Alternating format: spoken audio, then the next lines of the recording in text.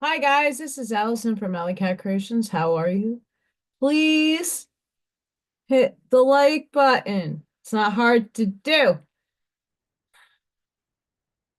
Share and subscribe to my channel if you get anything from it, like a connected diamond epiphany, a mind explosion, uh, artwork to create. Please consider supporting my work. All the links will be at the bottom of the description way after the live because I can't encode shit. AllyKatCreations211.com is where you can find all my artwork, like floral skulls, a pyramid that doesn't want to move, pyramids, patents of paintings. I do drawings. I do a lot of things. AllyKatCreations211.com is where you can see all that stuff and channel memberships at a 3D level because they only have one tier. You get free entries into my giveaways. Next month, I'm going to be probably somewhere in the beginning of March, one of the Fridays. I'm going to do a gem skull raffle giveaway. Either way, it's a raffle. It's really fun and exciting. So if you are a channel member, you get a free entry into any one of my raffles or drawings of any kind. And I also do channel member only oracle readings, and more content will come depending what's going on in life. Hi, Jeremiah, Scott, Amy, Auntie Amy. I have my window open where little Thor's hut is. No little Thor paw prints. I took my garbage out this morning, and he usually, if he's across the street, and I didn't see any dead cats in the street because I would have like lost it. I'm spiritual, but still, it's my baby. I didn't see any kitties in the road, and I also didn't see any paw prints coming into my driveway. And in the back, I have a lot of animals that frequent my backyard. I didn't see any fresh prints. I got my coffee, got water. This is not a sipper doing. It's just me talking. So I didn't get to see little Thor. Um, I do have old videos. I might just post those. Um, because maybe if I put the energy out, he'll come. Maybe. Let's just see. Today was a lot warmer up here, but it was still 15 degrees this morning when I woke up. Right now it's 28. I think it got up to 34 when I left work. Fun times. Um, yeah, fun times. Thank yous to those who watched my quantum mechanics spiritual verbiage video. Thank you. I know at least one person got a lot out of that, and that was Charlene. I know it's hi, Charlene. Okay, so if Bob pops on,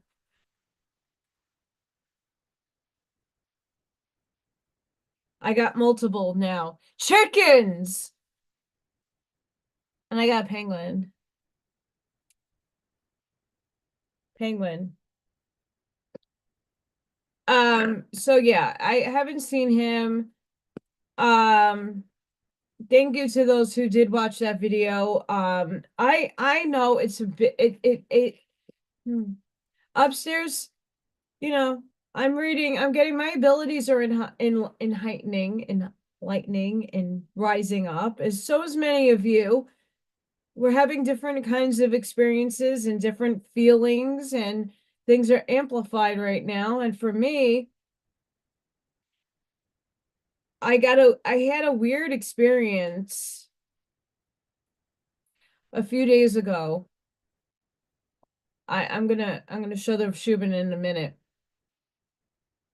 I was sitting in contemplation because I've been very difficult on myself.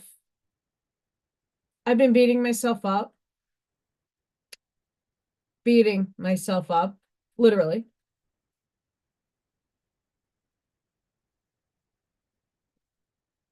And I took myself out of my body, and perceived why and what was going on. And the feelings that I got when I did this was that a lot of people are not grasping the quantum stuff just yet, which is perfectly normal because it took me a while. I took metaphysics in college, and that's not physics. Metaphysics is the study of the things you can't see yet still exist, but spin it in an art school way. So it's not necessarily, it's like philosophical more than it is scientific. And quantum physics is absolute math that I can't do, right? Hi Gregory. Hi Arnie. Sorry, I need readers, so if I am not I'm fuzzy. I think I need my blue light glasses, but then okay. I'll get on that tangent after. So with the quantum mechanics, when I took myself out of my body and I was perceiving like what the blockages are, it's the verbiage, it's putting the spiritual words that I've been using since forever and kind of trying to put it in a logical, rational sense for the scientific people, the people who need that tangible evidence that can connect what a spiritual person can. And the reason why is that because both worlds are uniting and are literally one. And when we're thinking about being one, it's a hard thing to conceive because you're individualized here. You're not seeing yourself in that bigger picture because you're here. You're in person, you're in a body. It's hard to see that you're everything else. So I am trying to grasp the verbiage of the quantum stuff, kind of try, like I kind of do with the law of one, kind of reword things to make it work, but still have its own flavor, but the same meaning, if that makes sense. That is absolutely correct, Arnie, but we're all entangled as well to those other existences and what are literal realities. It's proving the multiverse.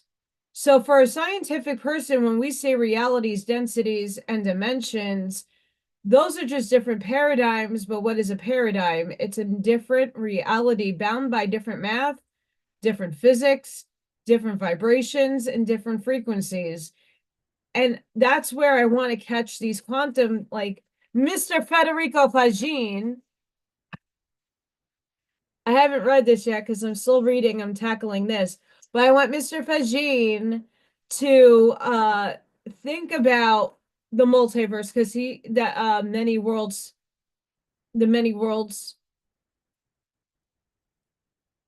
thingy. The word's not coming to my head, but it's the many worlds. That's quantum mechanics. That's what it refers to, the multiverse. I want him to see it as not necessarily the chopping, but the unfolding of some atomic particles in the hologram. There we go.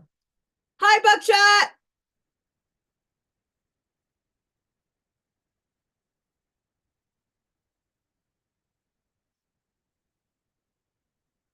Buckshot's getting down on the moderation. What's up? Yes, don't guys. So if anybody, I only have two moderators, and it's totally fine. Buckshot is an expert at moderation, and sometimes we do click wrong buttons. I have done it myself, moderating a few channels. It happens. So no one's here to cause harm or take away voices. FYI. And I only gave them the ratchet because they're good people. And Scott does his own thing during my lives. He goes off and about. So no worries. Hi, Ash Maya. There's no harm done. So we are actually in Spike Land right now. We're starting the starting. We're starting. This is literally, holy crap, you can't see much of anything right there, but we just got it through with the spike, and I think the last maybe 10 minutes was updated. Hi, Bob.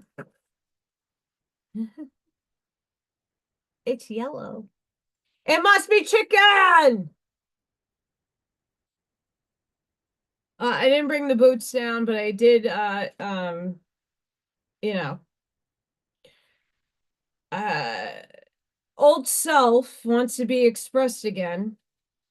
The old self, the gothic self wants to come out and play for a little bit. So I'm allowing the shadow.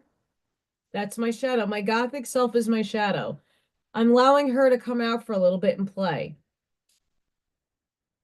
Mind you. Uh mind you. So I have my window open to see if little Thor will come. He hasn't come. I'm very upset. I don't know what happened. I don't see him in the backyards because most of the people's backyards are rather open. Little fences, so I get to see a large vastness. I didn't see anything in the backyards. I have a creek behind me, and because of the weeds are not out, I can see pretty much a lot. I don't see him in there. Um, yeah, it's yellow. I got a green and a yellow one.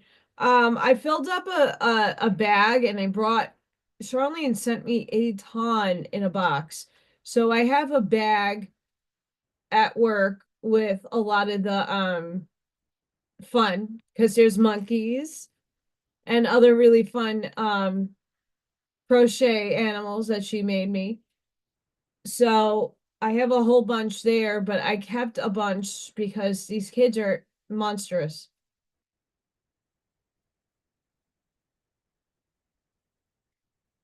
Yeah, I have a suspicion something came yesterday. That's so cute, Ashma. You have the same. Um, Little Thor, and when I'm sitting in my living room, Little Thor, I have like a piece of furniture out there. It's nice and soft. It's like a little sit down bench kind of thing, and you could put stuff in it, storage. And it's right up against my window so that he can sit there and look in. And I know that he's there. That's where he shows up, and I know that he's there. He'll hop down and I will get him food. Hi Sparky. But he has not been on the window. But then the other day, I came home from work and Freya knocked over my bamboo plants, and my huge aloe plant was a little tipped over. So I don't know if he came or if it was a raccoon. I do have this humongous raccoon. And I get possums and I get other things during the day, so I don't know. I'm really hoping that he makes an appearance. Right. So yeah, I'm sad. But my shadow wants to come out and play. Don't know why. Haven't gotten that answer yet. But when I projected out to know where my blockage is, our spirit definitely gave me like, okay, you got to start simplifying the quantum stuff because that is still an avenue that people really don't comprehend. You hear the word quantum everywhere, everywhere. But do you really understand it? Do you know what that is? Do you know what that means?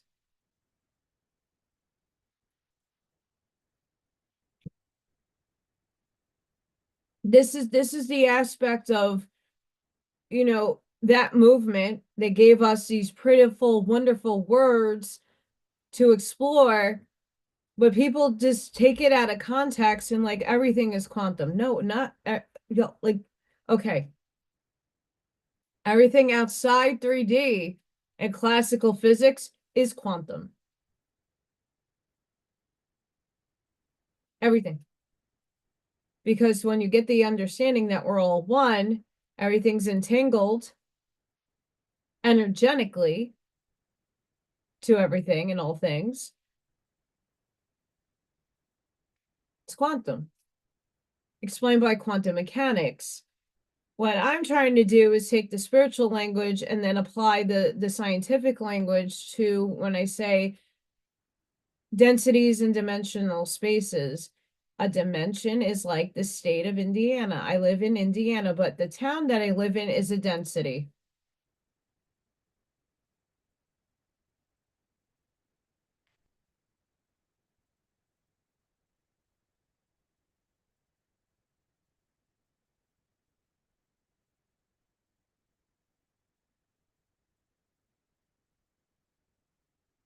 There's a long row of menu icons. Huh? What? I don't see any of that, Bob. You might have gremlins. And you want to laugh? I'm not shitting you. I'm not shitting you. I never read this, right? Like most of the books that I read on my channel, I have not touched. Like besides Nisha, I've read those books 20 years ago.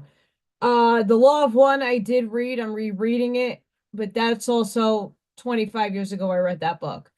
Um, I'm on the section, the gremlin in the machine. I don't fucking lie. The gremlin in the machine.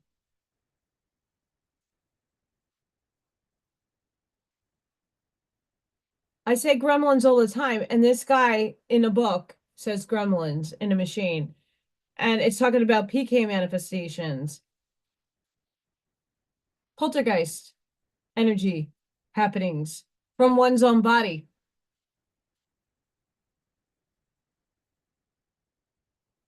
He's talking about gremlins. So they exist.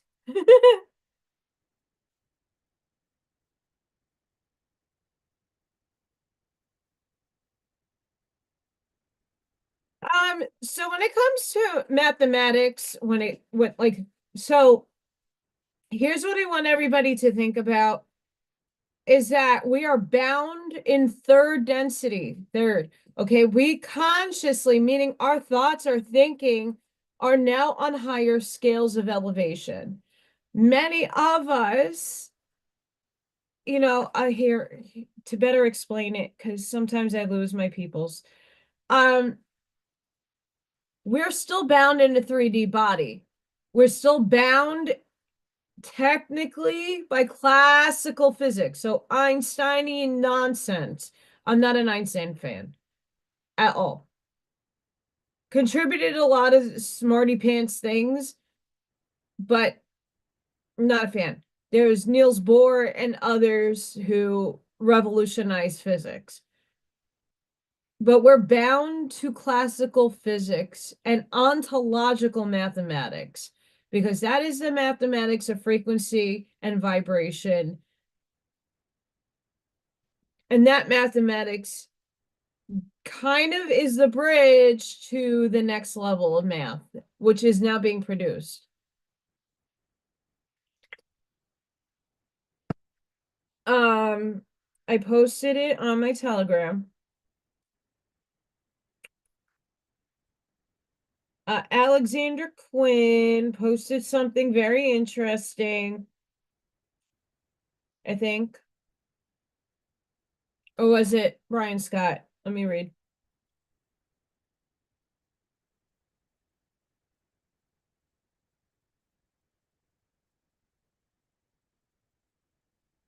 Mm.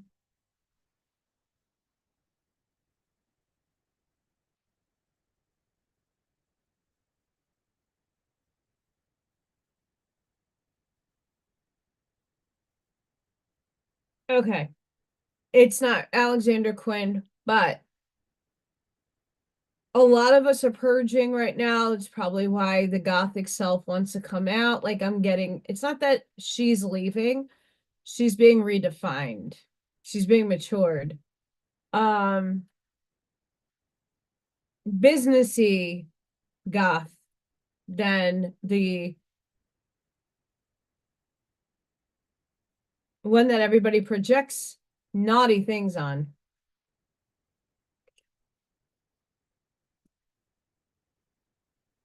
It's probably a browser thing, Bob. But where did I hear this? Now it's gonna bug me. It might have been Brian Scott. I don't know per se.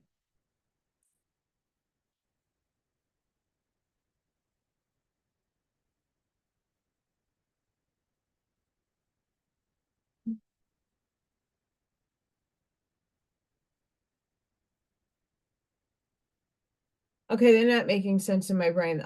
They're gonna have to filter through differently. Um, Basically the energies that we are getting upgraded and shifted into, right? So we're still 3D, but now our bodies are opening up to higher density light photons, right? This is what's happening scientifically. When I say the Schumann resonance, when we say we are elevating inside. We're ascending from the inside out. We are upgrading. What does that actually mean scientifically? Is that the photons, the electrons, the currents of light, the currents of consciousness is pouring into our physical vehicles. Inside of our DNA is etherical on another density scale, because remember, we're in all densities and all dimensional spaces at once. Those are being opened up and to prepare ourselves to merge with the other selves that are now in line streaming into our vehicle for experience.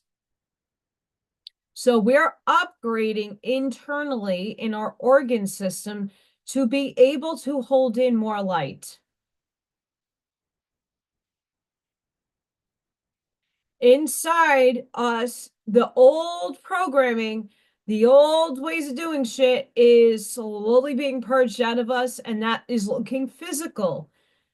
Dizziness, nausea, purging both ends, stabbing pains, muscle aches, blurred vision, flu-like symptoms, difficulty thinking clearly, head pressure and headaches. That's Alexander Quinn. It's coming in. We got to get rid of the old, and that comes out physically in order to make way for the new. The new is not necessarily 4D, it's 5D. We already integrated most of our 4D programming. It is now coming online physically. Mentally, most of us already transcended 4 in 5 going 6. Most of us who had a walk-in, meaning your higher self merged with your body already. My 6.5 density self in 2017 merged in this vehicle. So my higher self that I'm working with is 7 density, potentially 8. That's what's working through me, giving me messages and flowing through me. One aspect of me coming out to you guys. That's probably why a lot of things are getting lost in translation when I'm talking about spiritual stuff, because people are like, oh, I kind of get it, but I'm still stuck. As we're shifting into 4th full density,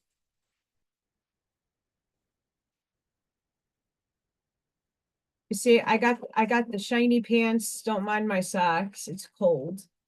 I got the shiny pants on, and I got the floral silky shirt, business shirt on.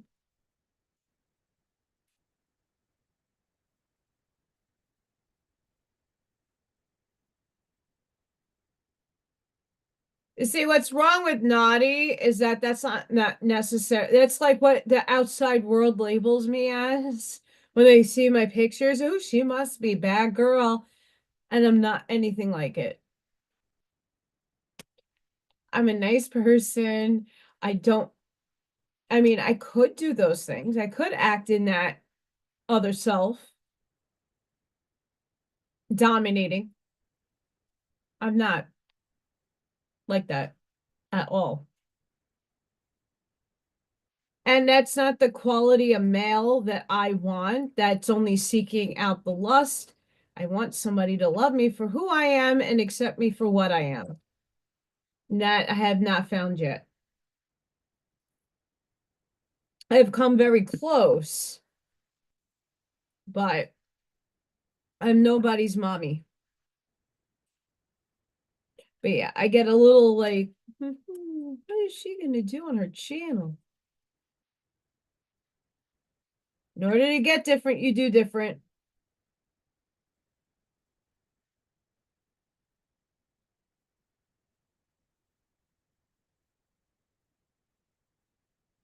I don't have a leather belt.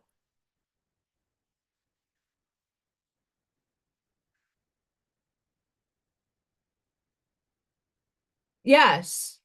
You see, another thing when I project it out and just to see where my blockages are in my system, um, it's not necessarily a block, it's a test that source gives through me. Because I get really upset and really frustrated at some of the responses. I mean, I honestly don't care because if I did, I wouldn't dress this way. I wouldn't be me authentically if I didn't. Source is using me as a test to help people stop labeling and stereotyping people because we're at that crux as well in society. We are labeling people based on what they look like on the outside without giving them a chance to self-express from the inside and be authentic with themselves.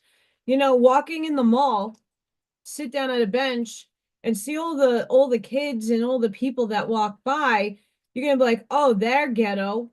Oh, they're on food stamps. Oh, that's an emo kid. Oh, that's a ghetto kid. That's a gangster. How do you know that? It's what they're like is self-expressing on the outside, but I bet you 90% of those people are well, fine. They're just lazy or they're just going through a phase. Um, I just like dressing gothic. It's my thing. I like it. It makes me happy. Does that mean I'm at an SMBD club with whips and hanging on a cross and whipping people? I know a lot of friends that do. I'm not a part of that crowd. I very friendly people, lovely people, just not my dig.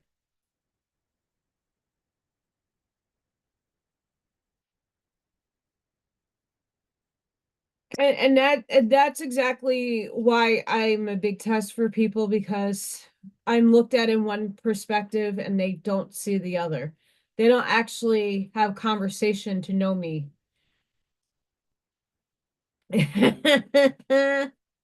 BDSM. I mean, there's other forms of that too. There is. Um, hmm.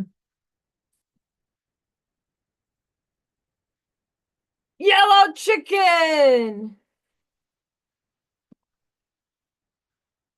I mean, what 42-year-old is going to scream chicken alive? I actually tried finding I have red lipstick, but my makeup is all over the place. I haven't really, let's just say this.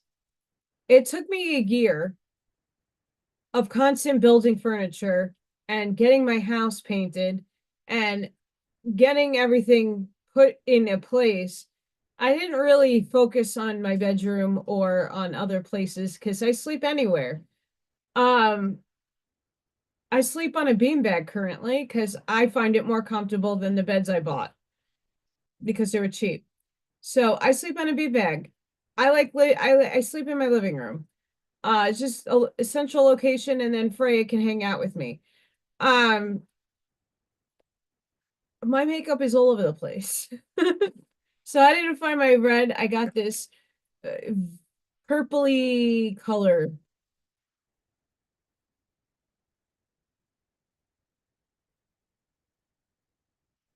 Absolutely. When we could actually have constructive criticism where you're not bashing somebody, but you're giving them something to build themselves up on. Um, I that's the one thing I loved art school for. And that's what I honestly took a lot away from in my classes. So when we did an art project or a painting, like I'm very critical of my own work, and I'll look at that and say that's a piece of shit because I know it for myself. That's not my best work.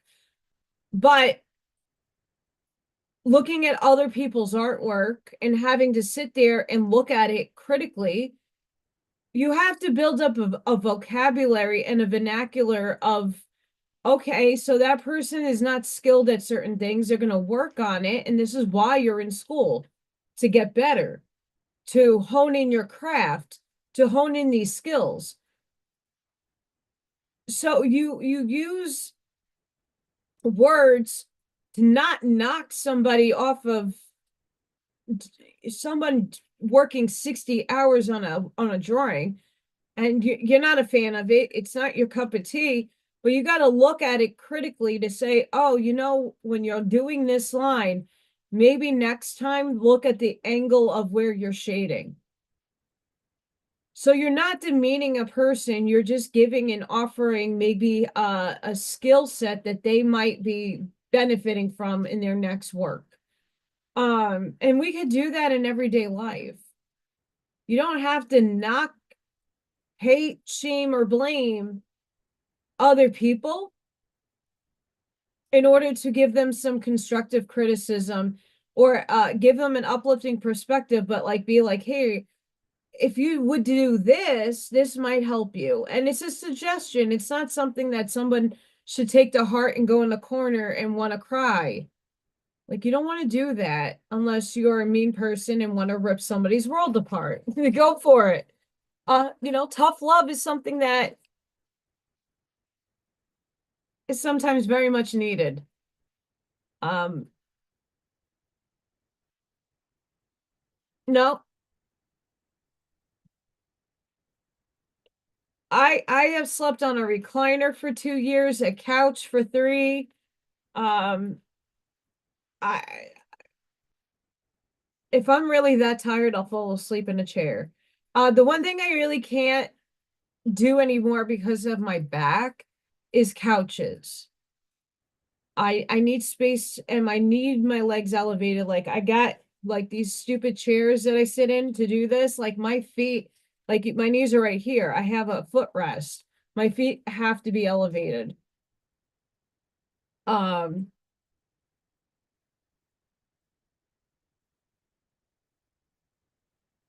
and I like to be a difference and a change maker for perception.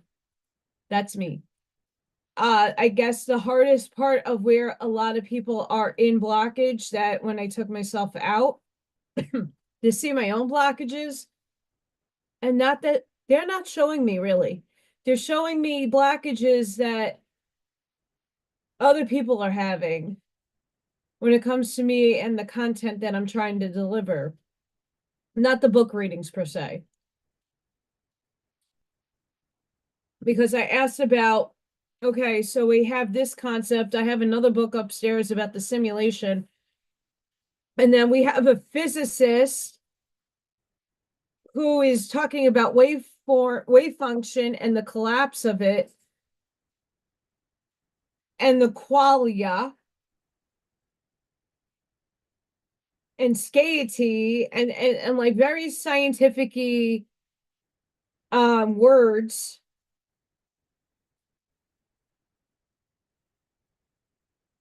and I mean, he's not just working alone. He has a bunch of other people. So let's just look at this book in its contents. Obviously, yeah, you can't read it besides brief quotations in critical articles or reviews. No part of this book may be reproduced in any manner without prior written permission from the publishers. So this is why I have to be very careful when I pick a book, that if it says that, I cannot read it unless I get permission, and that permission barely ever comes, or my email's read. Because there's a bunch of books that I've asked for permission and got nothing. But let's just look at the contents. The search for truth. The awakening. The new science of consciousness. The nature of physical reality. What is the world like? At the dawn of science, the worldview of classical physics, a new way of thinking, the end of classical physics, we're there now. The revelation of a new world. Doesn't this not sound like a spiritual book? Quantum mechanics, besides now that. The end of certainty. Quantum field theory and general relativity. Particles are waves of probability. We don't know what a particle is. I'm not joking. They claim they don't know really at its core what a particle is. And he's not the only one that's making this statement. The monastic conception of the universe. So if anybody watches Morgue Official, back before he's changed his perception 3 to 5 times, because he did Hyperianism and then the new Genian system and some other Zeta something. And I give him credence for actually changing his thinking. But he had something going on with the Hyperianism. How do we know? Semantic and symbolic knowledge. What is consciousness good for? What is a bit? What is a qubit? Is there meaning in the universe? Qualia. The hard problem of consciousness. What is consciousness? Qualia in consciousness. Consciousness is a quantum phenomenon. Phenomenon. Do do do do do. Phenomenon. Do do do do. Phenomenon. Do do do do do do do do do do do. The satiety is quantum. Existence of free will. The vibration of the universe. You see, like, I can't wait to read this. I've been listening to a lot of his interviews because there's a lot of people in the quantum panpsychism world. That's like kind of what he's coining.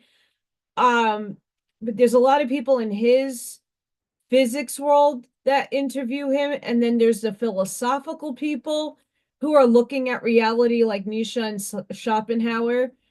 Blah, blah, blah, blah, blah, blah. Kant, Goethe. There's another one. What's his name? Spinoza. Boop, boop, boop.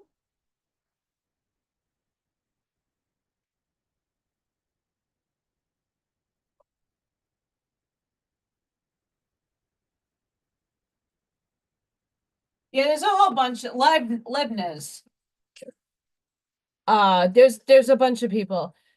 Hi, Barbara. I have given a lot of my philosophy books, um, away to college students who were taking philosophy, and I just had to have the copy. Um, so there's a lot of philosophers who talking about the thing in itself, that Schopenhauer, Nietzsche, um, even Kant goes there a little bit, Aristotle, not really, but there's a lot of philosophers out there that talk about the thing in itself and talk about reality, but from their perspective in a philosophical sense, looking at consciousness, like what the F is it? Thank you, Amy. I did not wear this to work, by the way. I did wear the shirt to work, but today was like Purple Pride Friday. I didn't wear the lipstick either. So I had my hoodie, my school hoodie on.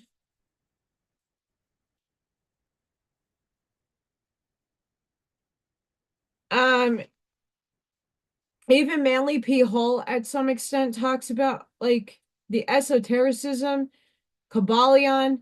I mean, I have a whole plethora of books over there. Uh, so the nature of consciousness, the nature of reality. And this is like from a spiritual point of view, the spiritual people have the understanding, we just don't have the vocabulary and the vernacular. We use our own verbiage. So we say paradigm, we are saying densities and dimensions, we're saying 5D. What does 5D mean in a scientific brain? Where is 5D? Where is this new earth concept? What is 5D concept? Right? Spiritual people can tell you, oh, it's this grandiose place on a higher frequency that we tune into, that things are pretty and people are peaceful and there's prosperity and it's a place. Is it a place? Or is it here now that we just have to all come together and, like John in Dark City, use our waves, the will of intention? I talk about that. Hi, legit. We talk about the will of intention, that your thoughts create your reality. The things that you think about create reality. It's just a really slow process in 3D because all of this exists out here. Your soul and you have a contract. You have a contract with Source. And now I want to manifest. I manifested this house. I didn't have an expectation of what the house looked like and how old the house, but I had some specifics I wanted. I wanted a big backyard. I wanted some property. I wanted certain things in the house. I got them. Is everything perfect? Absolutely not. But I put into thought, like I wanted to move over the summer. That didn't effing happen. I had to move in the winter. Not everything you think about will come in, but in the multiverse, you're playing out different things. Technically, all of us are already existing in 5D. What we're doing here, here's 3D, 4 is right here, and that's the giant leap to 5. So most of humanity's still here, riding the waveform here, the frequency, right? Just take a a monitor and look at a wave, right? They're down here, okay? And many of us are the bridge physically. Where the bridge is from 3, 4, 3, 4, 3, 4. So most people are here in the waveform. And then there's many of us who are at the tippy top of that bridge, holding the structure together consciously, not physically, consciously already are on a different wavelength and frequency. Ah, chicken, chicken, chicken. Chicken? Friend chicken. There it goes.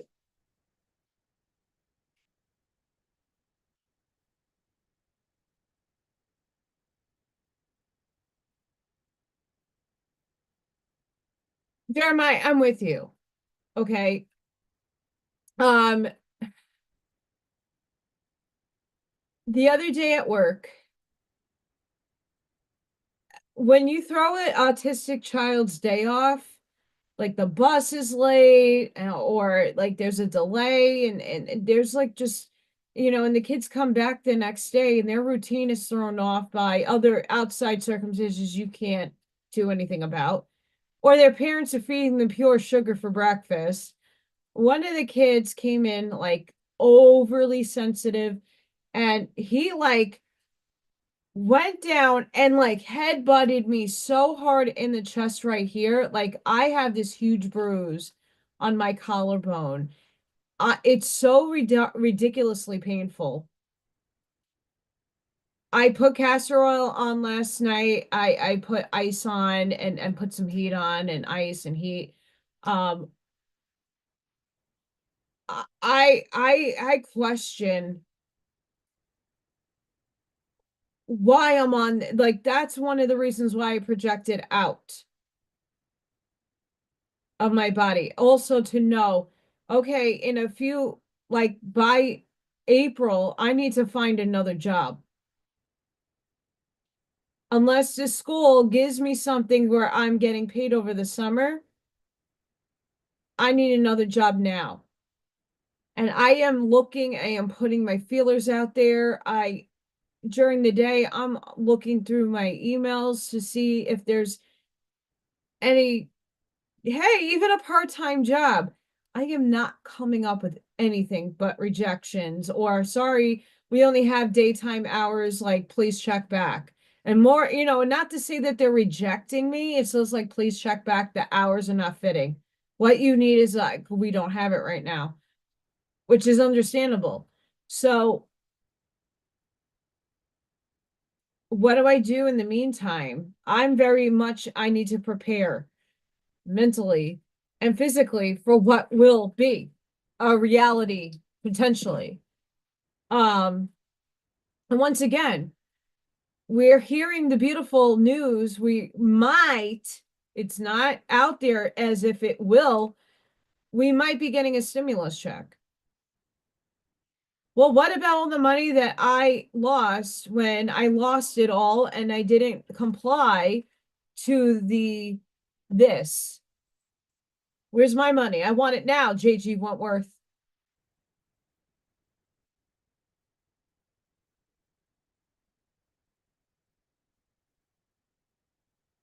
Oh, that's pretty fun, Charlene.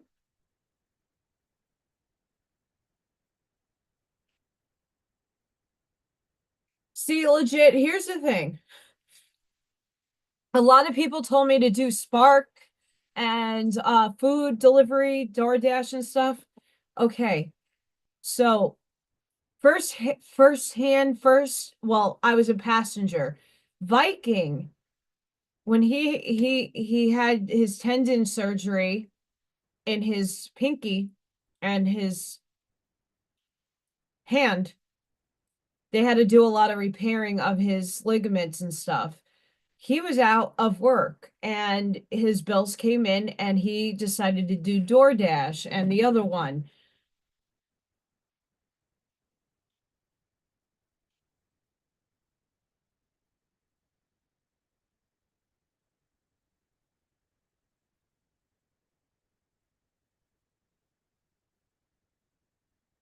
It's too dangerous around here. And I don't fear shit. I've went to work in the South Bronx, one of the most dangerous places you can be as a white person.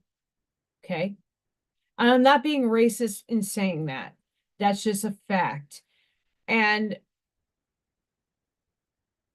I have cousins that live in the Bronx. So it's not a racial thing. It's just if you're not them, you're not welcomed. They're suspicious. And here, when I was doing the delivery with him, he would be armed. And when I got my firearm, I was armed as well. Because there's no way you're walking up to some of these houses, you're fearing for your life. And my car is not up to par to be driving all around this northwest area. Hi, Christina. So I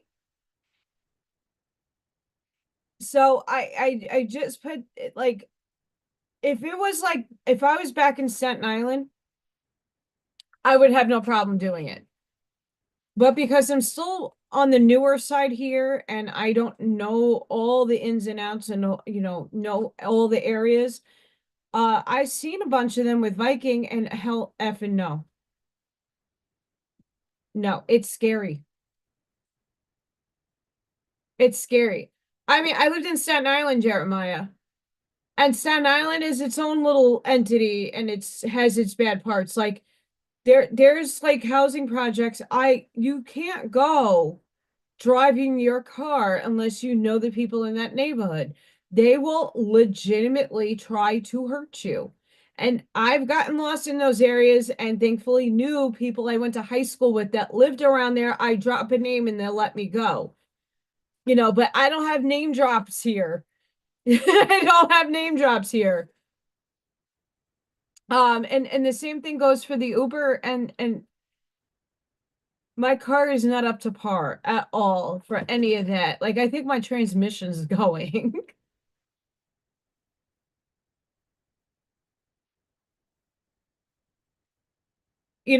Northwest Indiana, it's not just one town, it's like a whole county that they talk about. So when you're doing deliveries, like you can go, and most of the deliveries are in Gary and not the nicer parts of there is nice parts of Gary. I've been there. They're with Viking. They're really pretty, but there are some parts they don't even have street lights. And their signals, their green lights and red lights, they're not even on. You could go down you can go down a block unless you have like a flashlight. You're not seeing anybody's address. And then you're looking like a cop, so everybody's at their window armed. No. Viking had to go drive his huge monster truck through Gary with me in the passenger seat because it's intimidating and no one wants to fuck with somebody with a car like that big. And then he's strapped all over the place. So I tried looking into doing that and it's just not for me. The same thing with the Amazon delivery drivers that do that. I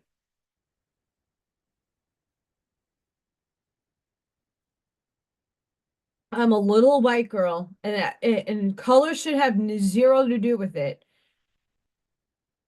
But the risks outweigh the rewards at the end of the day. Majorly. The risks of delivery services around here outweigh the rewards. Exactly. And I mean, I it's not that I can't do it if I was forced to do it. I'd rather work at a Hot Topic in the mall because I could still be Granny Goth and try to impart some of like what the hell are you listening to? You should be listening to them. Um like I listen to heavy metal, so like Hot Topic would be perfect. Hot Lunch, Lunchbox, whatever it's called, Spencer's, like stuff like that. I could do really well in because they're kind of chill.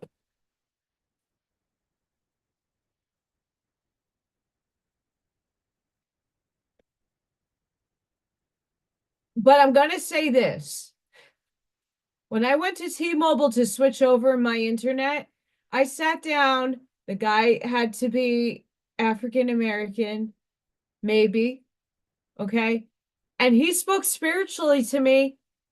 And we talked about the color thing. And he was in alignment with me. Like, I was like, yeah, my roots are from Africa. My ancestors migrated all the way up to Scandinavia, so obviously they weren't getting any color or pigment, and it faded over time. Um, there are more people here that are middle class or that are reasonable to work with that are not, more than you would think. But that's just my little hub. When you're going out to the different hubs, there is a humongous perception out here. You can equate it to New Yorkers and upstate New Yorkers. Upstate New Yorkers have their little towns, and everybody's like usually generalized in one race or one religion or one color and one this and one that. The people that live here, it's kind of equating to the city. There's a lot of people here. It's a city kind of thing. It's a regional thing. So most people here are all diverse. There's a lot of everything here. There's not just one thing. When you go down further into the middle of the Indiana, it's farmland and most people are white.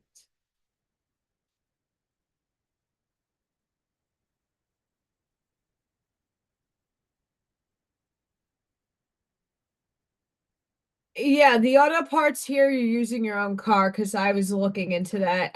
Viking was also looking into it because he actually works on trucks and does kind of semi mechanics. Um, I mean, I do have his Julie in my driveway. It needs like brake something with his brakes, and he can't do it himself because it needs a lift, and he can't just do it on cranks.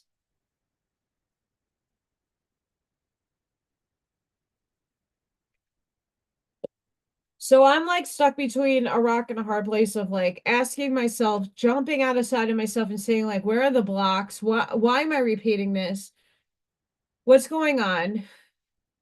Not really getting too many answers, but the answers I'm getting is to try to gap the understanding with spirituality and the things that I say and make it make sense, but also give you the scientific terms that it actually works and it's actually like a thing. It's not a hearsay, fanciful word when I say, oh, we're vibrationally lifting. Well, prove it, right? People need tangible evidence. Like a lot of people need documents. How do you prove that we are vibrationally shifting forward? Well, if you look at the voltmeters and you tap yourself and get a baseline reading of where you're at, go outside to ground, get a baseline reading of where your voltage is, and then see when the Schumann starts coming down, if it spikes up, then you know you're getting your downloads potentially.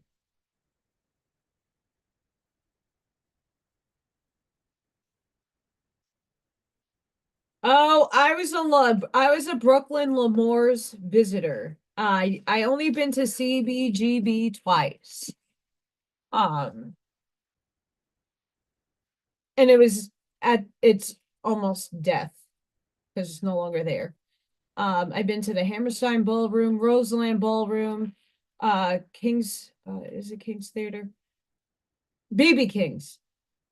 But I frequented L'Amour's in Brooklyn, big time. And then QXT's in Newark, New Jersey.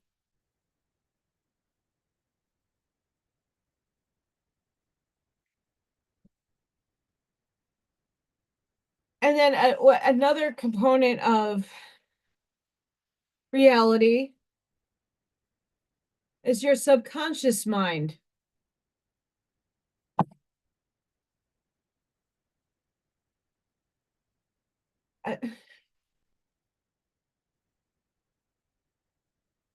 that's why Brian Scott's work is so important. And I know he's been doing a lot of financial stuff. I'm not somebody to invest my money into markets.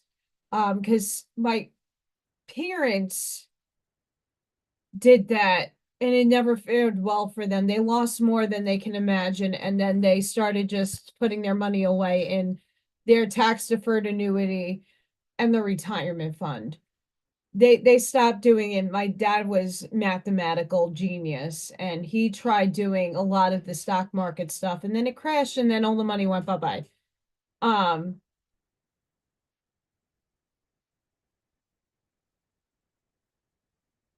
yeah, I trust me, I was two lights away in Staten Island from the hood. I went to a high school that was in between two hoods, an immigrant land. And nothing really fazed like coming here, people are like, aren't you afraid? Like, oh my God. No, I'm just happy I can have my odds stacked even. I can carry openly without anybody bothering me. But there you can't. I'm not necessarily afraid. I just at this point, having no family, having the realization if I don't wake up the next morning or something does happen to me, I don't have next of kin. I'm not going with my biological brothers and sisters. Two of them are felons, and the other one, I don't know what she does in herself. I'm the oldest. I don't talk to them. They're not in my life. I don't want them touching anything that deals with my estate. So when am I going to drop everything to Freya? I want to, but that's not feasible either. My two cousins that I still talk to that live in the Bronx, they're not healthy enough to come here to deal with all that stress. They're both not in good health. And I don't talk to the rest of my family besides and then my sperm donor dad. Like so I have to be really careful and choose things that will give me higher odds of being safe. Even though working at a school and getting bit and a huge bruise on my sternum doesn't help, but at least they're little kids, mind you, mind you.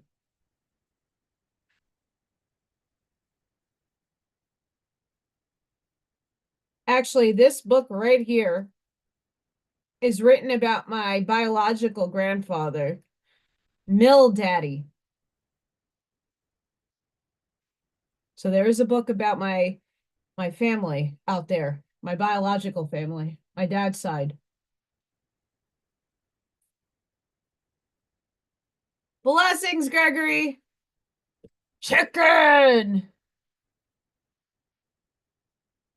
I'm still trying to think about what I'm doing for the paint and stuff, damn it. I mean, you're not seeing my pores just yet. I got the wrinkles happening. Um,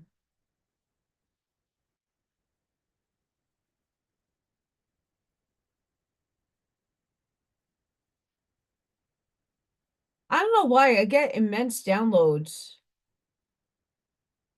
when I'm on live. You guys help that with that.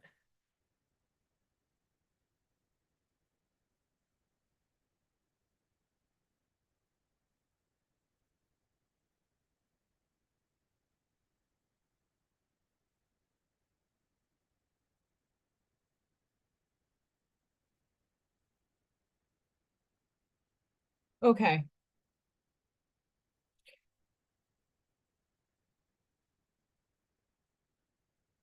This little book right here. Yeah, I'm an Aries.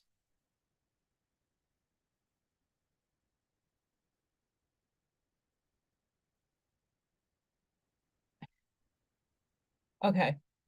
So what I was told by the medium, one of the first readings. was that I need to keep a journal. I have a million of them, by the way.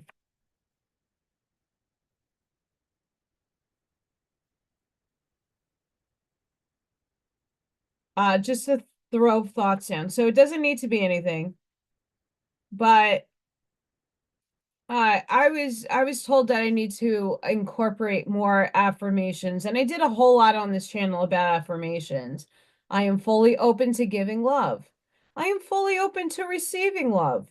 I forgive instantly, completely, and unconditionally. I forgive myself.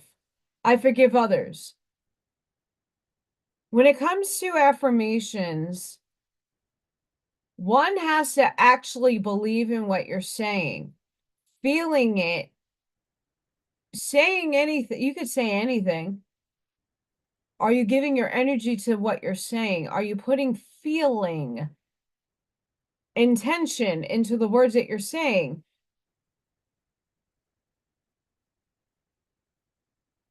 I think a lot of people that are in their spiritual practices that are doing affirmations, this is for somebody out there because this is like they told me to go get this book and to look through it. My heart is balanced in giving and receiving love. My heart chakra is powerful. Love is my guiding truth. But like, do you believe in what you're saying?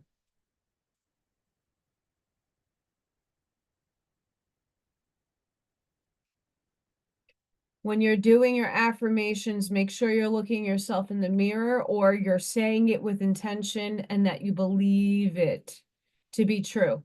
Because if you do not believe it, it isn't going to necessarily work. And yes, when we're in the state of depression and we're in the state of frustration, we might not intend or feel these things fully. But when you're in your clear, conscious heyday of a day, you had a great day, and you're feeling these, then when you're in a depressive state and you're not really feeling it, but you say it anyway, you already intended the feeling because you felt it before. So you do believe it.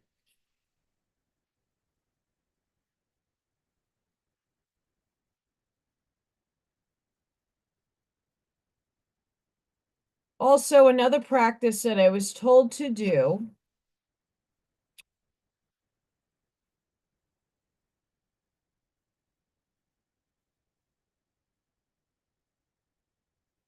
I might actually do that as a painting.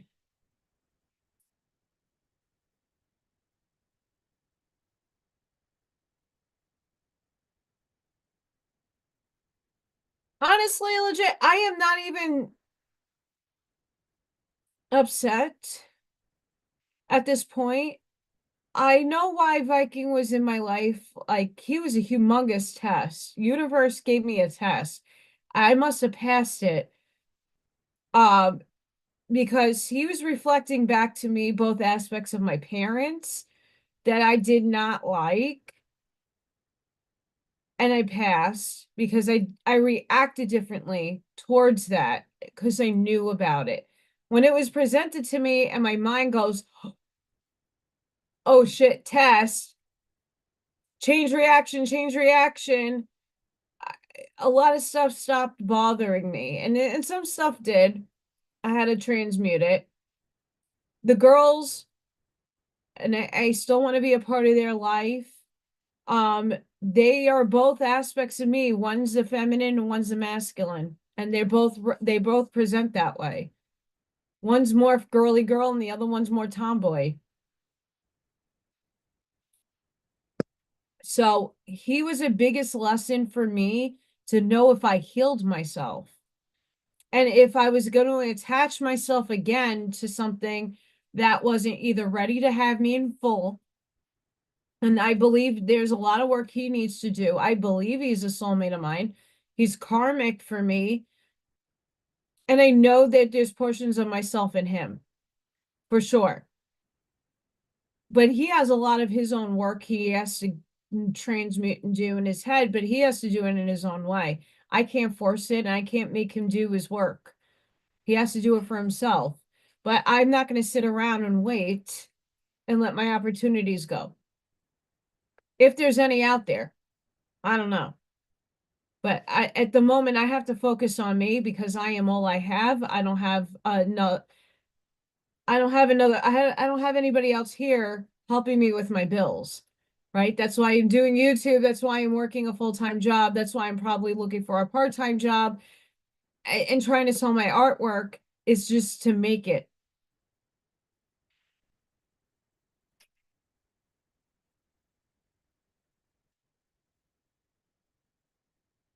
So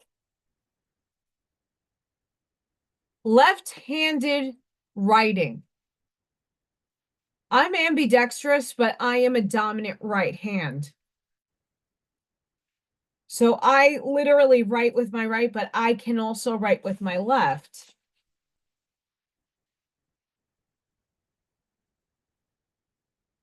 And my writing is not necessarily the neatest, but that's my left hand.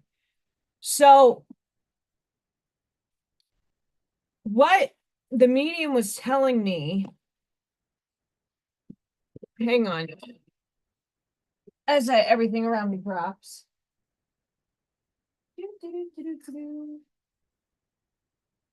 Where is my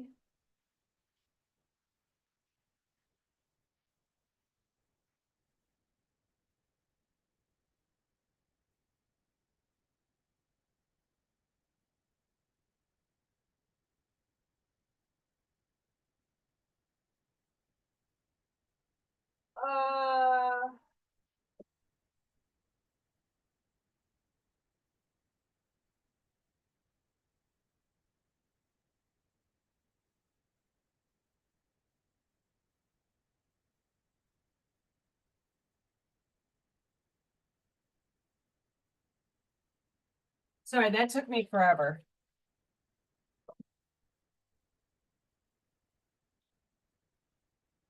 So the medium was telling me to strengthen my connection of both sides of my brain. And a way to do that is to literally write with your non-dominant hand to strengthen your brain to writing with the other hand. And I am ambidextrous. And a lot of us might be. Like, I play instruments better with my left hand than I do on my right. I naturally hold things better on my left side than I do on my right. Um, I paint better with my right hand. Certain things like overlay and overlap. And many of you might have the same thing that you do things with your left hand that you don't do with your right. But if you're a dominant right, you should be doing with your right. Um, also, uh, he told me to get Magic Eyes, the Magic Eye books, and to literally hone in and see the image. And I'm not really good at that, believe it or not. I don't always see the images that they want you to see. But Magic Eye is absolutely something that is also very helpful for you to merge both sides of your brain. So in your spiritual practices, I'm mommy chicken. Chicken. There we go. So when you're in your spiritual practices, you're I don't know how many of you hold journals. I have to get another one. I have a lot of paper and stuff. I'll make a new one. My journals used to be about my thoughts, about what was going on in my day-to-day life, why I felt so depressed. Like 90% of what I wrote in my teens and 20s was about the void of space. I'm in the void. I don't like the void. I want to get out of the void. I don't want to be here anymore. I'm sick and tired of this. Yada, yada, yada, yada. A lot of depression, a lot of negativity in every one of those books. The glimmer of hope is that when I go back to rereading those books, I gain a lot of like where I was stuck wisdom, where my cycles were, so that now I can have a fresh set of eyes and go, oh, that's why I was stuck. Look how I was thinking about life.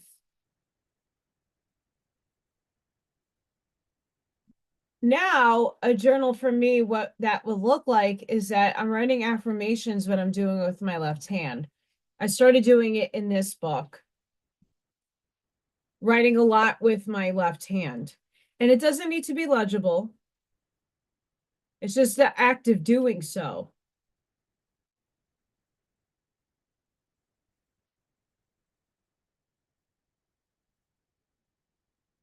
Um, so here's the questions that I wrote for my medium that passed away, but I didn't put a date to this.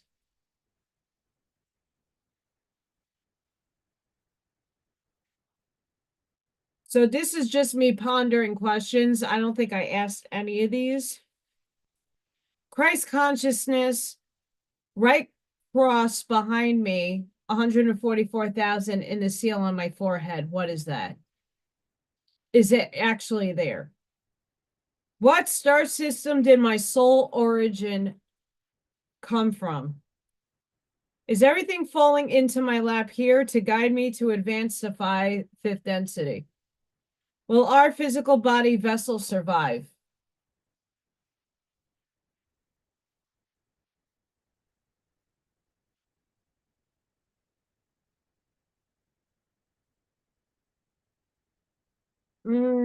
Jeremiah.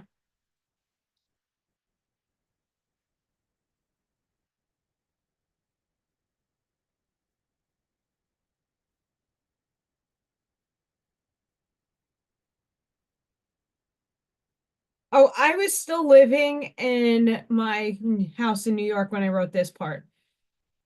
This was one I did in New York. I'm getting alien downloads now. This was 4 years ago.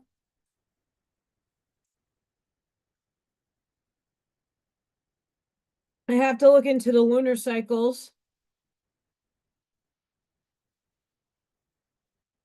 Link the different worlds, aka realms, outside to inside, even though we're going from inside to outside. I need to astral project and journey back.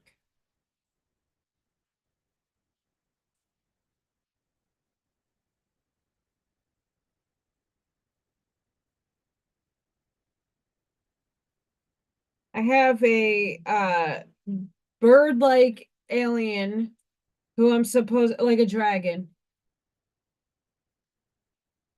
who is supposed to and I met that dragon doing the closing of my Stargate. I'm the keeper of wisdom. Number connections, non-binary. Alchemical connections, thread all planets and galaxies. That's entanglement.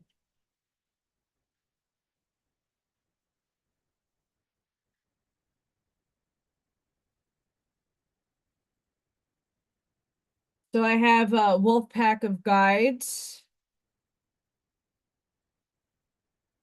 Odin is one, a fractal of Odin is one of them.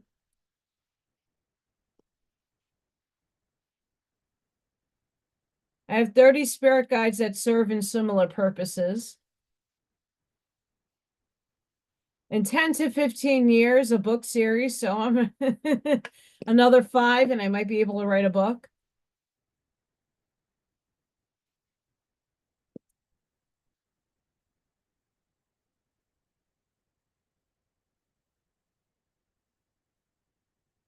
Yes. Yes, some people I actually switch hit brushing my teeth. So if I'm in a rush, I'll do it with my right, but if I'm like in my awareness, I'm not in a rush to get out of my house, I'll do it with my left. Um, the medium for me was saying that this is going to help me activate both sides of my brain and get both sides working together. Not that they don't work together, but it's your brain is hit technically from what I'm getting from the work that I'm listening to and the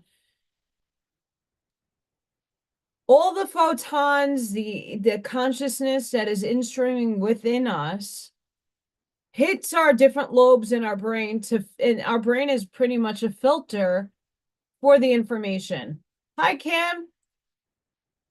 So as our downloads come in, our spirit guides are filtering through the information to make it make sense in us,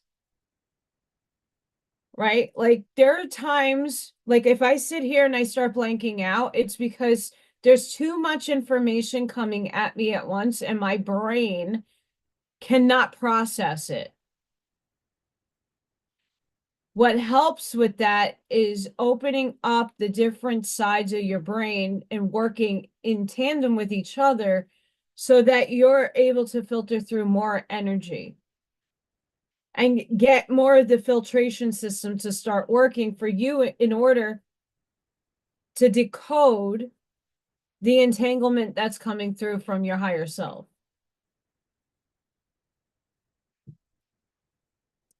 So when we're doing this, it is a challenge.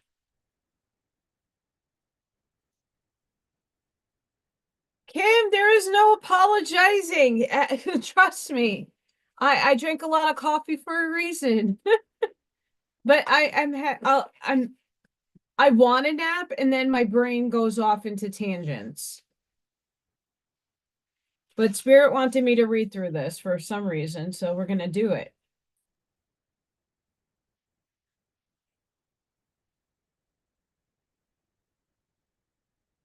Something that I've been doing with the kids. Oh, okay. Yep, here we go. So yesterday was Thursday, and we're me and my teacher usually eat lunch together. She calls her little baby on the phone. They FaceTime, and during the FaceTime, the letter M, I have like two whiteboards and they're magnetic, and the whiteboard in the back of the room has like we have the alphabet in like magnets so the kids could play with it. I have to put them all the way up on the board so the kids don't like eat it. Okay, a lot of them like to eat things. So if no one's in the room or we're doing it and a top, we're doing work at the tables, we put all the magnets on top they can't reach. The letter M, don't know who, it could have been my father, my father that's deceased was named Mark, M-A-R-K. It could have been a number of things. I don't know, but the letter M during her FaceTime, this thing was up all day. It dropped in on the board. And she looks at me and I look at her and I'm like, I'll get my spirit spray out. So I spray the room and I bless the room. And then during the second group of kids come in and we're all in the front of the room doing work. And again, it drops.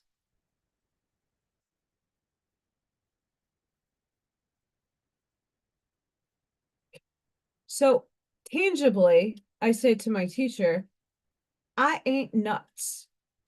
When I talk out of my ass. Never. I talk in truth. And she was just like, I didn't think you're crazy, Allison. That like now I'm witness to something that was on the top of a board, wasn't touched, and out of nowhere it drops. So what I've been doing with the kids, especially those that are very neurologically needing deep pressure and deep tissue, snuggling and hugs and holds, uh I take their hands and I make them clap. It is known that when you start clapping, you're raising the frequency in the room or your field. So I take the kids' hands and I make them clap. So clap things out. If you're in a bad rut, start clapping.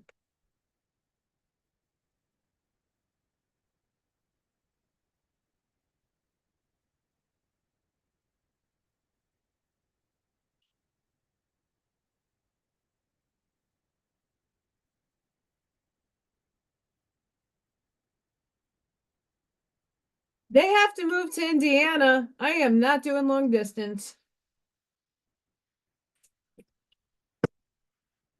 Um,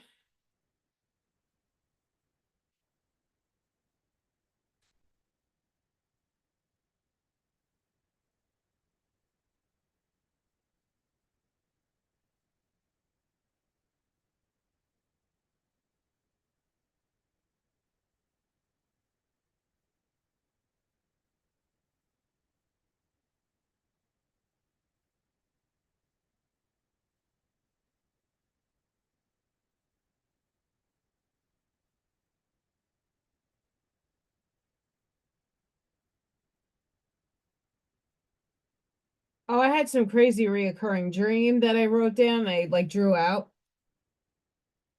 Hi, Nikki.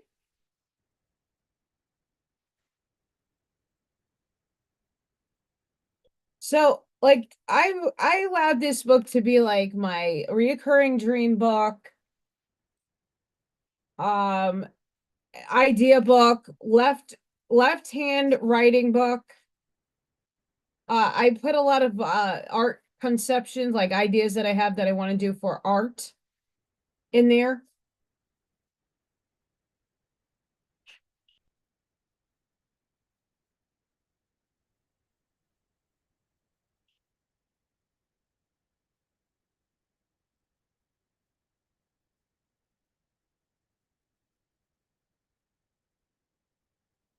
Okay.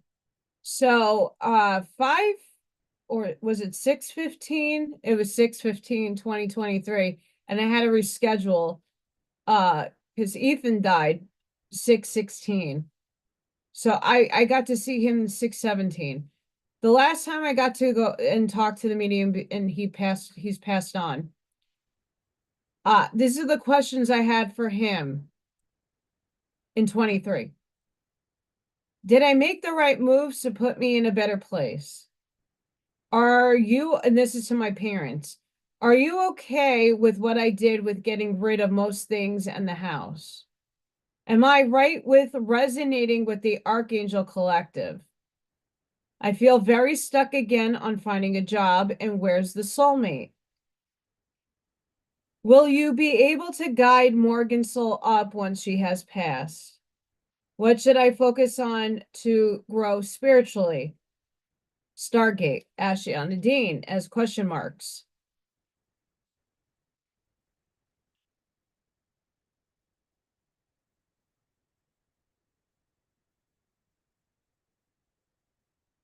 So when the reading did finally happen, those are my questions before I got that. My adoptive parents came through and with Ethan, Kat. My birth mother also came through. I am a part of the Archangel Collective, and I am an Archangel incarnate. Channel my energy, push it out, circuit of energy. And that's when I had to learn how to ground differently. So because they give you all types of techniques, go to a tree, go walk on the grass. Like that stuff is not necessarily working for me all the time. I was told I have to go and find different methods of grounding my energy because I'm holding too much frequency in electrical circuits. are malfunctioning in my body. Uh, the demon behemoth was after me. And remember, demons are humans per PK manifestation. As a collective, we have negative thinking, negative emotions, negative thoughts, and if it's too continuously heightened, the negative components shadow itself off from you and everybody else, and it creates demons. Demons are of God's paradigm, but it's human created. It's like we create children, we have sex, here's a kid, right? Demons are the same concept. You have a thought, then negative thought becomes too negative and it keeps persisting in life. It's going to jump out of you as a shadow. And that energy can form its own consciousness and take on other entities in the lost soul group, in the fourth astral realm, and merge with the other shadows and become something of a monster.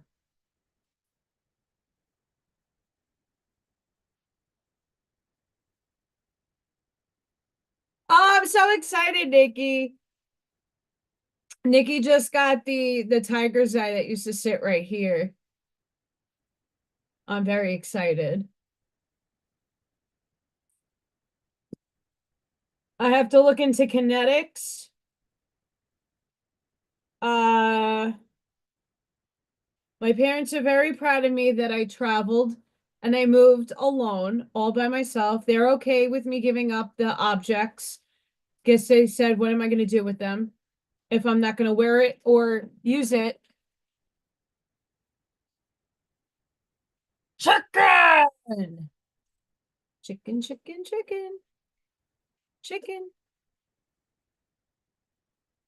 Friend chicken. Chicken, chicken, chicken. Yay. Uh, um, I have Native American guides. Littlefoot could potentially be its name. It has pink and black across the eyes, so like a band of black, like a band of pink, another band of black. So there's like three major lines, one of them being pink. I have very tall shadow figures that want to come in the house. That's why Little Thor was around, and I really hope he's still alive and he's here or somewhere in the neighborhood.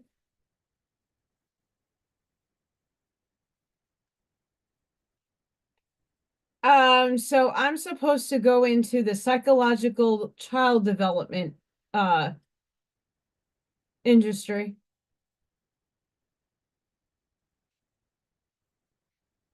But that's a whole nother tandem of getting another degree. And I don't know if I want to do that. So other questions uh I've asked my soul's name. My Anunnaki lifetime was Ellie Anu. That's what the soul. When I asked high upstairs what my soul name was, they gave me Ellie Anu. That's not my soul's name. That's one of the fractals of essences that major ones that I inhabited. I was in Anunnaki. Not proud.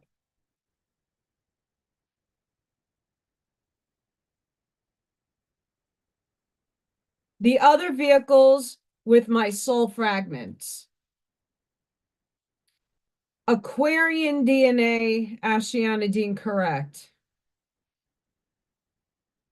She is. Was I shown the passage to inner earth to Asgard? Who took me there? Yes, it really happened and it really exists, just not in this reality. Interdimensional non-dualistic beings. That's probably why I'm in non-duality and divine neutrality, because I'm working with beings, or they're working with me, that are not in polarity. Period. They don't exist in polarity. They don't do good and evil. They're neutral beings. And they took me in the inner earth to Asgard. So this was confirmed through a medium. Did I come from the bloodline of Yeshua? Yes. What starseed connection does my encoding embody? All of them.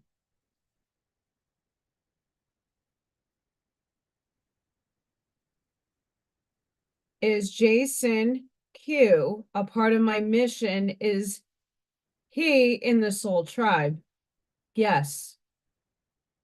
What is my present purpose? How to manifest that into reality? I need to purge and clear in water. I need holy water. And this is for Jason. Holy water, kosher salt. Ah, Florida water with carnations.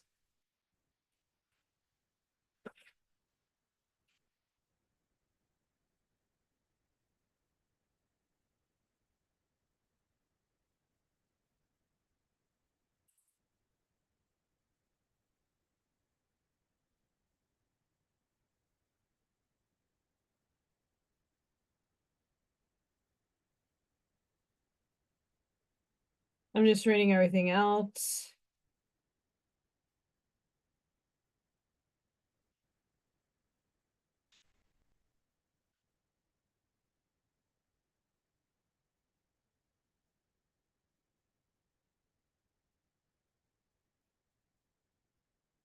Okay, so I have to go back and watch the Tara Crete episode that I was on when one of the guys, David Grold, was on.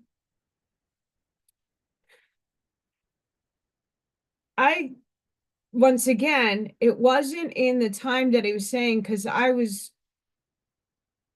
turning 40, or I was already 40, or it was when I first moved here. I don't think it hit, because now I haven't looked at this in a long time. January and February, indecision, uncertain. I'm feeling that right now.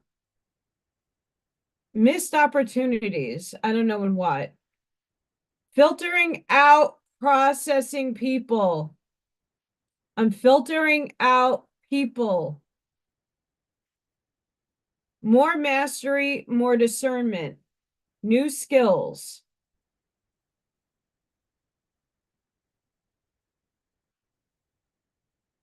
The putting things out there in the communication.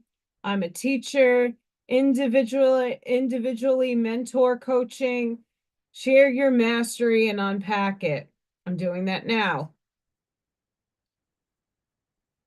And I don't agree with him saying after my birthday life will get better, because I mean that's only uh a thought, and that's what I have in this book.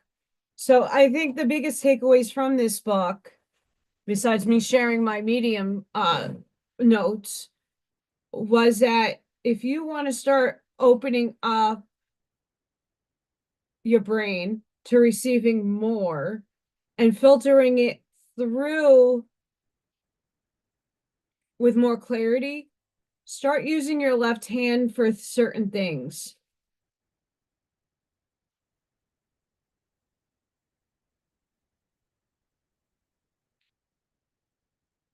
Uh, even though we use a typewriter, like Sparky was saying, brush your teeth with your left hand. Write your affirmations. You don't have to write everything. Again, a lot of people have a hard time doing basic writing, period, because we're all used to this. So write with your left hand, who's going to see it and why does it matter what it looks like? Just getting it down on paper is very important.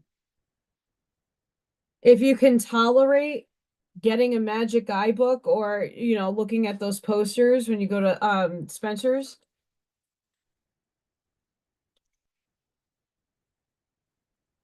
try Magic Eye. That will help you getting your left and right brain to work. I got this Genius C Optical Illusions book. It's really for kids. Um, but optical illusions are also something to help your brain think. Um, so I would say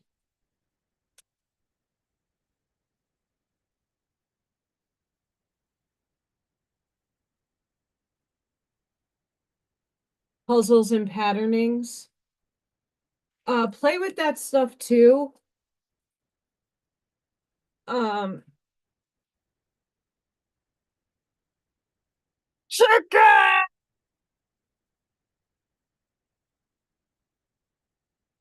double chicken, chicken buck buck. Shh. Now you know how I am in the classroom with the kids. I play. Come on. There it goes.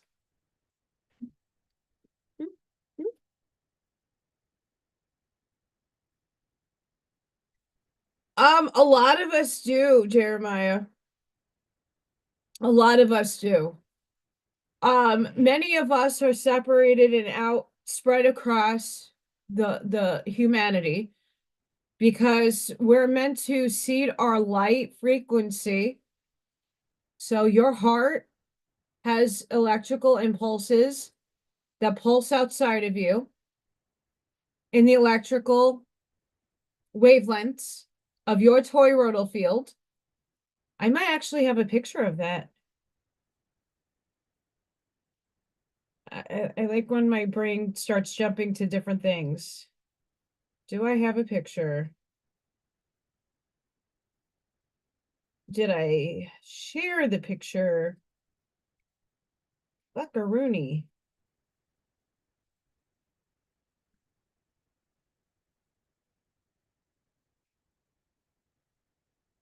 Let me see if it's on.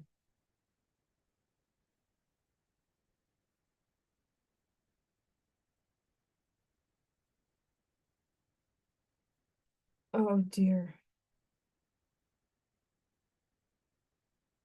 Sorry, I just saw something so nasty.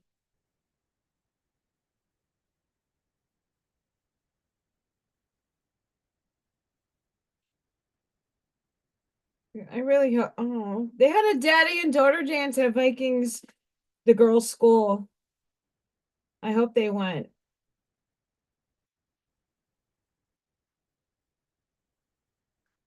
That'd be nice. Hang on, I'm looking for a picture because it will summarize everything so beautifully.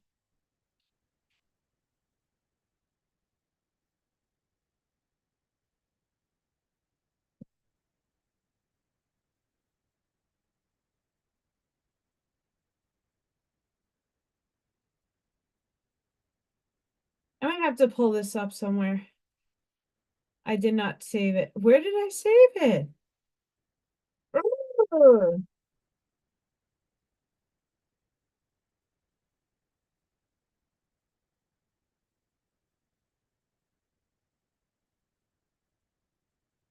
It's my computer and Zoom.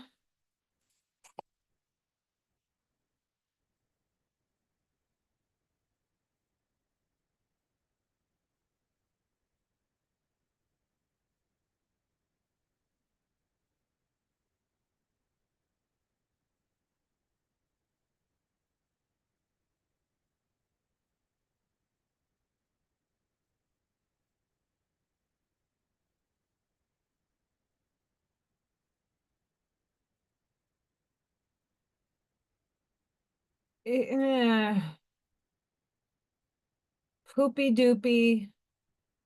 All right. Is this gonna have to do? So all of these right here is representations of the toroidal field. So I don't know if you can see that. Hi, Roger. I'm gonna have to yellow chicken after. So here's your heart, and here is the electromagnetic field that's right outside you, but it also pours out further than you. And most of us have this field extended extensively. So this is like two people coming together into the fields. That's how you know if you're attracted to somebody, you have feelings for somebody. This is what the grid of light semi looks like. The electromagnetic field of the heart. So we have electromagnetic fields.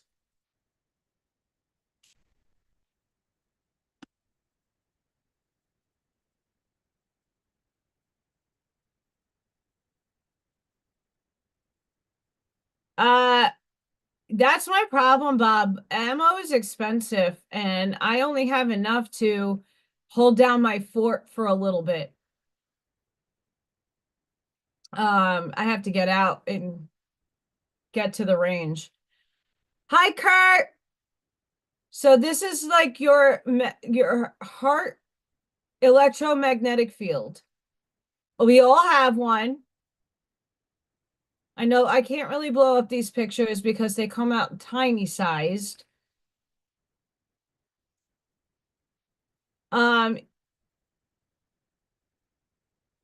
so this picture, you're getting the channel, you're getting, this is kind of what I see when Jason does his work. Like that's how people channel information in. I've seen it very similar to this, and it comes out of your feet. Like this is a very big summary of like us in the unseen realms.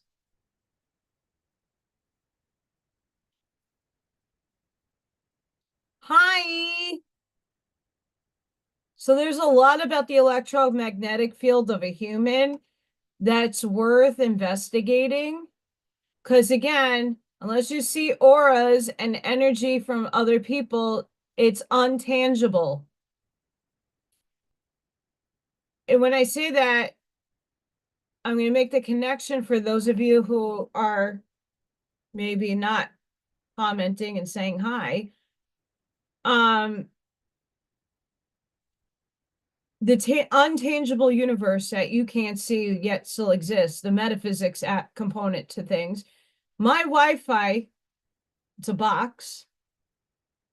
It's upstairs, plugged into the wall, and it's pulsating a field of energy that my computer is picking up with ones and zeros, formulating this picture that you could see live right now.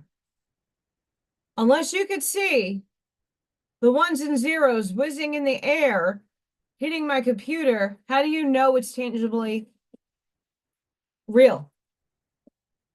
Well, because you could see me live. There's your proof. Your electrical system that you can't see yet still exists. It's electromagnetic. Every time you go out, you go to the grocery store, you go to the cafe, you're driving your car, you are technically a GPS signal on a map. You are frequenting consciousness everywhere you go. If your vibrations are super high, no matter who's around you, you're affecting them in a positive way. And that could be in the subconscious mind, not in the tangible physical consciousness of waking life.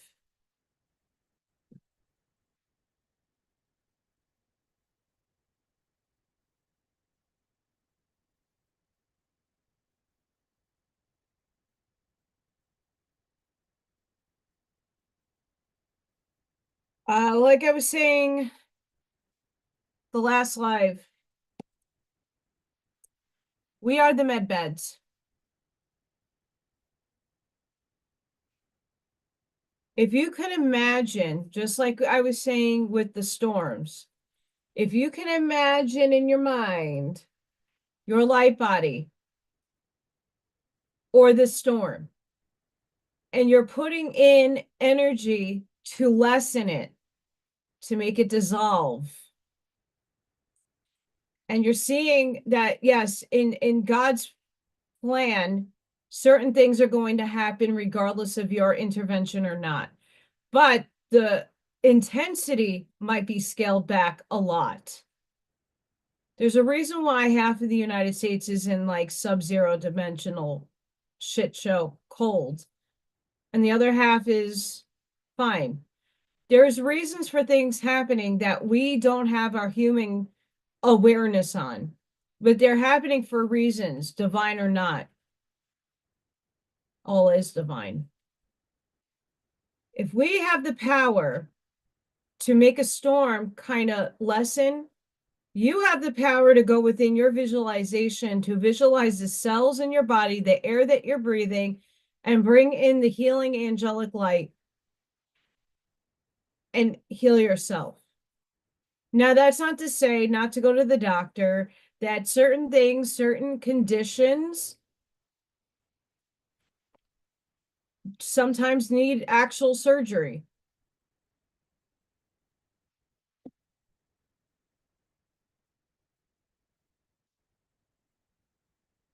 You let me know when, mister. I'm down. But is all food clean? I only say that because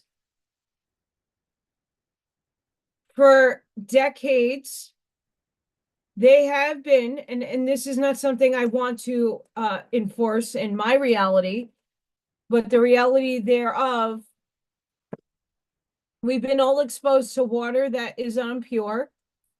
We've all been exposed to soil that has the least amount of nutrients possible for things to grow properly.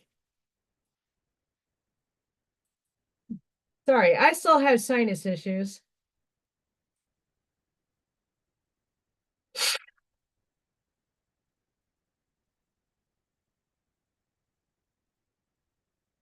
Sorry about that. Gross, but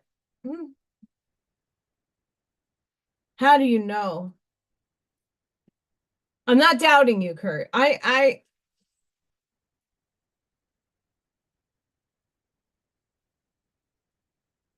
take yellow one. um, the only reason why I'm saying that, I'm playing devil's advocate. I'm not trying to be an asshole. And I'm not here to disprove or prove anybody. Um,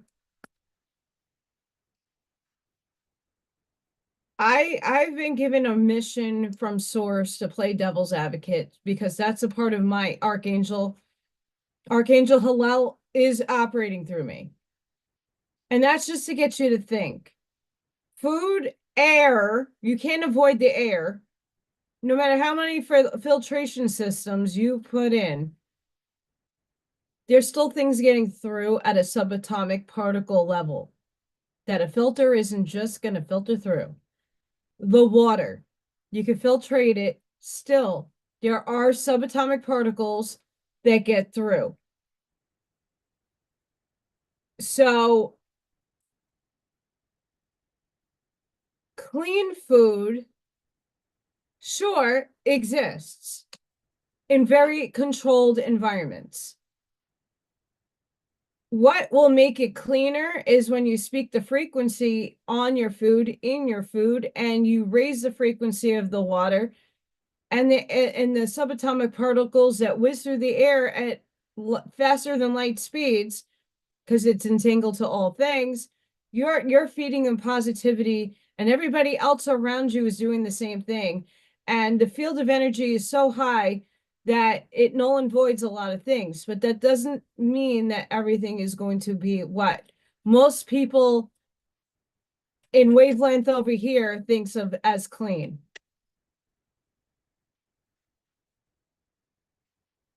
And then I just to put it out there, I put in frequency to everything that I consume.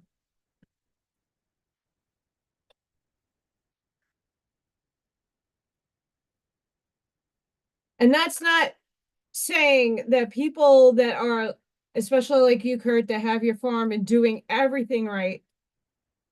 And there's people that have holistic remedies for things. That's not to say that this stuff isn't clean. It's cleaner than most everything. Um, but we're gonna have a gap in time space, in linear time in 3D,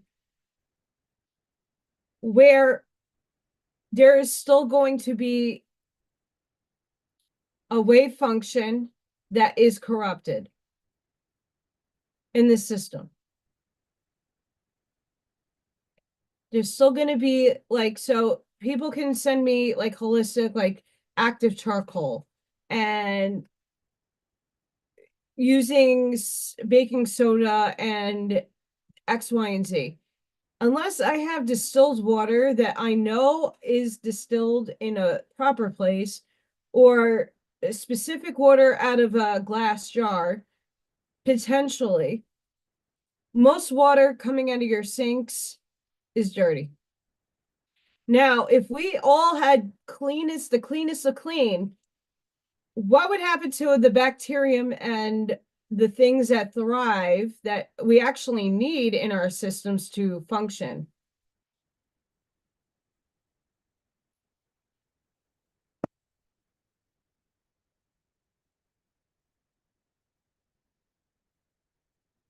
Um, yes and no. Um,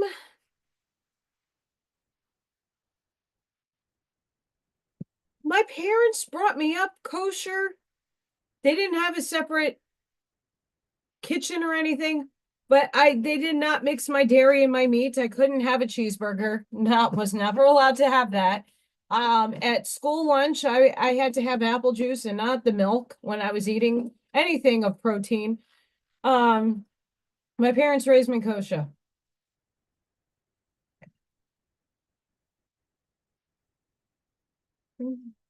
Maybe. But again, is it really kosher?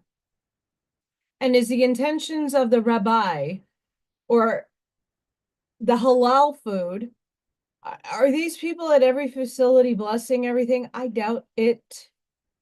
I don't see it. Mm. It food is tricky. Um, I was challenged when I lost everything, and people were sending me like they had their EBD, their food stamps, and they had extra food stamps for the month. And they sent me whatever they had left in affordability on a card. So it was like food that you would not, well, I wasn't really consuming at the time, but I had no choice because it's either you eat it or you go hungry. Right now, I'm in that state again. Either you eat it or you go hungry because the food at the food banks, the fresh, it's not fresh.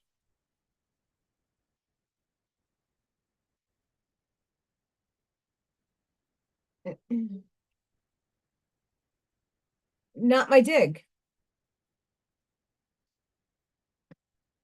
Not my dig. So I had to learn to let go of the paradigm of judgment. When I let go of the judgment on, well, only spiritual people who are eating clean can ascend, and people who are not eating clean, they're not going to ascend. Oh, you have to open up your third eye. In order to do that, you have to eat clean. And the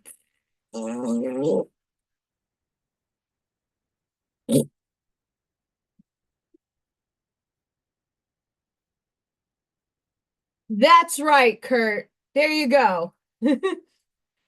And I just like to play devil's advocate because a lot of people are a this or a that, and it's no other in between.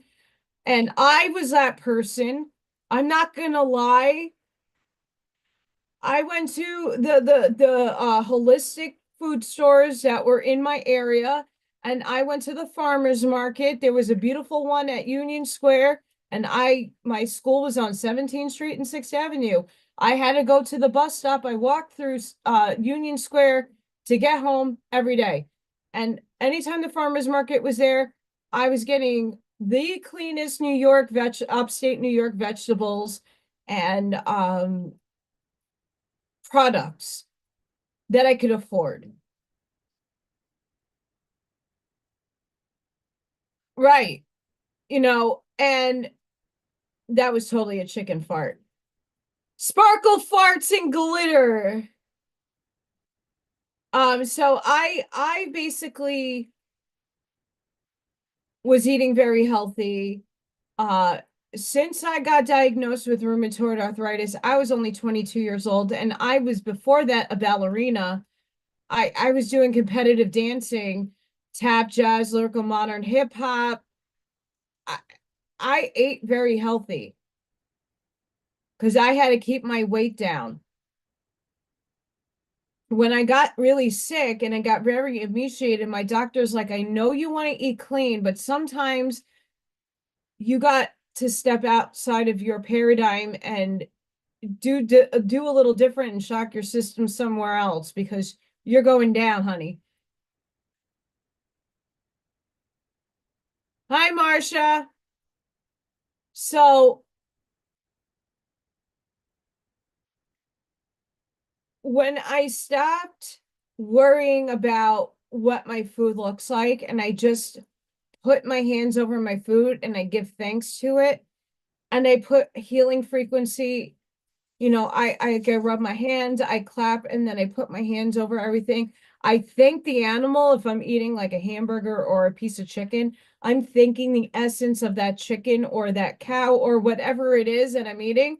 And I thank it for its service to better me and to keep me alive. And I do that with just about everything because vegetables are just as alive as an animal and all does serve and have consciousness, all of it. So I had to learn when I lost everything and the only way I was eating was what people donated to me. I had to learn to fucking eat or not. And at that point, I was eating once a day. And if you go back 3 years ago on my channel, I was 97 pounds. I was a skeleton. So I'm not a skeleton now. I've lost about 25 pounds, but I'm not sitting in emaciated states. I am making sure that I am eating and trying to get the best I can to eat. But I eat school lunch from the lunchroom. If there's a kid that's not eating,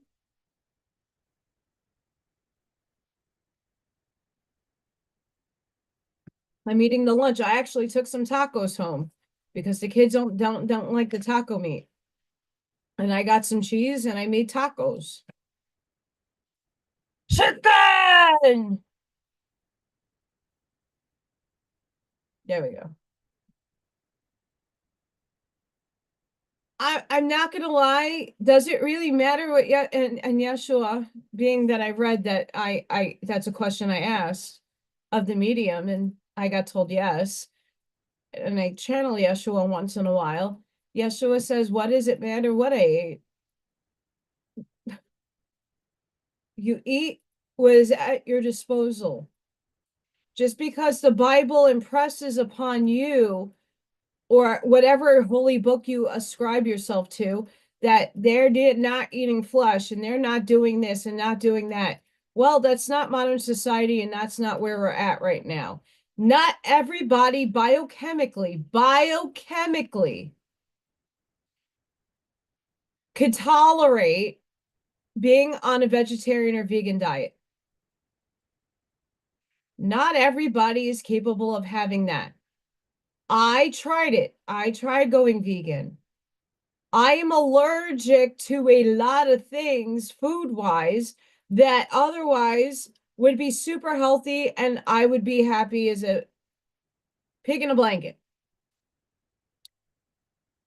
But I'm allergic to a lot of things and I don't want to perpetuate those allergies. It's not like a peanut allergy. It's like I'm going to have my throat closed kind of allergies. It's not something I could go take a Benny drill and oh, my hives went away. Great. Okay, and now no, not to really fuck with that. There's a lot of things in the Lagoon family I am allergic to. I'm allergic to soy. I could still have soy-based preservative but it has to be on the lowest part of the list for me not to have a severe reaction.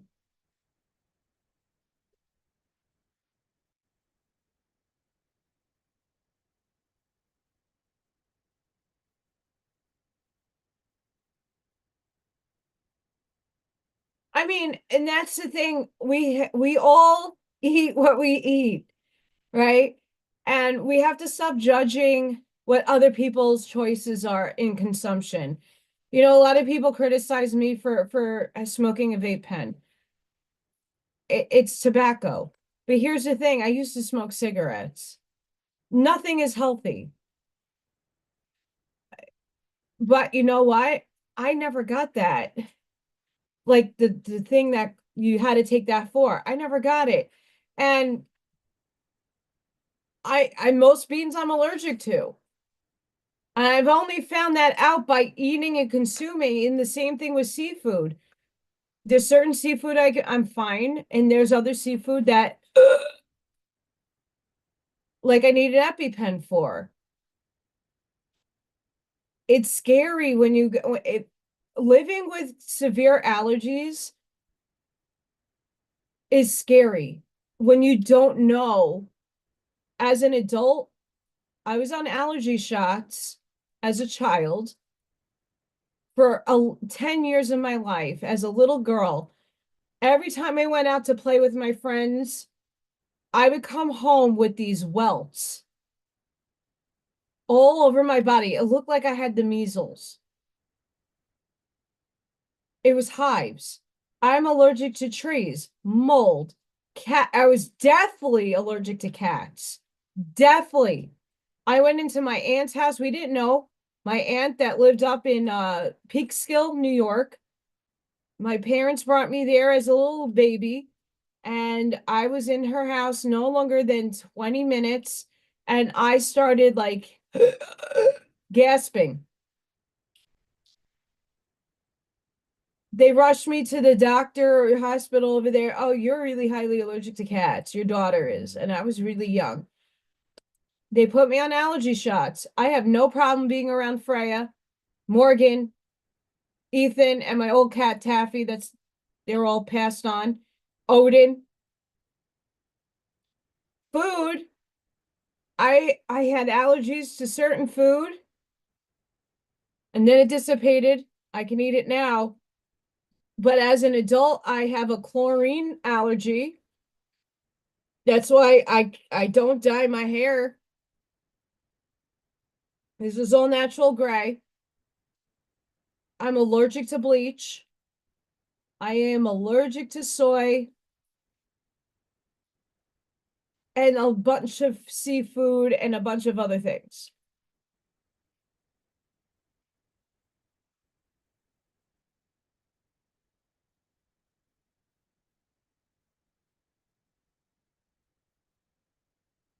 Right? I also have textural issues with certain food. So like feta cheese, I like the taste, can't get it down past my throat. The texture makes me yak. Um, I have a textural thing.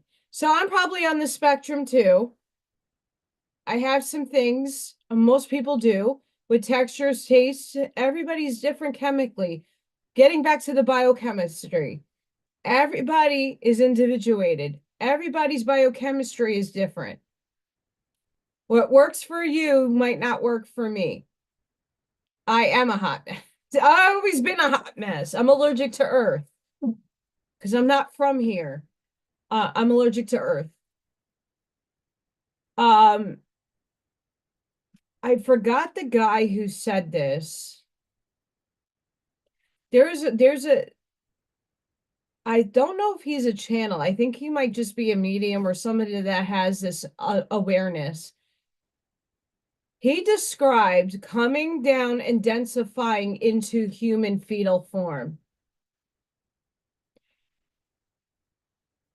And it was very painful, even through the spirit world.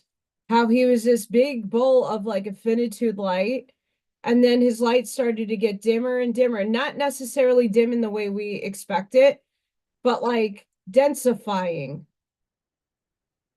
and then squeeze himself into a fetus.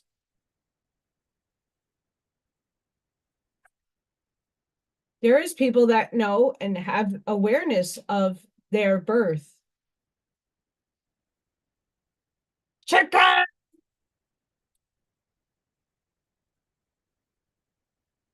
Green chicken. There it goes.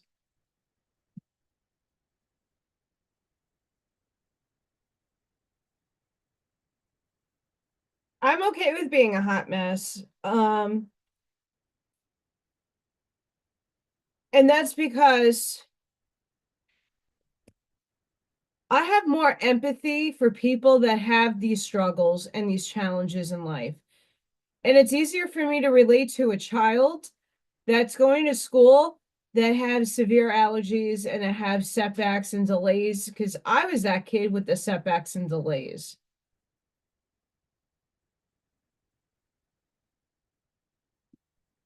Hi, El Sunray. Yeah, I mean, we're all different in our capacity of our palate and what our body chemistry needs. Some people, like me, I do better with animal protein. I don't eat animals all the time, but I do have it. I'm more of a carby. I love carbs. Don't take my carbs away. Like I can't do cottage cheese. I can't do grapefruit. Um, like this stuff actually makes me physically sick. It's not because the taste bothers me. Like it physically can't get past my throat and I get very nauseous. Um, that happens with certain fruits. If I don't mix and blend things together like passion fruit, even pomegranates, I can't do pomegranates by itself. I get nauseous. I have to put it in. I make a lot of fruit juices, a lot. And I infuse tea and I have these drinks. I make a lot during the summer and spring. But the fruit over the winter around here, and there's a bunch of farms here that have fruit. The fruit is questionable at this time of year.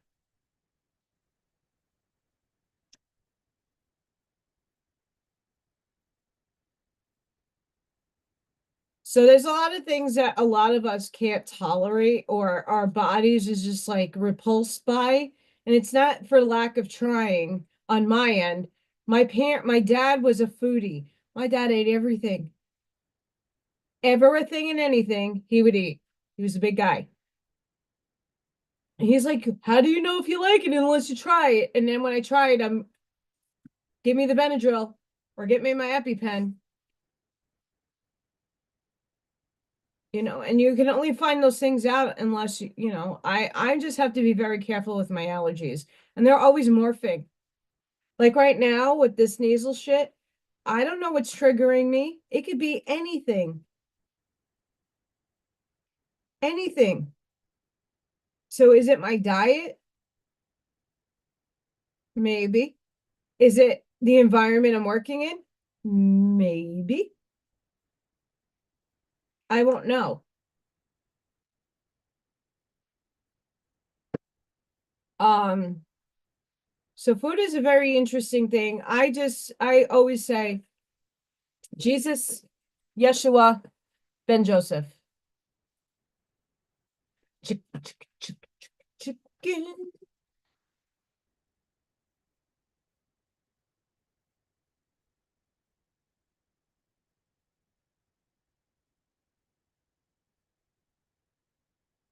Yeah, I can't. Actually, a person I graduated high school with was on Survivor, believe it or not.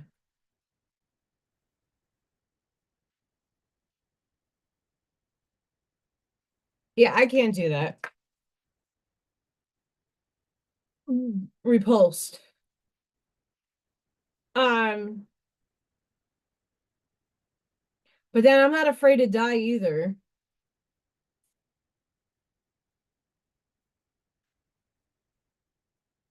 Up here in Indiana, so when I hone in on when I see the planes going up and I see the trails, the Midwest is a deciding factor of storms for Dixie Alley and the East Coast. And I can blame Canada for that, but our weather usually hits everybody else worse. It's weird. And I know that a lot of things happen and start here and then matriculates down or over to the side. Um, but then again, I'm not feeding into the negative paradigm where I want it to be created in real time. You know, getting back to the holographic universe and getting back to your subconscious mind and the quantum states of things, there is science that is now starting to prove that where your thoughts go is the energy you attract. But they're showing you in like neutrinos and particles and photons that this stuff is actually happening. It's not some weary woo-woo thing you're saying. The unconscious collective. Back in the day when The Simpsons was airing and my generation sat down to fucking watch the television, because that's what you did, predictive programming was in its like heyday.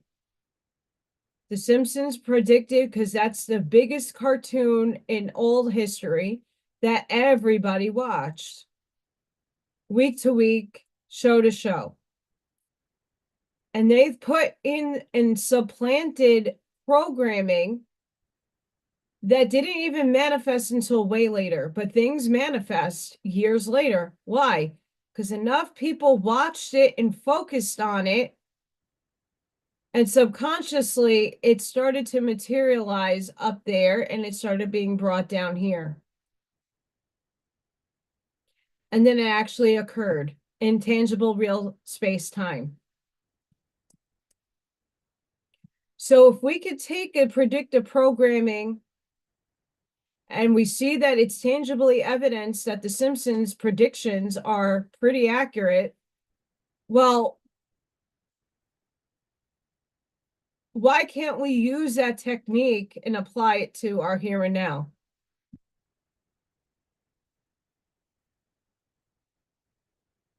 That's what I'm trying to do. I'm trying to get away from the negative thinking that everything is going to kill us, that the 5G is out to kill us, the chemtrails are out to stop the sun from coming, and it's going to kill us, and this is killing us, and that's killing us, and these people are evil, and they're coming after you, and they're going to kill you, and they're controlling everything. That alone is giving your power away. You're giving your power away when you say that there's people that have dominion over you. Stop giving your power away. Recall all your power back. It's not a witchy craft thing to do. Hi, Whiskey! It's not a witchcraft thing to do to recall all of your energy back to you. Do it. Empower yourself. These negative people do not hold power over you. Take your power back. Stop feeding them. They are not manifesting. I don't care what portion of God they're from. They are of God. Everything is.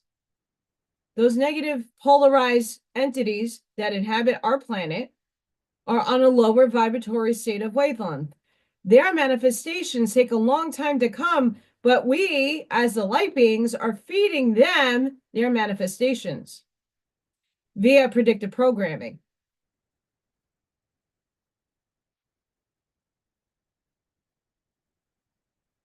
So let's do some psychology.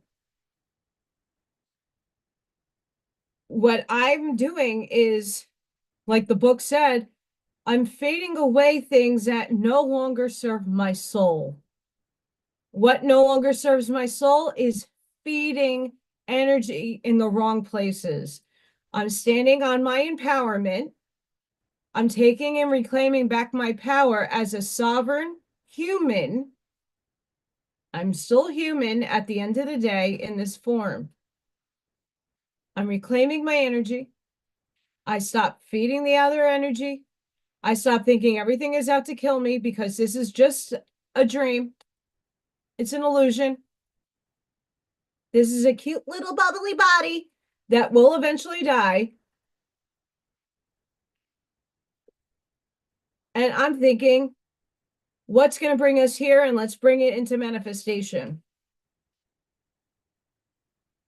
We're too worried about who got into office today, who got an executive order.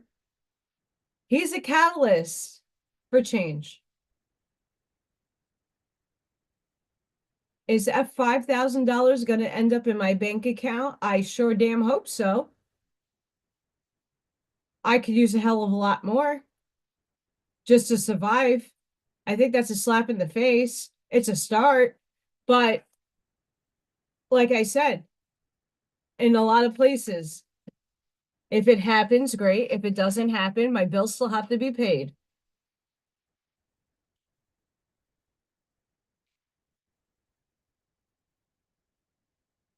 We all need to think and attract what we want. And that's going to take time because many people are still here in the 3D bridge. Most of us are here. Most of us want to just leap out and get the fuck off this, but it's not getting off because we're not going anywhere. We got to tune in. If you watch Dark City at the end of the movie, the character tunes. He created a whole landscape within the Matrix for people to explore and have fun. And I'm getting extremely high buzzing in my ear, so that must be right.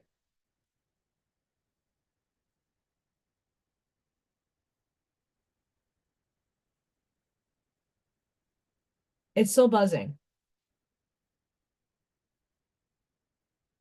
I say this all the time, but as much as I say it, I hope it's being cemented in your subconscious. Not just your conscious, your subconscious. Work with, if you're a dominant right, start writing your affirmations or doodling. Just doodle. It doesn't need to even formulate anything. Doodle with your left hand. If you're a dominant left, do it with your right. As Miss Sparky, Miss Beachy said, if you're brushing your teeth with your right, try it with your left. Small things. It doesn't need to be crazy. No one's asking you to write a doctoral disseminating essay with your left hand. You're just doodling. You're connecting your left and right hemispheres of your brain. You're enmeshing them to come here. Magic eye books. I know they're stupid. Mole Rats is a good movie. I can't see the fucking boat. I can't see some of this stuff in these pictures, but some I can. I'm trying to make my brain merge together more so that when I'm getting frequency and channeling bandwidths of information that is zooming in, just like the Wi-Fi is zooming in code into my computer, you're streaming from the universe code within your body that you need to filter through to make it make sense. A lot of you in the chat have downloads. And you just can't put your finger on actually what the hell you're receiving.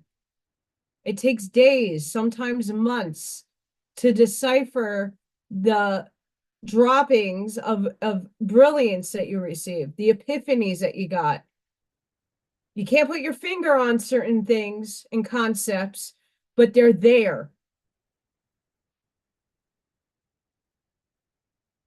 I know Scott Pace has a lot of downloads and he can't put his finger on a couple of those things.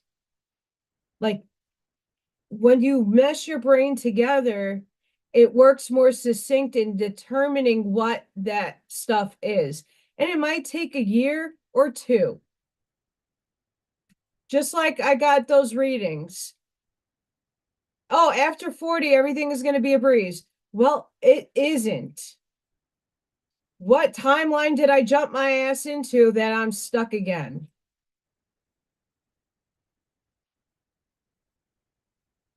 I'm going to check the Schumann resonance. So that's what I keep picking up my phone for that reason. And haven't received it.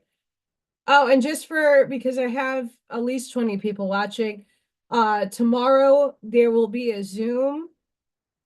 You can find the link on Telegram on We Not Me and Facebook on We Not Me. And I know Buckshot has a show with Janine tomorrow from Turn the Page. So make sure I'm going to drop the links in the description after the live. So if you're interested in supporting one of our own, Mr. Buckshot, he will be there. And you never know, if I'm not busy, I jump in Zoom. I don't do as much talking though, but I am there. I'm an observer. Okay. I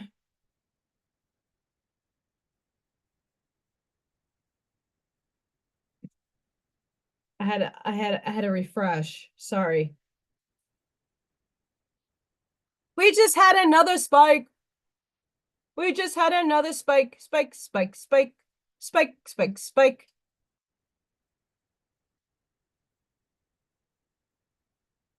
What's interesting about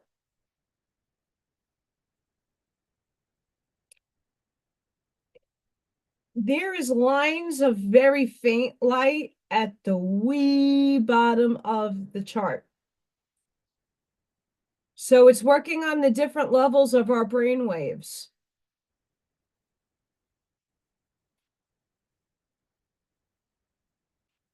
If you are interested in frequency, I like to bathe in my bath with detoxing stuff. Yeah, you guys can just listen. I mean, there are going to be people that ask you like who you are because there has been people who like to infringe in a sense. They pop in and they don't say much. But if you just announce hi and where someone asks you, "Hi, Nikki," and probably it'll be James Bone if he's in there. And you say, "Hi, I was with Ally's live." And I'm just listening. I'm curious. They'll be fine. And I most likely might pop in. But Bob is always there. I know Christine is always there. Buckshot is usually in and out when he's not doing his show with Janine. There's a few people that pop in and out. And it's not, it's like come as you want, you know, you don't have to stay. I know, Scott, did you get your microphone fixed? That'd be nice.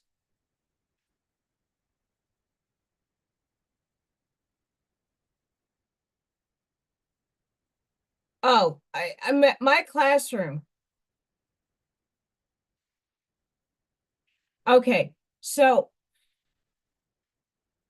the one positive thing that this trend started was staying home when you're sick and like having the acceptance of that staying home that you're sick and that your kids are sick that you stay home.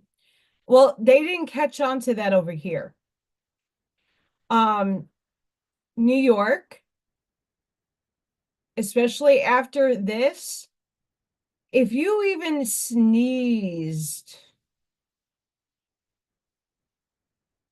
you are told to go home because you might kill everybody.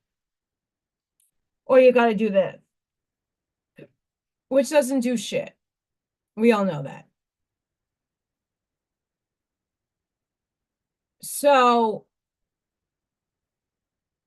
here, the kids, because this doesn't exist anymore. I had one little kid in my class who had walking pneumonia. Came back, took a couple of days off, but came back still coughing. Snot heaven. I have kids who have perpetual snots, boogies dancing out of their nose. Green boogies.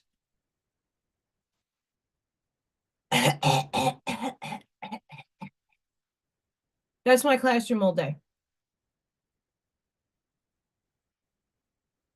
I get you have to go to work, but you had a choice to not have a kid.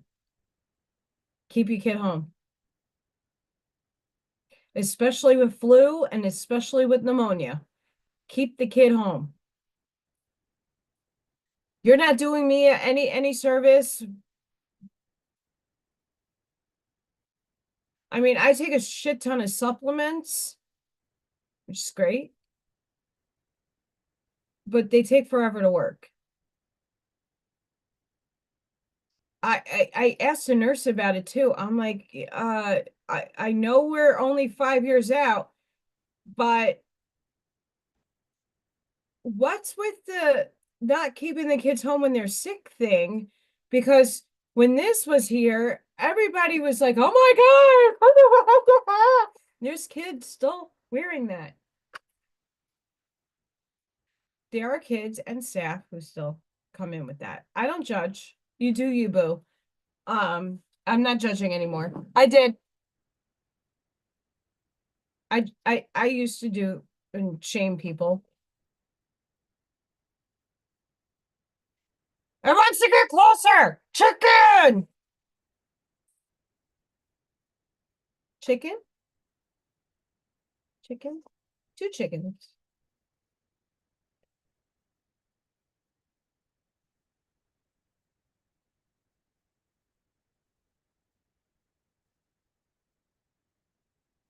I hope one day I'm able to afford a new camera.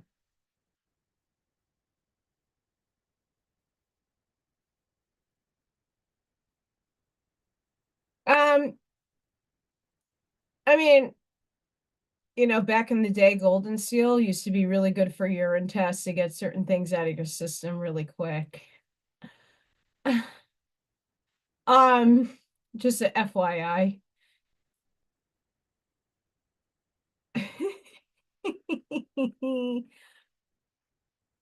So it's very interesting when I asked the nurse about this, and she goes, well, there's just uneducated parents out there.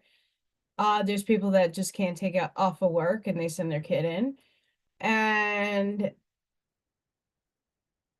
they just don't care as much over here. And I'm like, oh, okay. No, I was just curious. I was like, because in New York, as soon as you come down with a cough, you're sent home.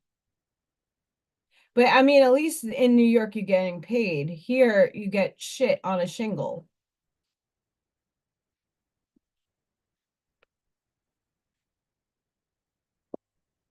I finished my coffee and I'm sad. So the biggest takeaways I can say from what Spirit wants before I get into the cards is using your other hand. So use both hands, but your non-dominant hand, try to doodle, try to write some affirmations. Affirmations, you have to have a frequency of believing in it. You can't will I love and forgive myself if you're not feeling it to know it is going to be forgiven.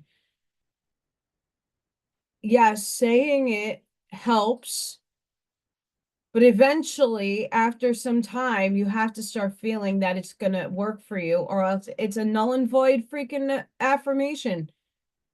Find stuff that works. Find stuff that works. I'm just a big kid at heart. I like to play.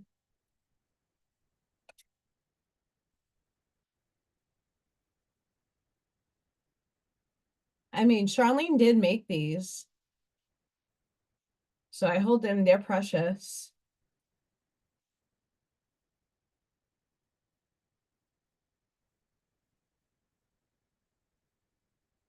I'm getting my energy built up. I mean, I don't have the boots down here, but I got the shiny pants on today.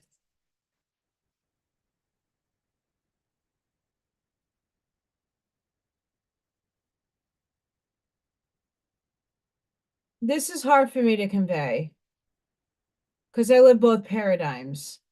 I never, I had to do this to work, but as soon as the administration like left, that shit was down. Thankfully, I've always worked with people that saw like my perception and was cool with it and let me do me. Never really had anybody like, oh my God, they took it off. You're gonna kill me. I did have people around me that thought that, prove them wrong now, but the only time I honestly wear a mask, I wear a respirator with filtration cartridges. And that's when I'm doing epoxy or spray painting, like a lot of it. Like fumes that could wreck my lungs. I am wearing a respirator. I am not, or when I'm doing sanding in the house, I wore an actual mask with, again, not the big respirator masks, but a mask that had filtration through it. So I wasn't taking in the dust. Like there's different types of masks. Like that stuff works. I used to do a lot in college. I used to do a lot of woodworking and a lot of sanding and stuff of that nature. You can't go without one of those on. You know, I was fitted for a respirator. They are not leather. I cannot afford leather. These actually don't mind my socks. They're warm. They're cozy and warm for winter. That's why I bought them. They're cozy and warm. And because I don't have kids that are going to like seriously, I don't can't really see it. Didn't start yet. It's starting to get really black and blue and brown over here. That headbutt was pretty extreme. Pretty extreme.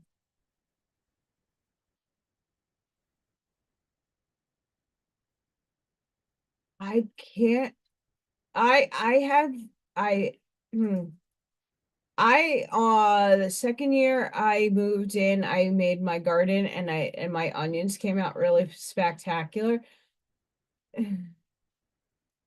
But like cutting them up was like a fucking pain.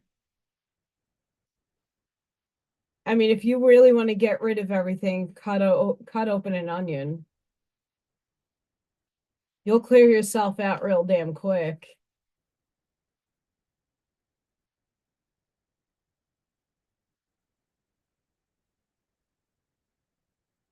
But yeah, like this is it's floral. It's like Japanese floral. I'm like I went through a lot of the clothes that I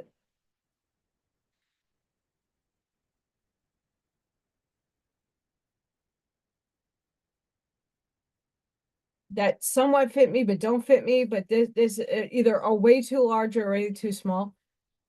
So I'm like going through a lot of this. I love onions. Don't get me wrong. I love onions, but cutting them up and washing them is just another problem. Okay, we got the same cards coming out almost. So maybe about a year ago, I was really heavy.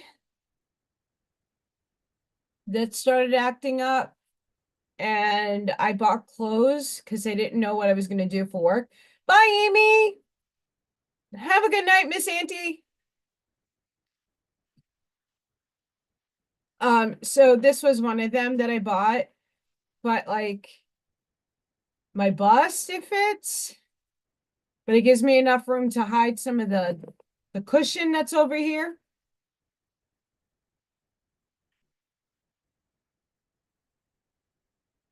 So I didn't have the hard kids today, so I wore this. I had the older kids. Even though one of them is really, really, really, really heavy, and he's the cutest thing in the world, and he jumped on me today. I thought my back was going to break. But I held him up, and all the kids in the lunchroom are like, she's really strong. Oh, don't mess with her. I am strong.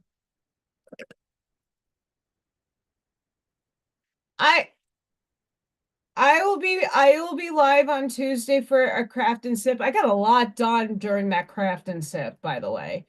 Um, I have my window open. I really can't see out of it anymore because I don't have light outside.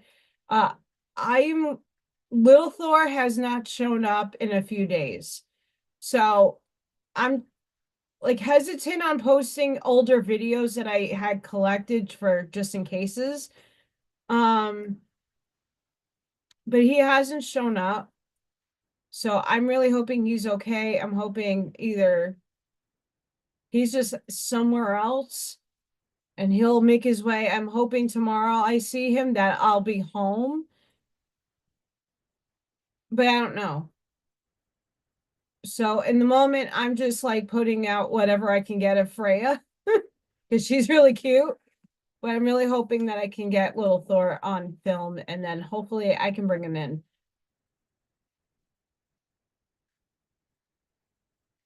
Vinegar is another one that I can't with the smell. The smell gets me.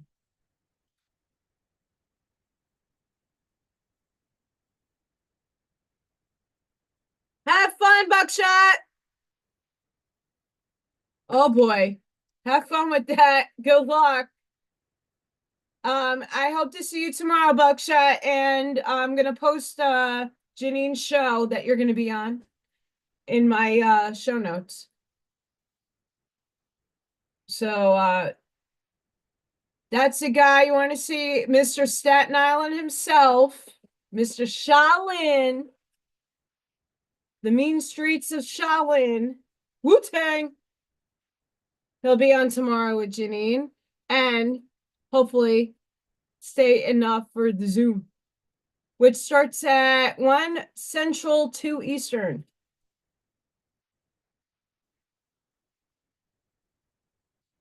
Good night, Amy. Good night, Buckshot.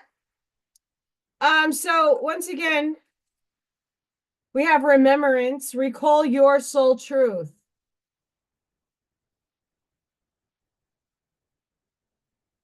This is about the 11:11. I read this a lot on my channel.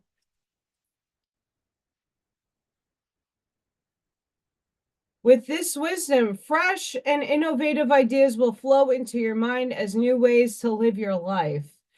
I'm waiting for mine.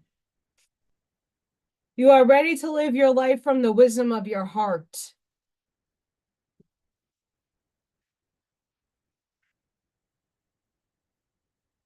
Most of us are now, like, I'm in my gothy phase right now again, right? But I'm maturing it. I'm doing it differently. I'm not doing it for anything besides it makes me happy.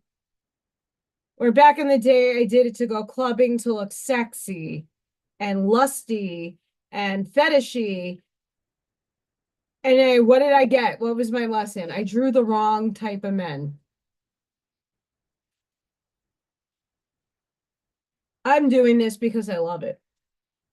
It makes me happy. But I'm coming into my soul truth. Reading these books is my soul truth. There's information I need to get in there.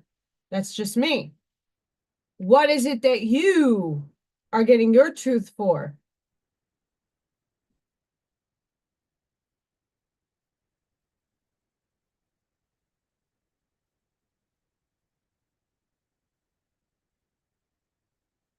You know, I was listening, I didn't finish it, but Brian Scott was talking about the fifth dimension from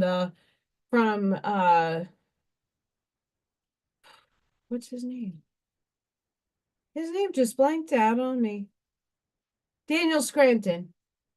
Brian Scott did another reading from the creators of Daniel Scranton. Daniel Scranton sounds just like how I talk. It's uncanny. I've never, until Brian Scott introduced me to Daniel Scranton, I didn't know this man existed. Yeah, did not know that man existed. So, how are things that I said 10 years ago showing up in his channelings? Because we're on the same frequency, we're on the same wavelength, we're getting the same downloads from higher ended density beings that we're supposed to deliver messages for all of you. This is why the cards are important. The cards are important because this is how spirit channels through me. But we're remembering our soul's truth, not the physical vehicle, not the ego, not the personality, the soul's truth.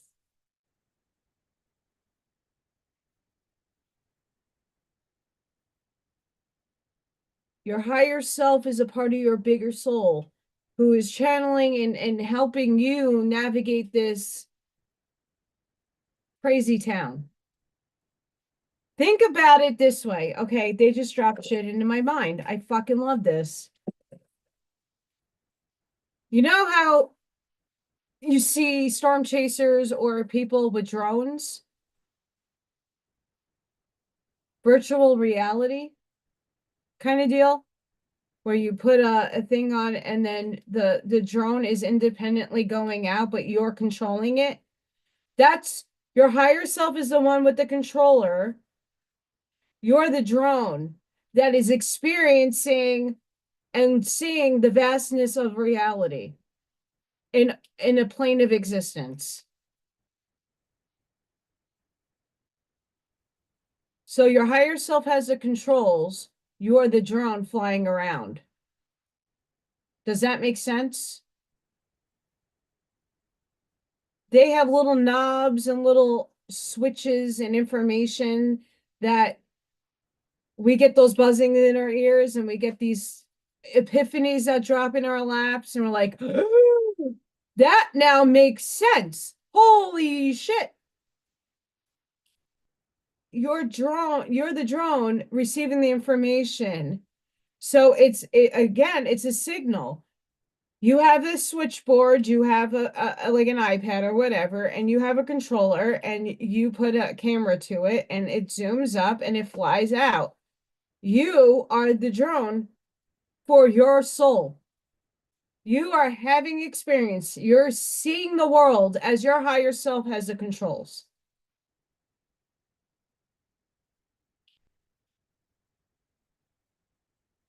Your soul is navigating you. But now the beautiful aspect is that you are now aware that your soul has a controller. Now, how do you work in tandem with the soul to navigate moving forward? And to zoom that controller to the higher destiny and the higher timelines and the higher ripples of life. How do we go from the war zone into the peaceful land? Oh, that's awesome, Ash Maya. How do you do that? Your soul is navigating you. So if you tell and talk to yourself, talk to your soul and say, I want to experience more peace and more prosperity. Well, you're in the war zone. Now you're going to have to matriculate yourself and navigate through the hellstorm out of harm's way and then move forward. And that's going to take time because we're in the middle of a war zone. You're seeing not great things in the world. The outside world is very chaotic right now. So that's what your drone is perceiving.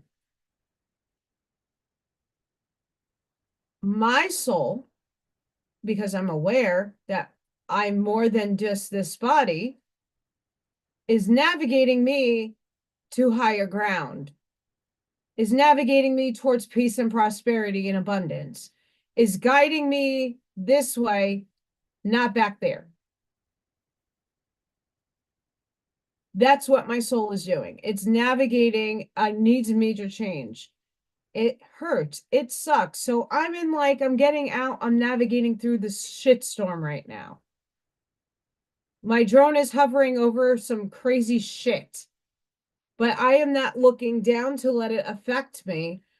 My vision is pointed out that way, up there.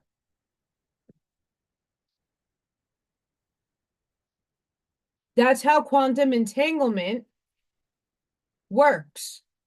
You are entangled energetically to your soul. Your soul is sending you Wi-Fi signals, streams of information. The galactics are sending you streams of information. Divine is sending you streams of information, and that information is now being filtered through you. And each of those information streams are different things. Some are helping your etherical DNA open up. Some is to actually give you epiphanies and guidance to get you to the higher ground. Some of them is to just give you the knowing and heighten your abilities. All of these streams of information are coming to you from your higher self. That's the Wi-Fi. They're the modem. You're the Wi-Fi. You're the device that you're receiving the information. Just like my computer is receiving a bunch of whizzing ones and zeros perfectly in tandem to give you guys a live from my computer without having a wire connected to it.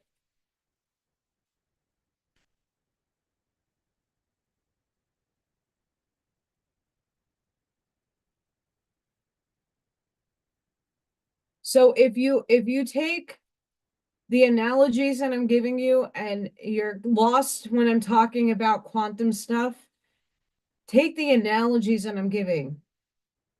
The Wi-Fi. Your soul is the operator of and you're the drone. Some people are operating in the program of AOL dial-up. Some people are already on Windows 97. We haven't yet gotten up to the higher operating systems yet for some. Some of us are already in the quantum world working with time crystals.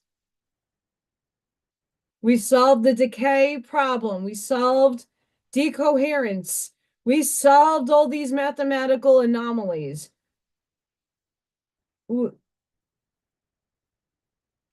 We're already there. It's about merging it now with this.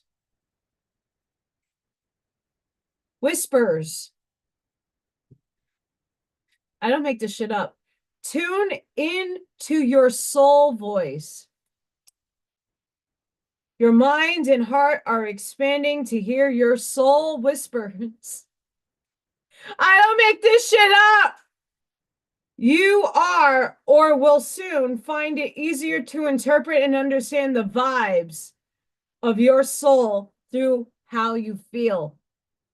Open the door to soul whispers by feeling appreciative. Close the door by feeling judgmental. The messages are always there, even if you are not receiving them.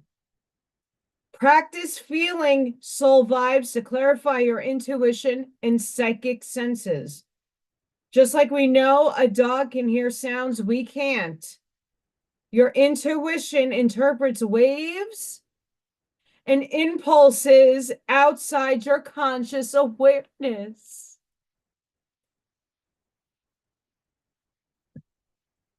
So I showed you the picture earlier of your toroidal field, your heart electromagnetic field.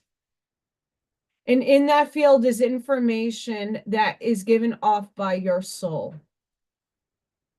And it's supplanting information into other people subconsciously.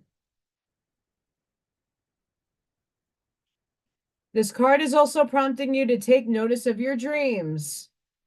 When you're asleep, you cease conscious thought and resistance, making it easier for you to receive soul transmissions. If you embrace the messages that come through your dreams, you will invite more of the same. If you don't like a dream, see it as a sign to shift your focus or change a belief.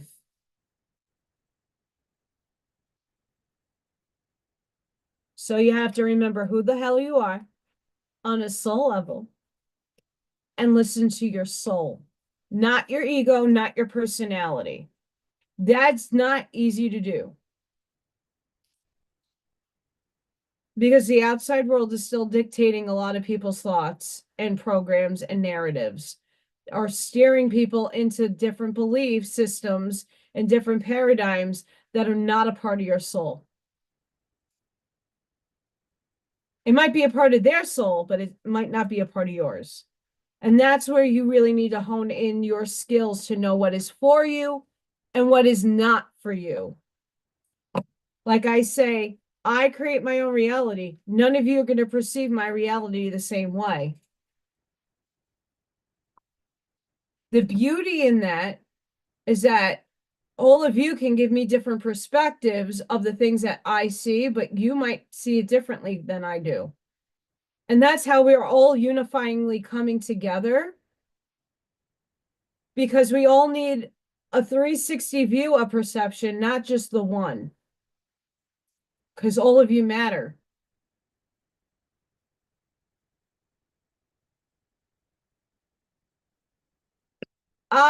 I did not, Bob, but I've been looking.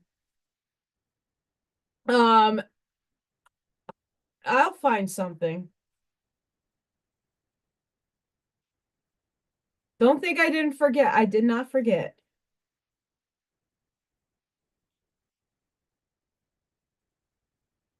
And during one of my painting tips, I might do a drawing. I have to see.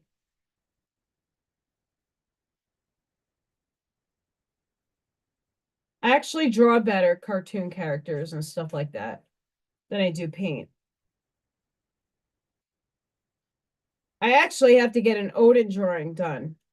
He has to go up on my wall. So I might tackle some drawing.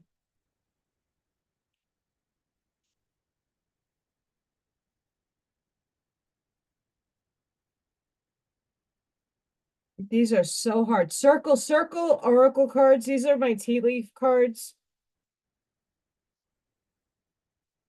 I was drawn to them.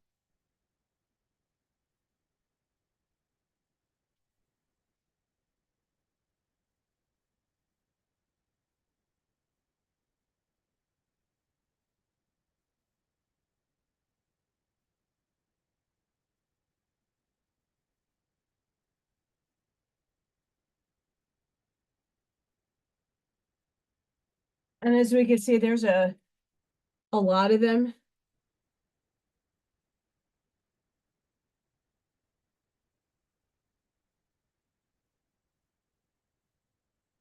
Bob, do you like the one that I did that I showed you? I have to go back to figure out where I found that. I don't know if that was so much a meme. Is my Zoom open to the public? Um, in terms of what?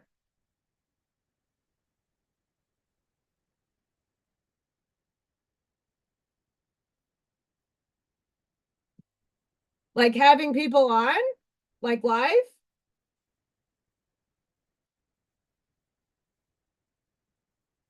Tomorrow the Zoom that Buckshot and Christina in the chat, she's probably away. They host a Zoom for the We Not Me family, but I also open it up to people that come and view me.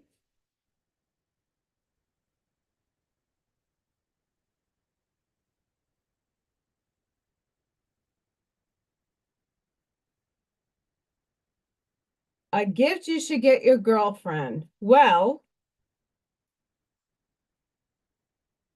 what's the gift? Tomorrow, I will be possibly on the Zoom. On me, not we. We, not me. There's my dyslexia, by the way. I have it. It's a real thing. Um, I should be on there for a little bit. I don't know. I just go live. If I do interviews and stuff, I usually record them. Like I don't do them live, so I can edit. And if there's things that will be picked up in an algorithm that is not kosher, I have to edit it out.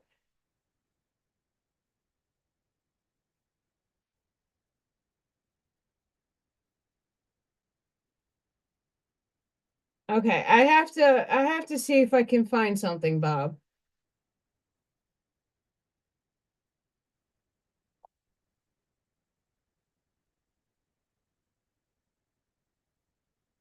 I mean, eventually one day I'm gonna open up my live to having people on. I just have to figure out the coding on how to send links beforehand.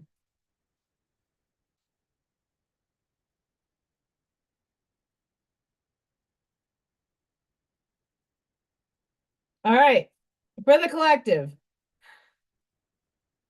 we have the moon. Changes in your life. I know I'm going through a lot of them myself right now. Needle and thread. A sincere wish will be granted. I sure damn hope so. Desk. Pay attention to your work. I'm always paying attention to my work because I am always working. Fan. Romance celebration party. I will be happy to celebrate and party. I don't know about romance. Rainbow. The most difficult part of a situation is over. Not for me, but maybe for some of you out there. Kite. Vacation. If I could afford to, I would. Scissors. Disappointment in some affair. I'm disappointed in my job for not paying me properly, for having the biggest bruise and horribleness on my chest. That's what I'm pissed off about.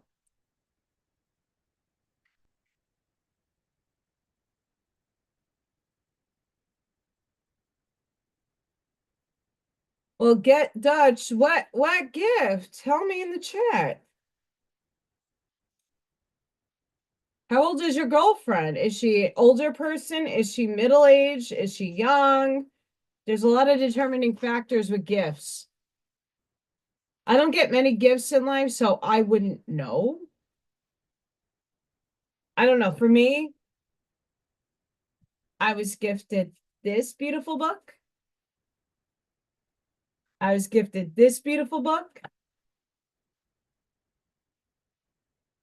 I can't wait to read this one. Mr. Fagin and Neville Goddard. I love Neville. Neville's work is amazing. Brian Scott goes through a lot of Neville Goddard. And I have a chicken down. Chicken down. Chicken down. Chicken down.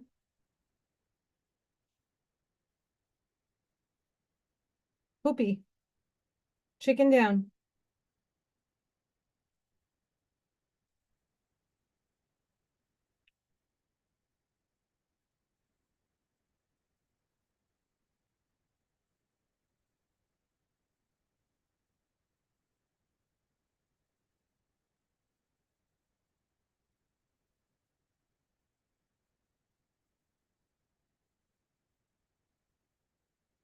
Okay. They want 4. We're getting 4. I have to put these back over here. Look past what you feel are your incapabilities. Instead, focus on everything you have achieved so far. It is okay to acknowledge your weaknesses, but keep in mind that they don't define you. Your strengths and your beautiful soul are clear for all to see. Sure. It's time to hit the reset button. Clear out the old so that room is available for the new to enter. Trust that better things are coming fast. Prepare to move the next phase of your life. This is your rebirth. Welcome this beautiful brand new energy. You got this. I do, Bob. I really do. Find ways to fill your cup. Be self-full. And always trust your intuition. Go deep within, find your triggers, and address them one by one. Self-healing is the best healing. Only then can you offer the best version of yourself.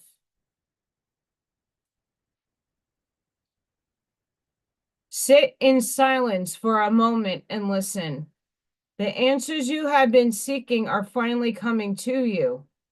Truly trust and believe that you are going to make it and be exactly where you need to be. We are on this journey with you. Hang in there. It's not much longer.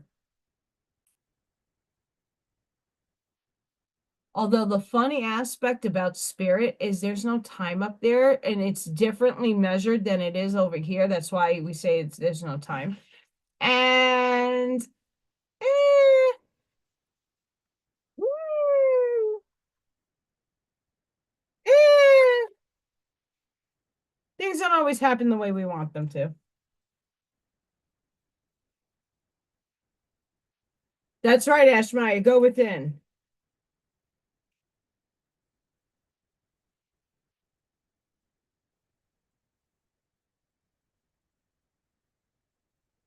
I want to do a poll of like how many people saw my picture and was like, oh, I want to watch that. What is she doing on there?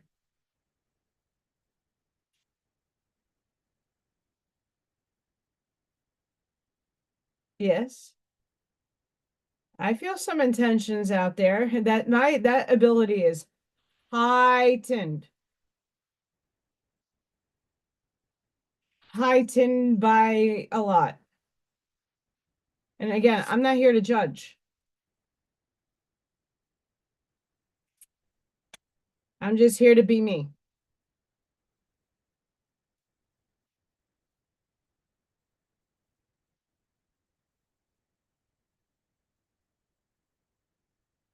Those cards are slippery. These are too.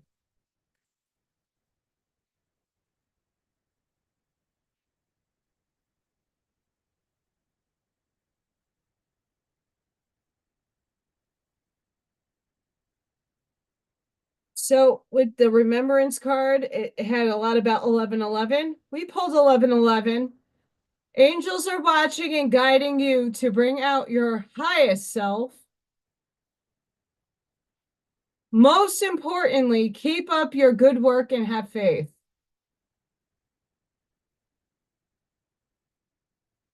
So that card, remembrance, it's all about 1111, and here it is.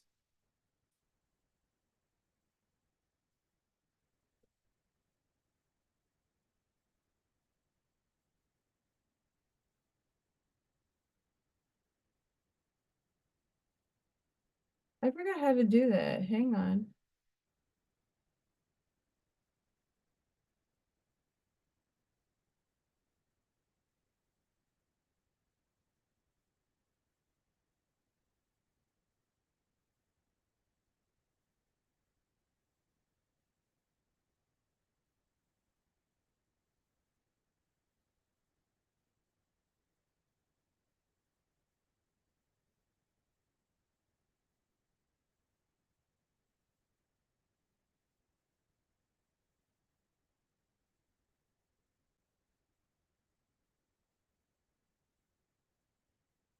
Okay, poll started.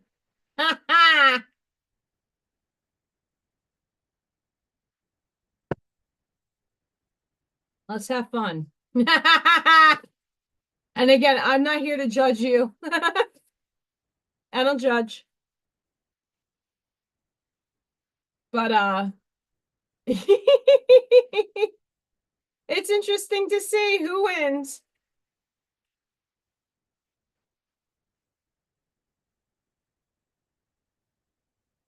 Make the most of it. Make use of your time and all resources. Look for more knowledge or appliance. Learn from the mistakes and also from others to build up more skills and confidence. We're all supposed to be working together, not separate. Rearrange. Your tasks or plan need getting a practical and chronological approach. Make it even a little more specifically divided the big task into smaller steps to balance your work better. I'm being silly, Kim, but decide. Overanalyzing options steal you away from the present moment. You have the power to decide today, here and now. What will you gain is clarity and new chances.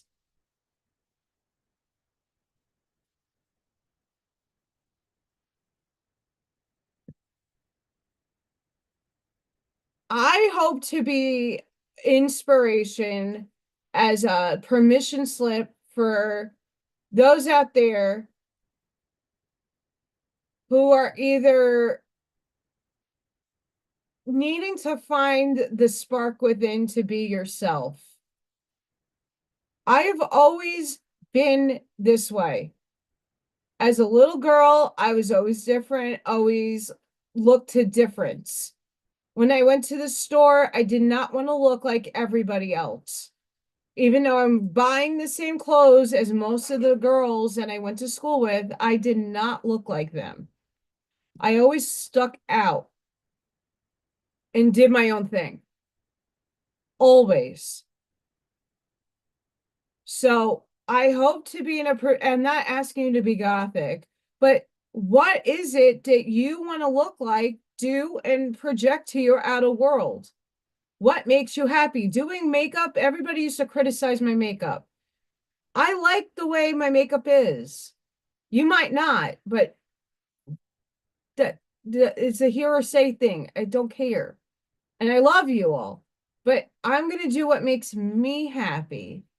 As selfish as that sounds, I have to walk in my body. I have to present myself to the world, and I'm going to do it in my comfort. When you have the outside world and you're living your 9 to 5 and having to go to work and having standards and having to look a certain way and normal 30D shit, when you get home and you take everything off If you could reimagine yourself, what would you look like? How would you do your hair? How would you, if you're a female, how would you do your makeup? If you're a man, what would you wear? There's so many different avenues of exploration one can do that doesn't cost a thing. What makes you happy? What brings you to your highest excitement? What makes you feel alive? When I put on little sexy clothes, it makes me feel alive. Not because I want lust, because it makes me happy. It makes me feel like I'm in my empowerment. I'm standing in myself, in my authority to be me. What makes me happy? And I do it. And I'm not apologetic for it. What makes you happy? Don't think I didn't, as a little girl, go in the mirror and I did my makeup a million different ways. I did my hair and styled my hair. I cut my own hair and I style and do my own hair. I find I used to have bangs and a middle part. For you guys, beard, goatee, mustache, all the different hairstyles a guy can have. What would you do?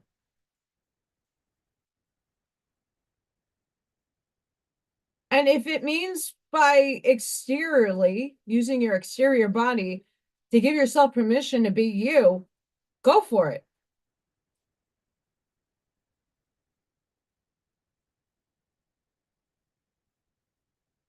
I'm a test from source because there's so many people out there judging others based off their hair color. So if you had purple, I had purple hair. I did. I had purple hair. So would you call me a liberal because I had purple hair and I self-expressed differently? But I'm not liberal.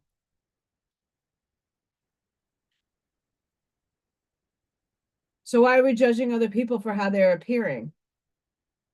There are people with a million. I dated somebody. I was just about engaged to somebody that looked like a circus sideshow freak.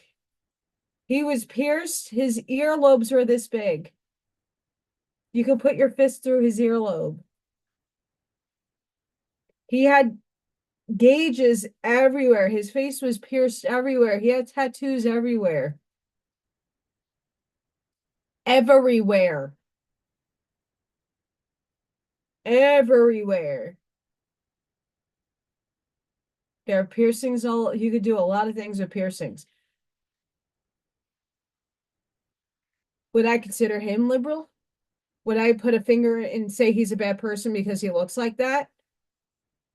I worked in a tattoo shop for a few years. All the perceptions that people have about tattooed people are wrong. Yeah, there's some that are hardcore that look really mean and very malicious, and they're the biggest teddy bears you would ever want to like hug.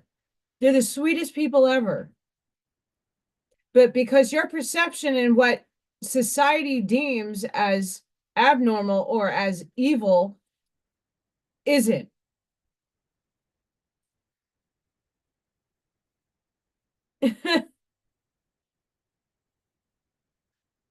That's right.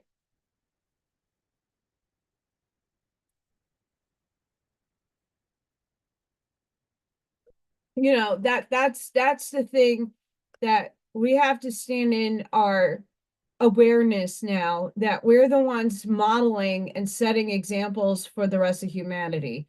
And if we're going to sit here and be on a higher frequency, we have to act that way. We can't just say, "Oh, we're ascending.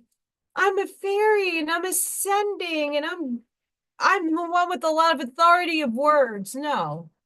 You have to walk it too. You can't just be,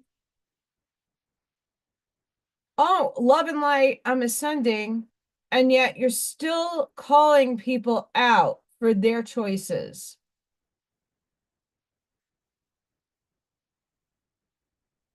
I'm not everybody's cup of tea.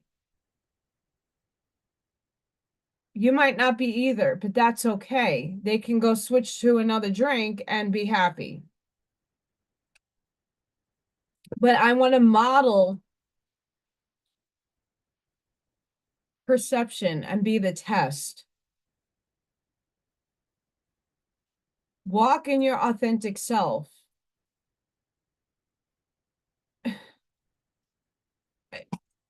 Hang on. Hang on.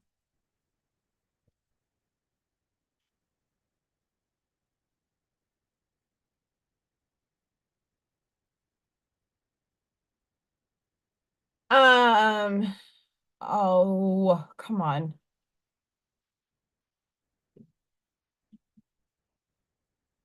Really?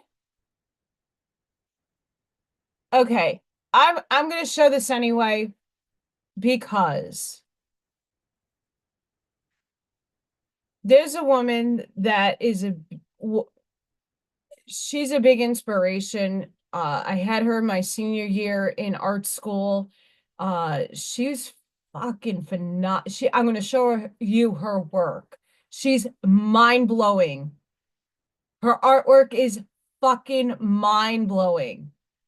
And she used to dress way more obscure. And I'm trying to find pictures online, but you could see her energy. It, another amazing person just exploring and doing them without apologies. She's phenomenal. I had her as a professor. So she worked with enamel on wood. This is not this what I'm pointing at right now is not a photograph. In terms of her taking a photo of somebody with that. That's a painting. This is a painting, not a photograph. And this is what she looks like. This is Marilyn Minter. That's a painting.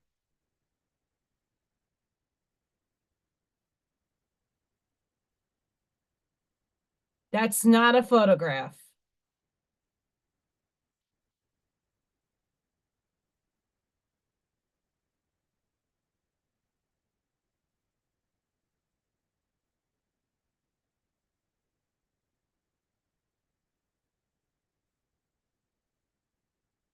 Of course, she's looking all nice and not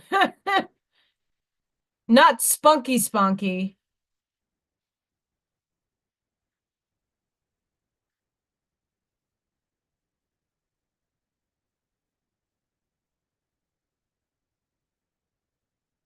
Where's the one that she did of art in America?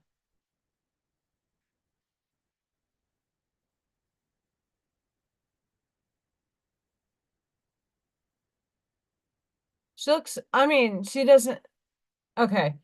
This was on the cover of a very famous art magazine.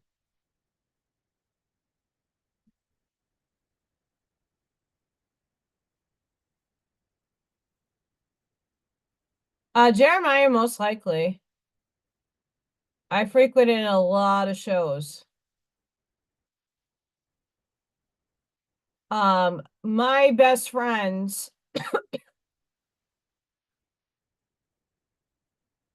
used to be in a band and they were very highly connected to they had ins, let's just say that. And I used to get VIP access to a lot of places. I had shots with Glenn from Deicide.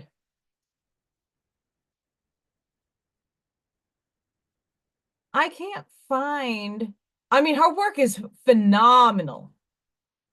I can't even paint like that.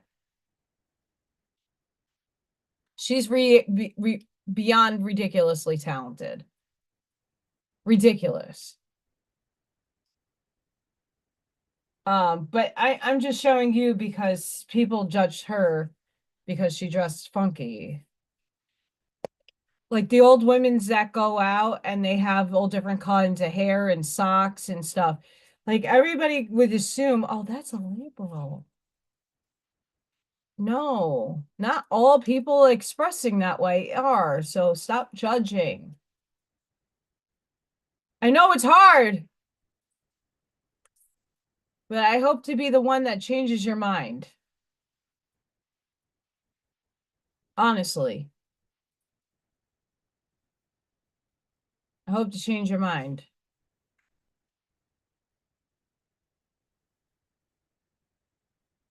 Right? Like not all women with duck lips and fake plastic cheeks are evil people.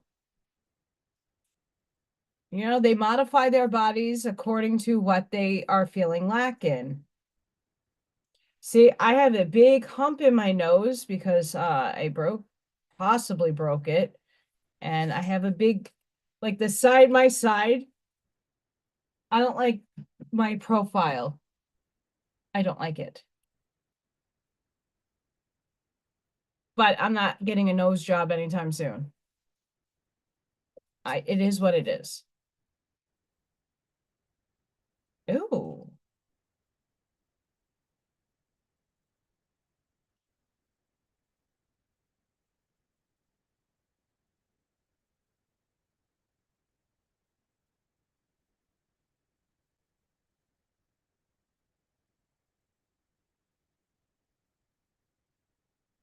Bring it into form. Beautiful dreamer. You can imagine wonderful worlds of light. You can dream up so many possibilities. Now it is time to bring those possibilities of light into the world. They need to be more than ideas. They need to live, to manifest. They need to be not only your dreams, beautiful as they are, but also your creations. Get thee to thy desk, thy easel, thy computer, work, beautiful dreamer. Don't just dream, create. You are being asked to honor yourself with a commitment to complete your inspired tasks. This will help you to grow, and that is a wonderful reason to commit. But there is another reason too. You know that your inspired ideas are worth translating into practical forms so that other people can access them and experience something special too.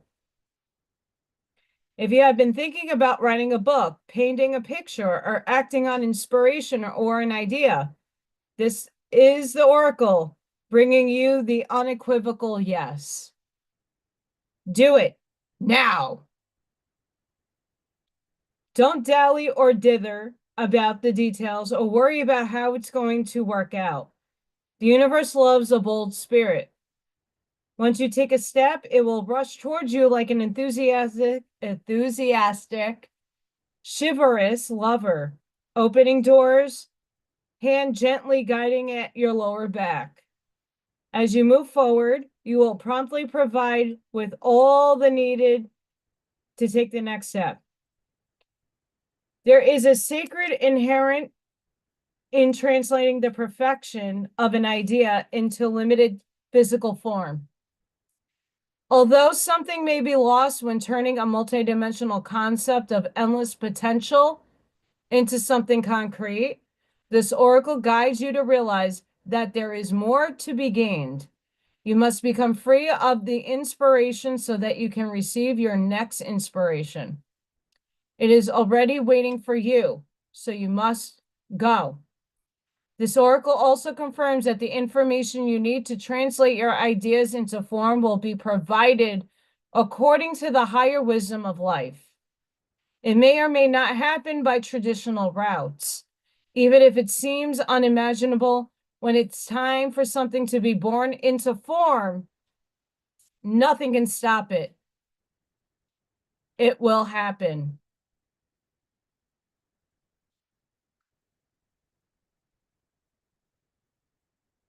the basis of why I'm doing this, why I started doing lives and videos on painting, because I want to bring people some sort of inspiration to go within themselves to find your creative spark by going and doing something different that you ordinarily don't do. Like, I don't paint like this, but guess what? I did the comfort thing for too long.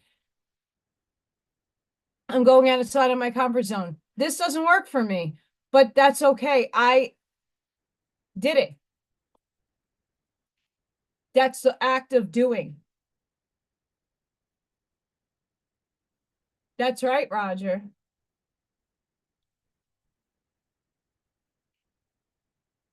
The act of being creative, I hope, is sparking more and more people to do some crafting or get some ideas to do something different in their lives.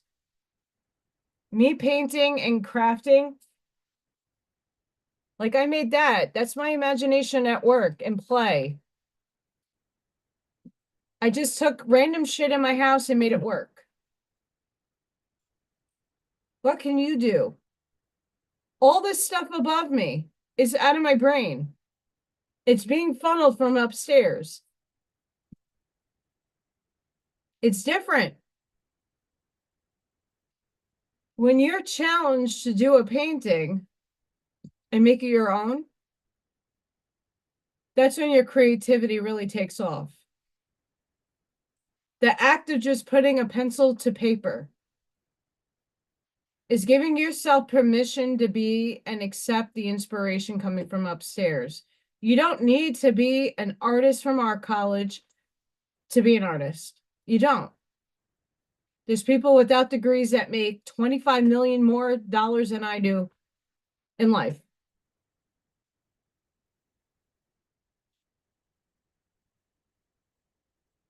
Thank you, Ashmaya. I'm glad because you're really talented. Ashmaya, I know Judy is very inspirational. I didn't close the poll yet, and it's really funny. 83% said no. And I'm okay with that. There's a method to my madness, right? 17% said yes.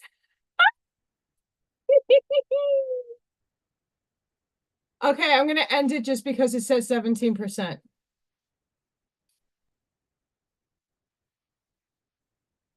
Oh, it said 16 on there. It was 17.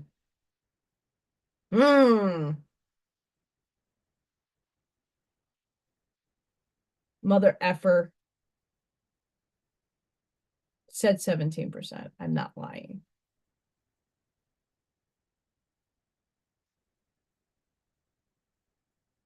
12 people voted.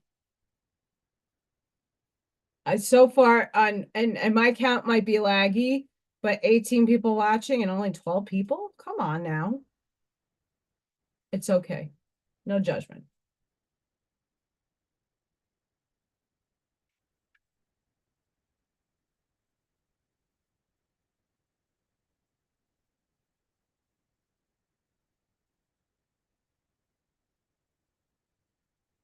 Once again, dreams are becoming very important. This is a wondrous time of healing and positive transformation. Embrace life each moment and keep focused on your dreams. Retain the purity of your wisdom and vision, and you will draw success to you. All you ever wished for, even that which seemed a distant dream, is about to manifest.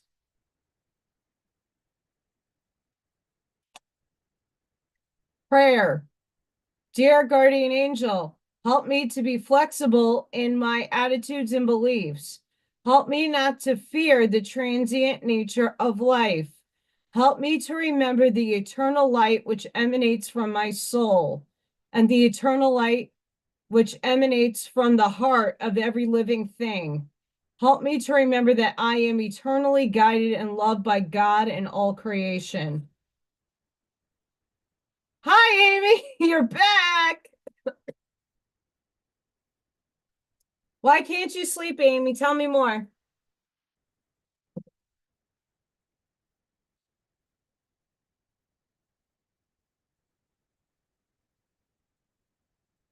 Amy, why are you not sleeping?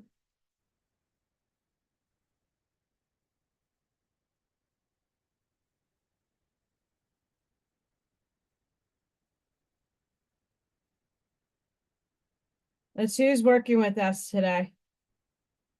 Guardian wise. Ascended master wise. I thought so.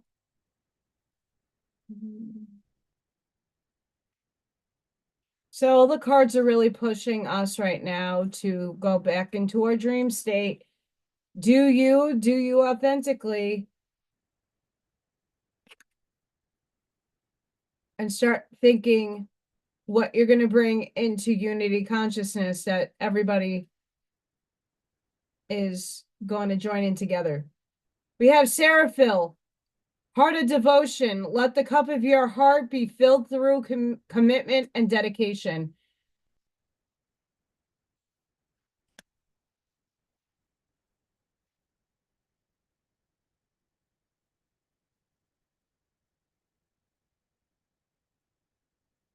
Getting a lot right now.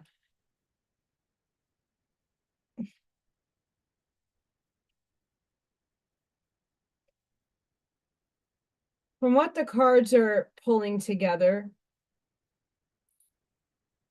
what is the unique thing that you're bringing into awareness, into the ether, into your energy field? What is it if you were not bound by 3D laws, money? What would you do with your life? And don't say, I'm going to sit on the couch and collect a check. That's not how it works. If money wasn't an object, you didn't need it. And you were given everything at your disposal. What would you bring to the collective table of humanity? What's your gift? What are you passionate about doing?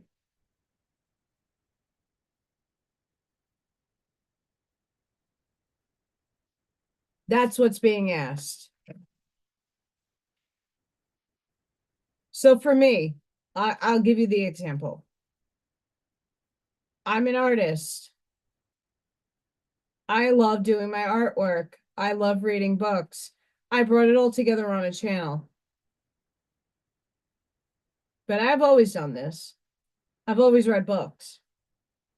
But am instilling what I'm learning, the wisdom that I'm walking through, the experiences that I've already walked through, and imparting it on people in hopes that they see that they don't feel alone, that you have to persevere through extremes, and that there will be eventually one day another side.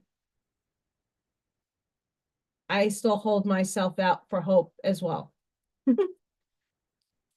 But I'm also good with children, so I would, as much as I would love to do child psychology, not until the system goes down because of the indoctrination and the ways of looking at child psychology. Zadik Zadikil. Karmic release. It's time to release what's holding you back and step into a more radiant self.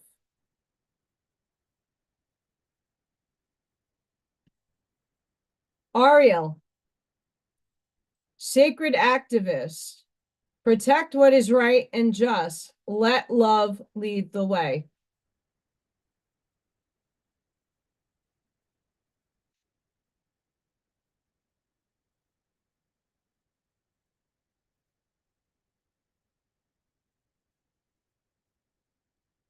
Jeremiah, I'm gonna challenge you on something.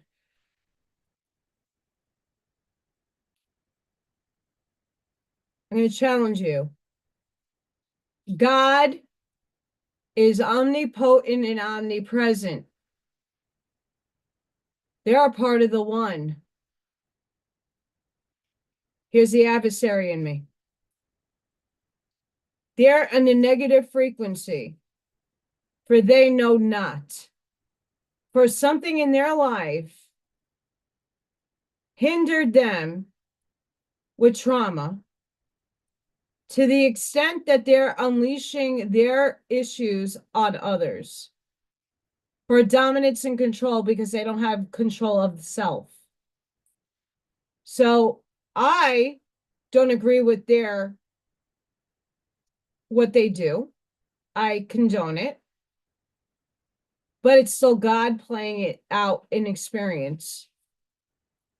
And it's up to us to be the mature ones to give them compassion, not to say compassion and unconditional love. I do, because they don't see the light. The light hasn't breached them yet. And for all the other expressions of source individualized in a human form, for they know not. If we walked in Yeshua's actual words, you wouldn't judge anybody, including them, including everything that you are giving your power away to. Stop giving your power over to them. You give your power over to them by continuously thinking about them. When the perpetuation of energy exists, it keeps feeding the same loop of energy that perpetuates the action. So if you don't think about it, it's not affecting your everyday life. You see them as a part of source having an experience, just let them go. Divine justice, God working itself out in experience, will rectify their behavior in their own time. They're going to be their own judge, jury, and executioner. All the people perpetuating the evil side, if they didn't perpetuate it, you would not be awake. They're showing you what you don't prefer and what you don't want in your reality. But you would not know that unless you had to experience their bullshit. Contrast. The light needs the dark as much as the dark needs the light. You wouldn't have contrast otherwise. So when you take away a label, like I call myself Gothic, take that away, I'm Allison. Take my vehicle away, I'm a soul. I'm an oversoul. I'm an ascended master. I'm an archangel. Take all those labels away. What am I? Photons and particles whizzing through time, space, time.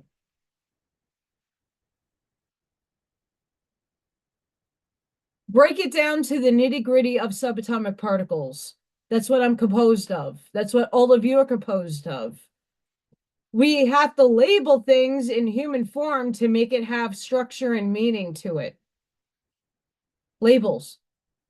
Well, I don't live in 3D in consciousness anymore. My body does, but my brain doesn't. I'm up here. So if I'm up here, what would your spirit guide tell you? If you did some shady shit back in your day, do you think your spirit guide that is in the divine aspect gonna judge you for that shady shit or that horrible thing you said to a person or that act that wasn't so clean? We've all done some shit that we're not proud of. Do you think your spirit guide was judging you at that moment or loving you regardless?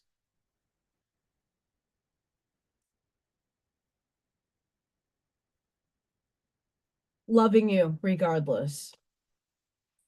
They're not judging you. Your spirit, your higher self, your other selves are not judging you. We all come down on a contract. The people that are perpetuating the evil stuff, They came down on a contract to have experience of a different sort than us. We are the role models for them. You don't have to like their actions. You don't have to agree with their actions. You don't. But you can't lump everybody into a configuration and judge. Just like I said earlier, people perceive me as being satanic, a witch, a this, a that, a freak, a this, a that. I'm none of those things. But because of my exterior, people put labels and stereotypes on me when I'm just doing my authentic self and being happy about it. For they know not their actions, their makeup, their contract with source is something that you know not of. So to sit in judgment of another person for the choices that they make, right or wrong, it's still existing. But when you give energy and power over to them, it's going to perpetuate. That's why I stopped listening to all the hate and stopped reading the hate, because I'm not perpetuating that energy no longer, at least on my end. I don't watch television anymore because the cartoons and all that stuff, like I said with The Simpsons earlier, right? Their predictions happened because enough of the collective consciousness watched it, and in time it manifested the way it was said because no one thought about not giving consent to that shit. Who knew about that? Once again, if the evil people did not perpetuate their nonsense, you would not be awake. You would not have higher knowledge or wisdom. The galactic people know that this is an illusion. Our higher selves know that we jumped in here for a reason, for an illusion, to learn at a soul level in a vehicle. When you take the feeling and an attachment to the things you don't like and start letting it go and releasing it because it's not affecting you personally. And I'm not here to disillusion the fact that this stuff happens, that there are a number of people who have had experiences with these types of people that we don't prefer. I'm not just allowing or disassociating feeling to that, because my heart goes out to people that have been affected by those other people. But then you need to go in and do the healing to understand why you asked for that experience in your contract. What was the greater lesson in learning in that happening to you? It's not to take it away. It happened. It's traumatic. But you wrote it in because you needed to overcome something. I can't tell you what that is. You have to dig deep inside and heal that trauma.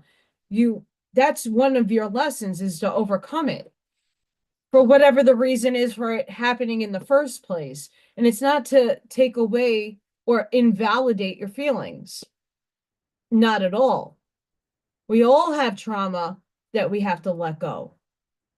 There's no apology coming. There's no reason or rhyme for things happening. But why is it renting space in your head?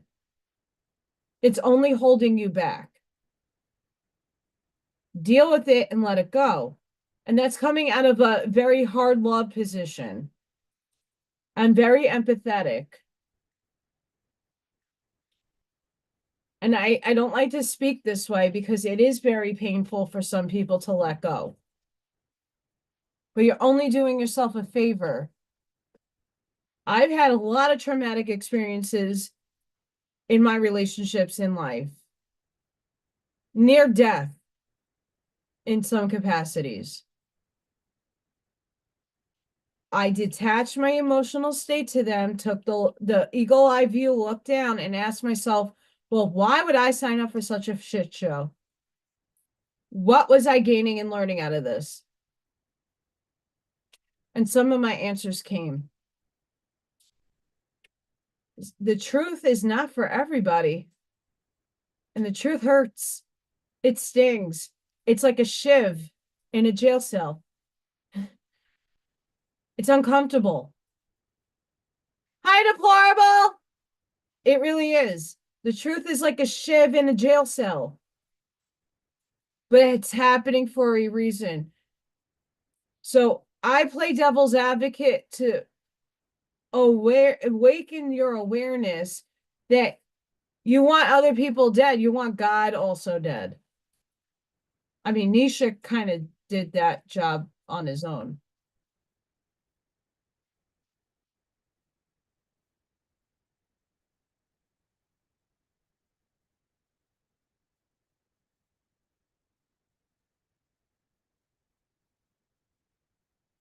I don't know which one to read first. They're all really good.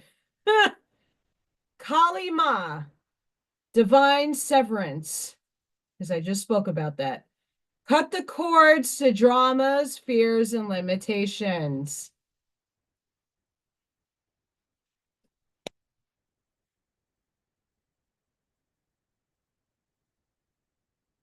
So, Jeremiah, that's why I don't I don't go into a lot of the chats anymore in not just one show, many shows, unless it's a high vibe environment. I'd speak about real raw crap on my channel, don't get me wrong, but I'm no longer perpetuating the energy for them to keep looping the manifestation that they keep wanting from us. We are manifesting their reality. If we want them gone, do it in your head. Manifest a better reality so these people don't exist anymore in your reality. It's not to say they're not going to exist. They will exist. They're still source, having an experience, but they're going to do it way over there where it doesn't affect your reality. You then put your barrier of boundary up, and that barrier becomes stronger and stronger. And then the reality that you want to bring everybody into, that's harmonious and beautiful, filled with love, will perpetuate more in your field. When you say you want somebody dead or hung or in a wood chipper, you're feeding them. You have to understand the quantum entanglement that you are. Your thoughts become things. So you might be love and light, but when you want something gone or dead or whatever because it's evil, your field is now riddled with negative energy that they're eating the loosh off of and perpetuating their loop. I want my loop broken from that. You can live in that. Hey, that's your free will choice. That's your assignment. If that's what you want, you could do it over there though. It's not a part of my reality. And yes, it's still something most of humanity still has to work on because you're still limiting and you're in separation by doing that. Right. I'm living in divine neutrality. Living in divine neutrality means I see beyond good and evil. I don't even have a this or that for either or side anymore. Because this side is perpetuating the same shit this side is perpetuating. It's just done differently. It looks different. It seems great, but it's false light. Divine director. Trust the process. Create space for divine order to unfold.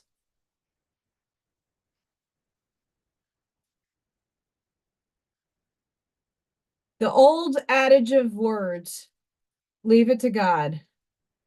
Leave it to Jesus. Let them take care of it. Let the higher entity beings who are helping us deal with them. Let them go give them some codes and uplift them. my job is to uplift me and everybody in my field of energy. And if one of those people are on the negative side that lives in my area, I did not sign up to be the police, the jury, or the executioner in this lifetime. So I am not the cop getting the bad guy. That's their job. That's what they signed up to do in this life. I'm worried about moving us forward. And in order to do that, all that old paradigm nonsense got to go over there. I know you get it, Jeremiah. But there are other people out there that kind of need to hear it too. That's right.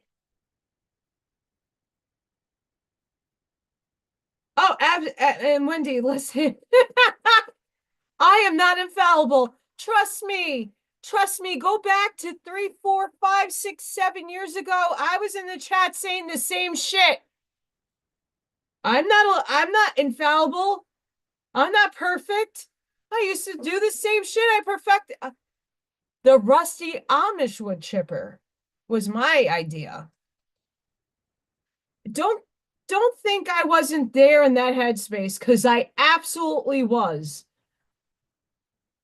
That's not a lie. A lot of you know me for that long, and we're in the chats for years in all the different shows.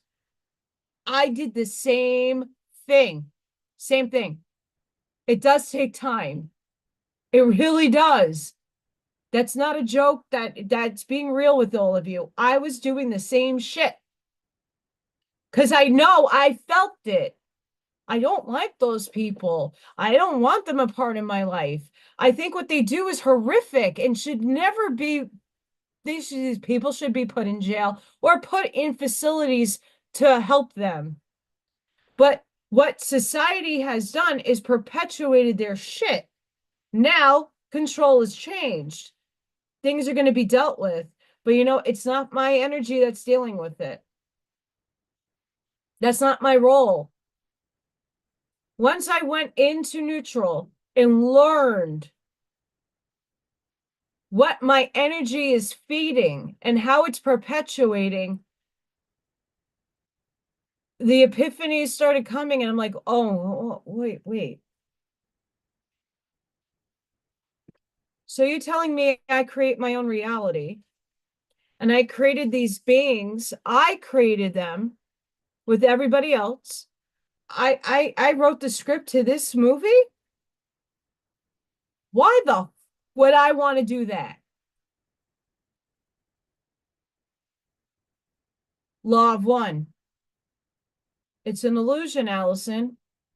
It's for your experience, for your soul growth, to know both sides, to live both sides. Because in one of your other lives, you are in the negative frequency playing one of these roles. So would you want yourself dead if you are only actuating what God is giving you in that life?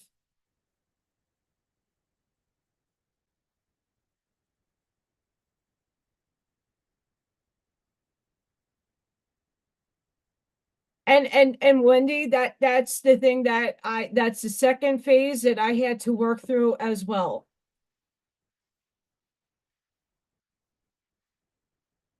Being that I work with children that have been affected by, and a lot of people don't claim that, and a lot of people in my school don't even believe in that.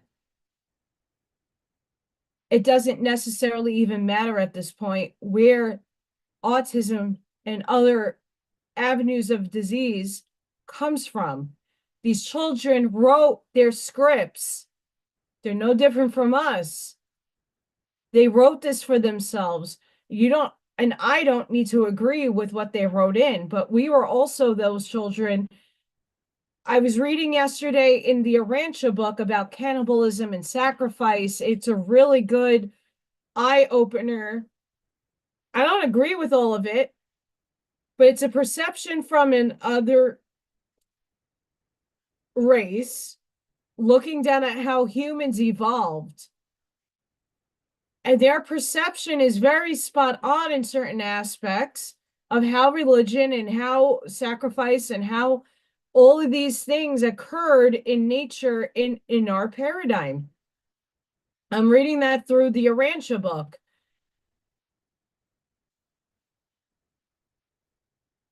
The difference now is that we have the power to make those changes mentally in our minds and evolve from those states.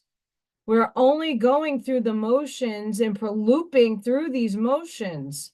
We were once those children sacrificed. We wrote that experience in for ourselves. I don't want to know. I don't want to have to relive that. It's a different perspective. Everybody is the same age, soul wise. Subatomic particles said, up, consciousness, photons, light. Here we are. Bring it down scientifically and detach the emotional states of things, it gets easier. That's why I've been given these books to read and to divulge all this information. The kids are the same age as us, soul-wise. An old soul is only referred to how many times you have been in matter, you densified.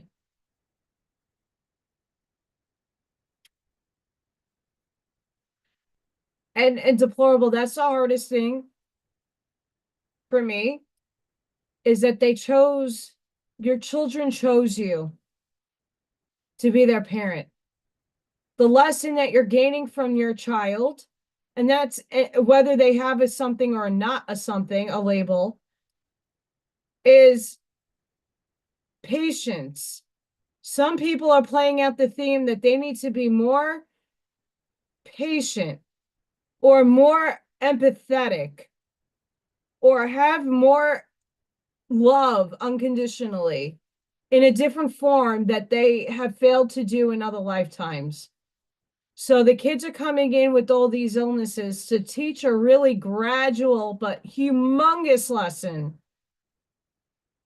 And it's also acceptance. We're still going to be challenged with this for a long time because more and more kids are coming and more kids are all in special ed or they have a prescribed something. They came here to teach us as we're their guides through this shit show. I rather do it on a more mature basis. I rather do it from Yeshua's perspective.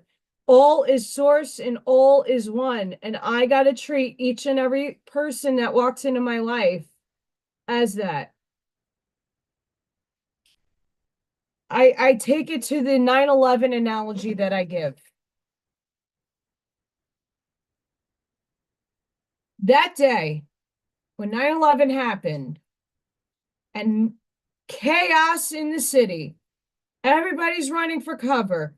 People are walking through the streets in the daze. People are asking just anybody off the street for help. All the first responders, do you think a first responder was going to look to see if you're a sex offender, if you're a Muslim, if you're a Jewish, if you're a gay, straight, if you had a bra on under your shirt, if you're a man? If you're a woman, are they grabbing your crotch to see if you're a man? Did that happen during 9/11? You are helping human beings. Period. End of story. You are not asking people for credentials or personal information. People are in dire need. You are helping them. I always take it back to 9/11 because that in essence, when you go through a tornado, a hurricane, a storm that wipes out a town, are you going around to see if someone's a pedo? Are you asking people, are you on the sex offender list? Well, that list is gone in the air. This tornado sucked it out. The hurricane flooded the information out. Do you know when someone's asking you for help, they just lost everything, are you going to ask them if they're a cross-dresser? Are you a tranny? Unless they're coming out and grab, then okay, maybe make that assumption. But you can't, if you're helping and you're a part of humanity, it shouldn't matter what anybody is. In the moment of a crisis, you're helping, you're being human. That's what we need to get into, that vibratory state and that frequency of aid, where there is no catastrophe. There is no wiping away of a town or a dropping of buildings and massive death. Humanity should come together regardless of crisis or not. That's unity. That's the consciousness that 9/11 rippled through the ether. Hi, Ivy. Divine emergence, Hilarion. Be seen, let the world know your gifts. That's all of you.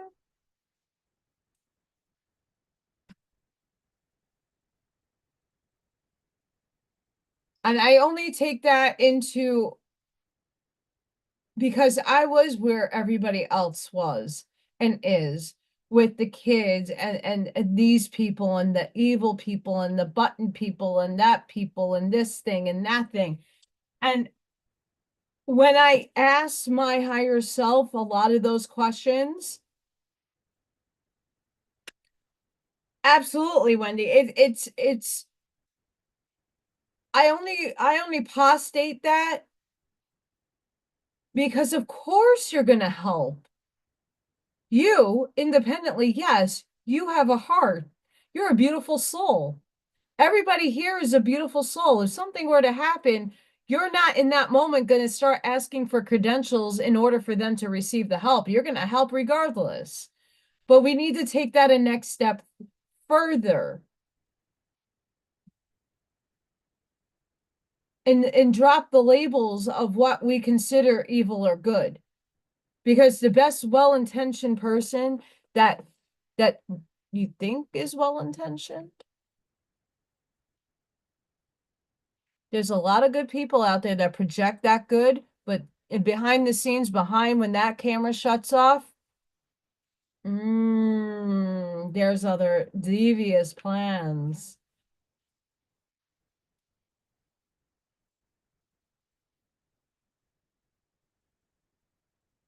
There's a lot of shows out there that are not being frequented much anymore because people are seeing through the bullshit. There's authentic people out there that are giving it to you straight, and it's tough love and it sucks. But there's a lot of people that are been and that have been deceiving in the guise of light.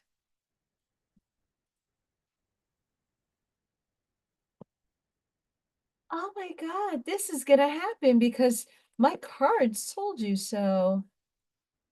I'm not making fun of anybody, but there's a lot of people that do the cards that will tell you and try to predict things that is a potentiality on a timeline that we have not reached yet. And at any moment notice, society could decide, oh, we need to go a different route, and that different route dictates the next steps. That's why thus said plan hasn't ever come to fruition in the way that everybody's been perceiving it and projecting it as, because there is no time, as much as time is interwoven in thus said plan. Thus said plan has no destination.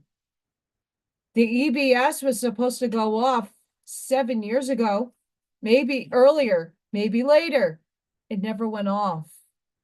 But yet everybody told you it was going off. Oh my God, the 10 days of darkness. Oh my God, 3 days. Oh my God, Alice in the Flash of Light.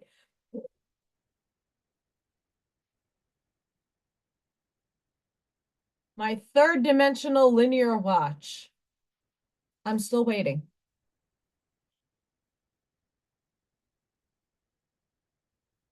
Still waiting.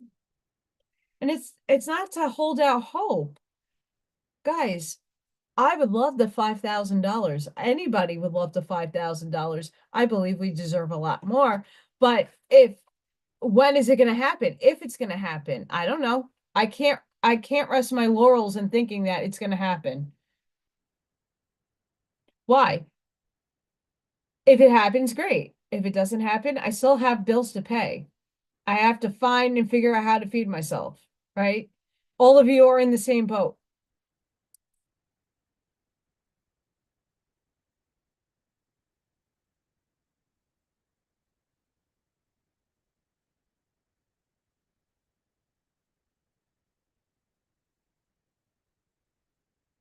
Mm.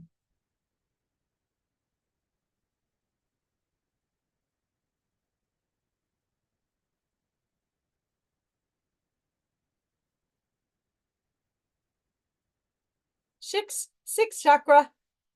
The energy of the third eye chakra supports our inner sight and intuitive abilities.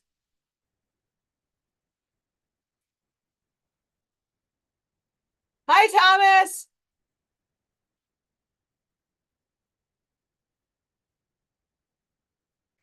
I mean, this Sarah and Sarah is coming. It's just not in the way that everybody thought it was going to come in. It's happening now. Nasera and Jasera is reappropriating funds, getting rid of the waste. It's happening now. It's just everybody thought they're going to have $1 million drop in their bank account.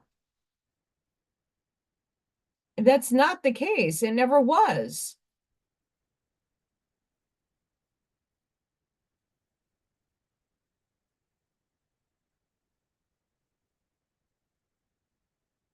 And Wendy, don't think you're going to sink. You're not. You're not. It really, honestly, transmutation of energy takes time. And you have to give yourself compassion and grace, right? I'm not perfect. I fuck up a lot. My head, my thoughts, like, I'm not gonna lie. The other day I came home and I was just like, I'm fucking done. Getting this big kid bopping me really hard in my in here. I'm like, is my life worth this? I could question my life a lot. I sit in introspection. I sat and said, I miss engaging with people. I miss delivering and giving and receiving messages. But at the same time, my soul has boundaries that I am no longer able to cross because I physically can't do it. But I came home the other day and I'm like, I'm fucking done. This is exhausting. I'm on websites and work sites and looking out for like vending events that I am able to afford to do and just constantly working. I'm reading books, I'm putting videos out, and I'm working a full-time job and getting abused all day. Like, uh, when will the insanity stop? I want to work. I want to put out good videos. I want to be able to do what I do. I love the kids, but it's not the right situation for me. But it's what I am in the now moment, and I have to deal with it.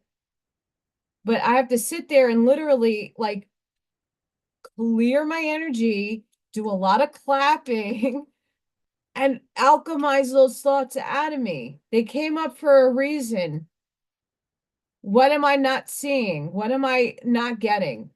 And that's when my body took itself out of it. Literally, my soul jumped out and was looking at my physical form and seeing where my blockages are. But I didn't get to see my blockages. The only thing I got to see is like, oh, okay, so you have to start bridging quantum science to spirituality a little better because you're losing people. Okay, so I got that bit. As my absolutely. You know, when I say Amish mindset, it takes a village. It does. If everybody were to click the like button using their little finger and doing that, that's energy being expended. In the morning, when they wake up, I am liking and sharing as much as possible the things that I take interest in. I'm on YouTube channels. I watch tarot, I watch oracle, I watch consciousness, all types of stuff. I'm always liking, even if I don't agree with everything that they say. I'm still subscribing and liking to people's channels constantly because I know it's going to help them. That's what I do.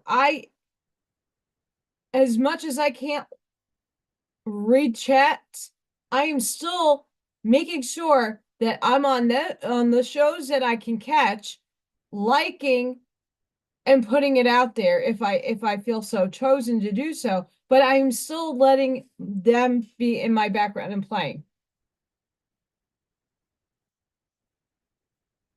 Hi, Celtic.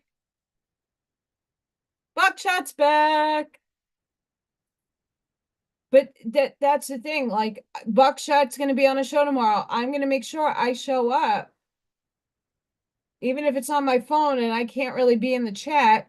I still make sure that Janine is getting my view and that she is getting it. I'm giving her a contribution to her algorithm. That's what I like to do. The same thing for the time is now.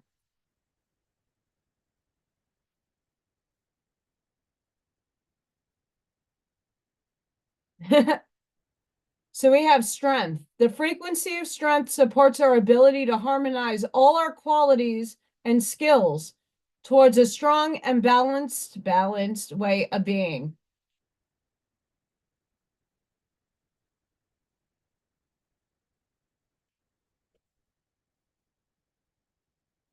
I can say this. The path that I have chosen is a very hard one to take.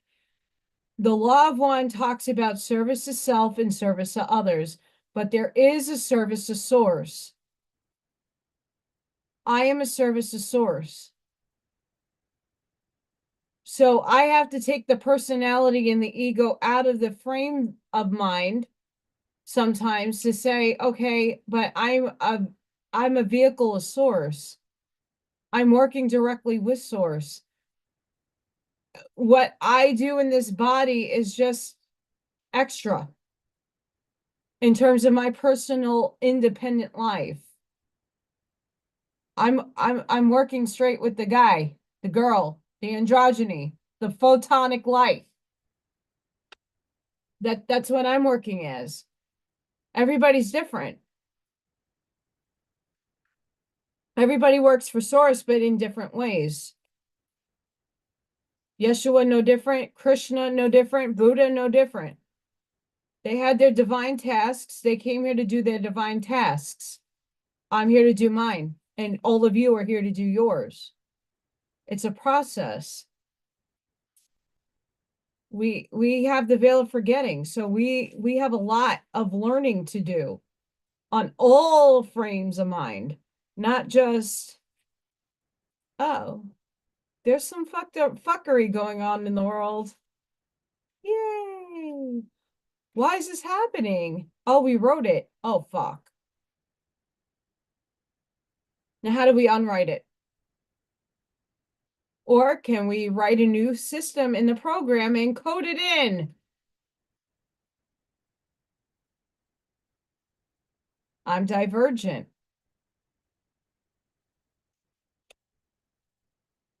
I can't be manipulated.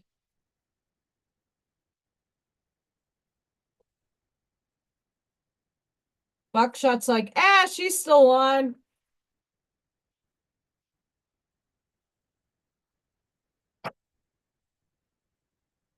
Faith.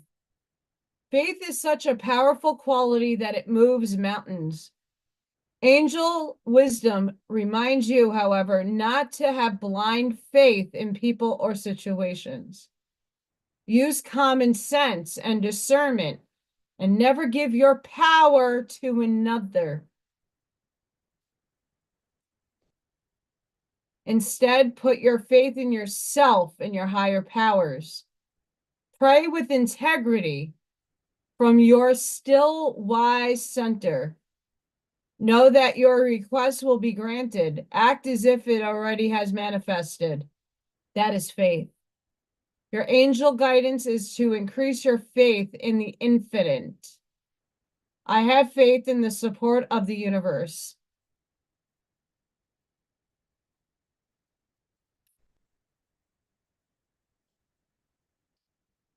That's a hard thing to have. Archangel Uriel. Archangel Uriel works on the ruby ray, which is made up of purple and gold. It is the ray of wisdom and spirituality. You are blessed to attract this angel card, for he will bring you serenity, love, tranquility, and peace. You, in your turn, are invited to spread this beautiful qualities to others. Connecting with the Archangel Uriel will enable you to aspire to oneness with all humanity. This is a high state of grace, which will bring you freedom and joy. Visualize yourself in a purple and golden cloak and invoke Archangel Uriel's help to raise your consciousness. I am one with everyone in peace and serenity.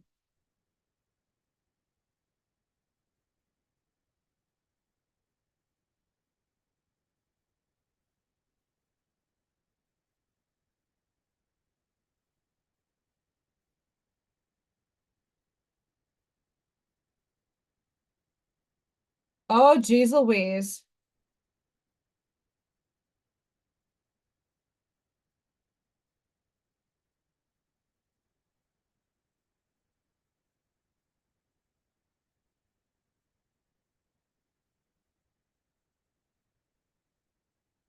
Get a lot of archangels coming in today. Oh, that's awesome. Freya, come here, mama.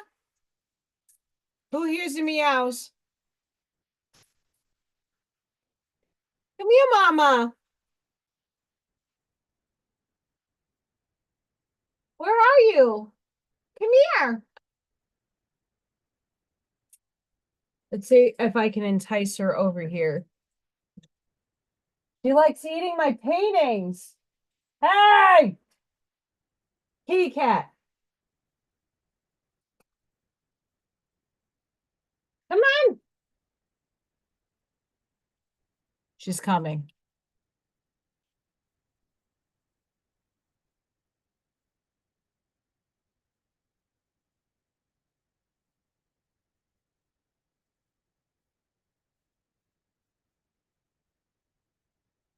Thought she's coming. Oh, there she is. Here's my girl. No, come here.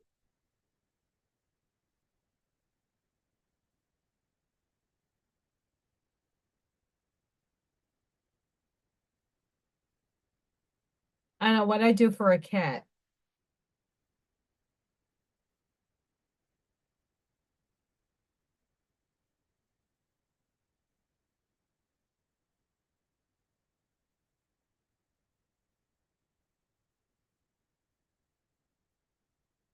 Come on, Freya. Come say hi. Why are you hiding behind the chair? I see her whiskers. She's like under the chair. I see you. Hi, Mama. She's like, no. She's over there. She's like, no, I don't want to be on screen. F you, honey. I tried.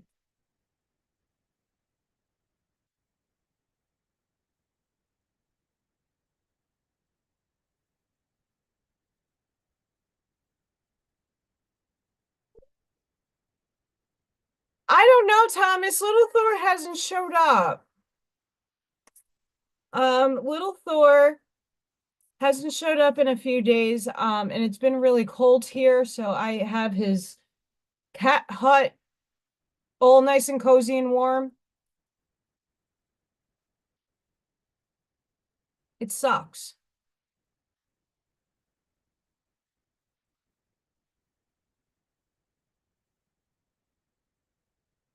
I have a two-tiered deck. So down here, because I have a two-floor house, down here is deck one, where I have like chairs. I need a new hot tub. That thing broke. I think a raccoon made a hole. Um, and then up the stairs where I usually film Little Thor is the second deck. Right now, like this morning was 50. It's warming up, but not enough. So the last few days was below zero. Right now it feels like 9 outside.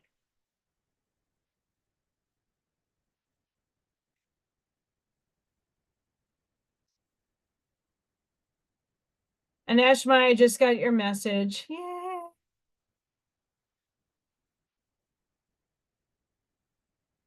And it's gonna warm up, so that's like the bonus. I really hope he comes home too. I miss him. I'm gonna really try and make an effort to get him tracked. I do leave some stuff out, but then I have raccoons and possums and other animals that like to come into my yard and wreak havoc.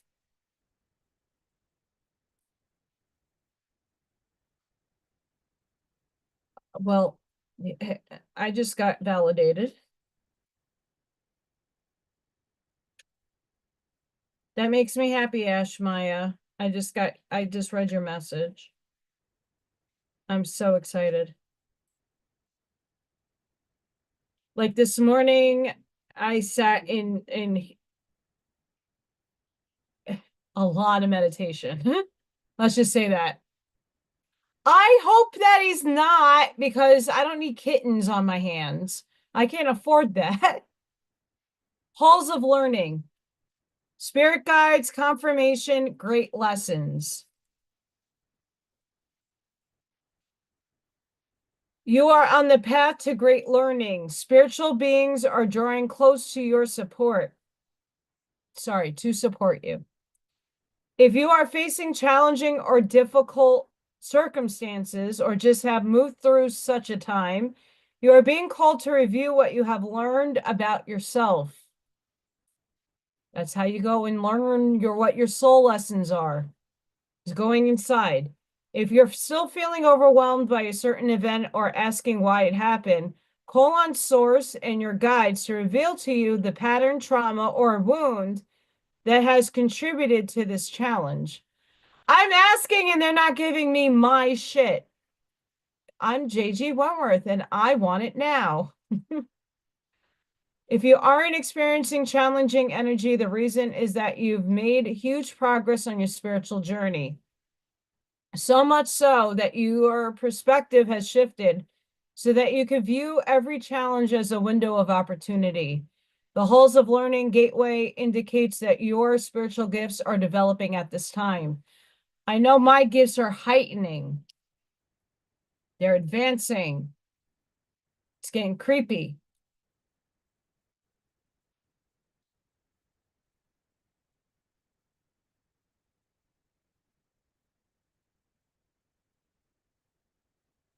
I don't know about you guys. I'm sure my information was bought off and sold still. I getting a lot of creepy, crazy Facebook friend requests. Um, I'm not ashamed of it. I don't keep my life that private. If you want to be my friend, just let me know. PM me, message me in Messenger. Let me know it's you. Uh, because I get some crazy shit on my page. A lot, especially when you're wearing shiny pants and hooker heels in your photos. I get to weed things out.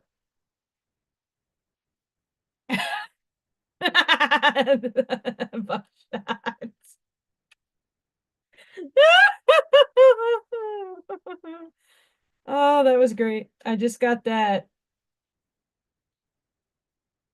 Oh, dear gosh. Okay, so the entities that have been coming into mine pathway is the Sirius star blessings. Yes. Proceed, be seen, push through.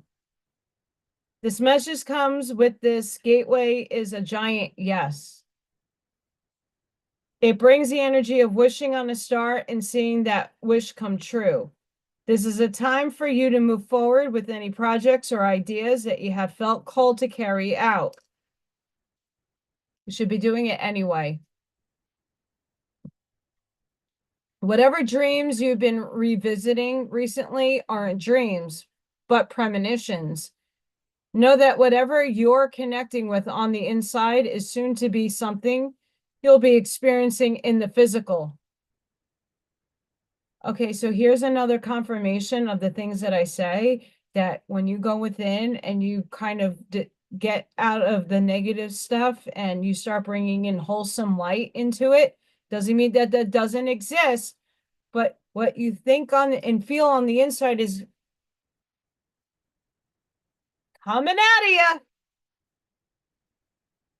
And that's not easy. See yourself celebrating as if your wildest dreams have come true. As you do so, you'll be creating the perfect energy for them to manifest in your world.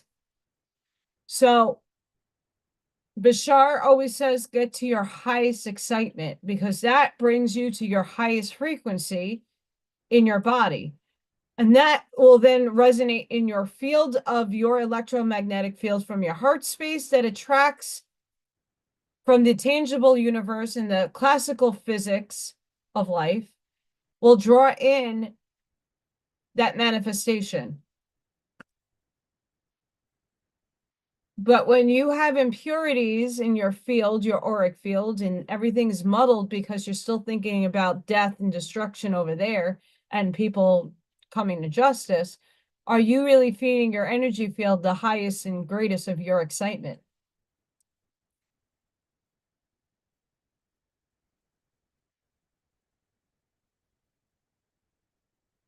I mean, I've been putting little Thor's food right in front of the little shelter because he has been using it. When it's really cold, I have a heater on a timer, and I'm continuously going outside and making sure that the heater is on. And I put his food there. I can't put the tuna and the wet food out because it freezes. I have a water bowl, which is I've had to take it out and it's frozen, and I put it on the heater, but it's been so super cold that it's still freezing, even though it's in an encasement. Uh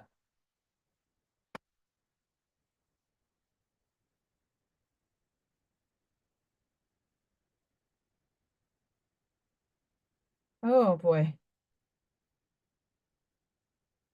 All right, let me refresh the Schumann resonance.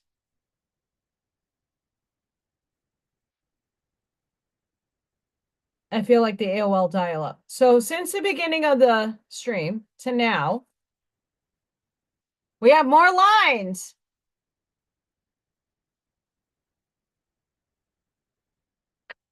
So if you're feeling it, you're getting uploads, downloads. There you go. You got to take the concept that people preach about with the spell casting. There's some truth to that, because your words are a projection of energy and frequency. And when you speak it out into existence, you're really spell casting. So when you're typing, the same equivalent happens because your thoughts are being created and you're typing it out, you're expending energy. It's in your field. So when you're sitting and spewing negativity, it's affecting your field. And I'm not saying be the tree hugging hippie, like, yay, sparkle farts and everything is fucking fantastic, because it's not. That's not being realistic. But what is being realistic is not causing harm to another person, whether you agree with their actions or not. That's not up for you to decide. What you need to decide is what you want to feed your energy field. I want to feed prosperity, harmonious energy, peace, and love to all that's out there in a real, loving, raw form, not this fake, hi. But that's what I intend to do each and every day, is to better the lives of the kids that I'm with, have fun with them, get them laughing in high states, make them clap their hands. Um, this is what I like to do. And then I like to be inspiring and help people get inspired by crafting and painting. Like I said, it's okay if you don't paint and you draw stick figures, it doesn't matter. It's the act of doing. And what, for those of you that came in later, if you're a dominant right, start writing your affirmations or just doodling with your left hand. It helps your brain work both lobes. Magic eye. Get one of those books or a poster and start doing magic eye. It helps your brain work in sync with both sides. So it equalizes itself out.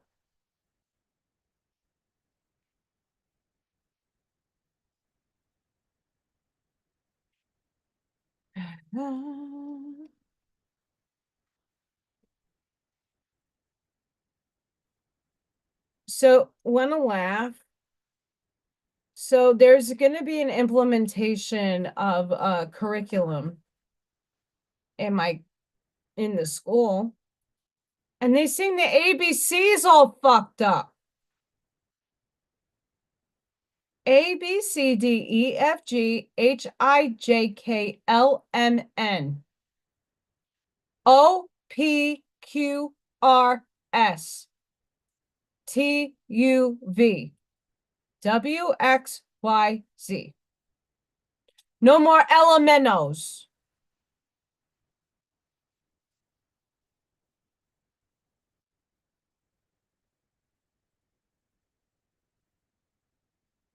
No more elemento.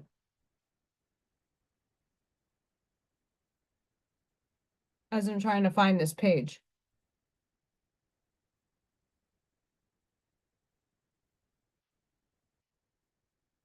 Unicorn rainbows and sparkle farts. I'm not gonna lie. When the Tide Pod thing was going on, there were people that was ingesting uh edible glitter, because people like put glitter on cakes and stuff and that you can eat it. And people are doing that to have their poop look shiny and sparkly. So I just equate it to sparkle farts.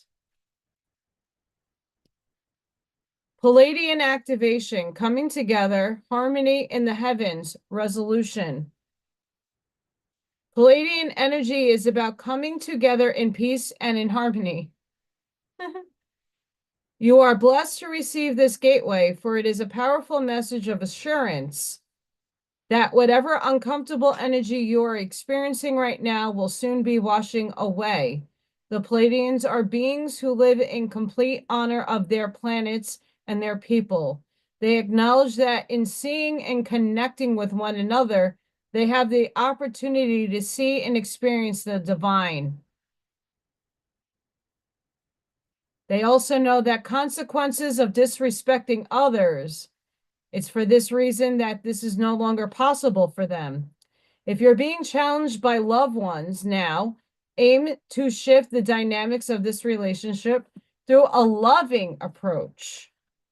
The lesson you are facing at this time is an opportunity to heal old wounds and operate from a higher state of being. if that could sum up what I'm going through and acknowledging the fact that I am a divine being, I'm aware of this, and I am coming into a human form to deliver the divine messages. I have to do it from a state of purity and not one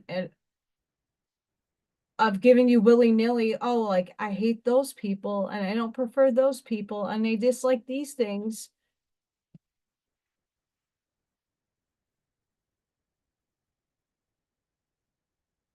Bye, deplorable. I'm doing one or two more cards and then I'm probably getting off. It's late. So thank you for coming. Do I know Barbara Messiniak? Do I know Barbara Messiniak?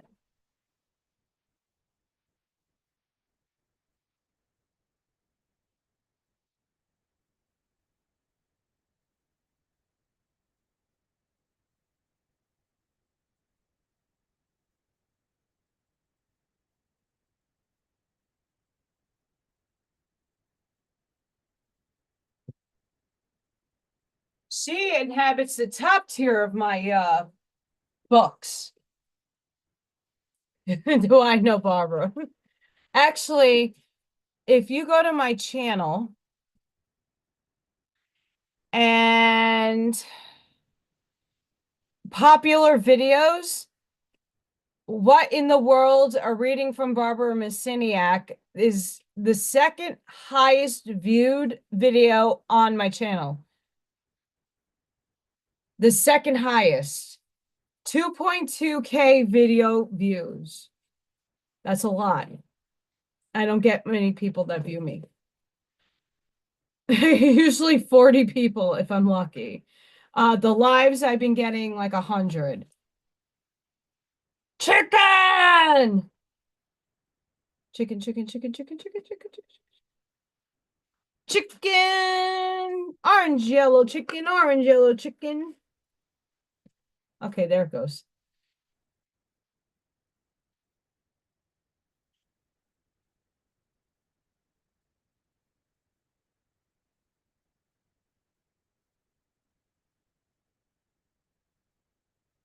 Does a bear shit in the woods?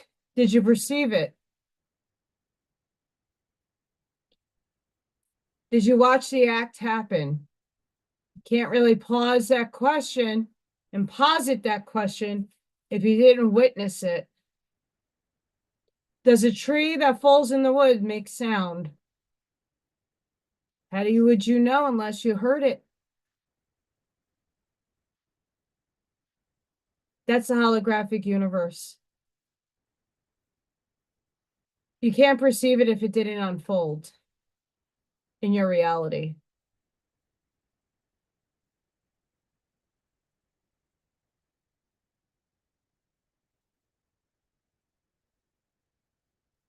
Maybe some people are Cyclops and have one eye.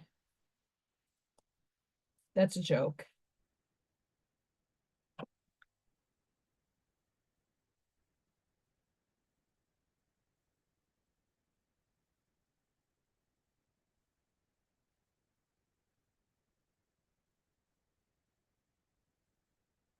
I don't know if these people, I'm gonna post this. I'm just gonna say this because I well intentioned and mean this. I'm very blessed to have a lot of people on my Facebook. Love everybody. I just don't understand why people send me information that don't support me in other facets of life that think that I'm going to pass this on to Jason. Jason's a friend of mine, but every time I'm in his house, which hasn't been in a while because everybody's sick and I don't want to get them sick. I don't know what I'm carrying on me. Uh, Jason doesn't want to see my phone and sit on my phone for hours for the thousands of people that message me videos or TikToks or information that he already has. The man, his house is filled with totes. They're everywhere.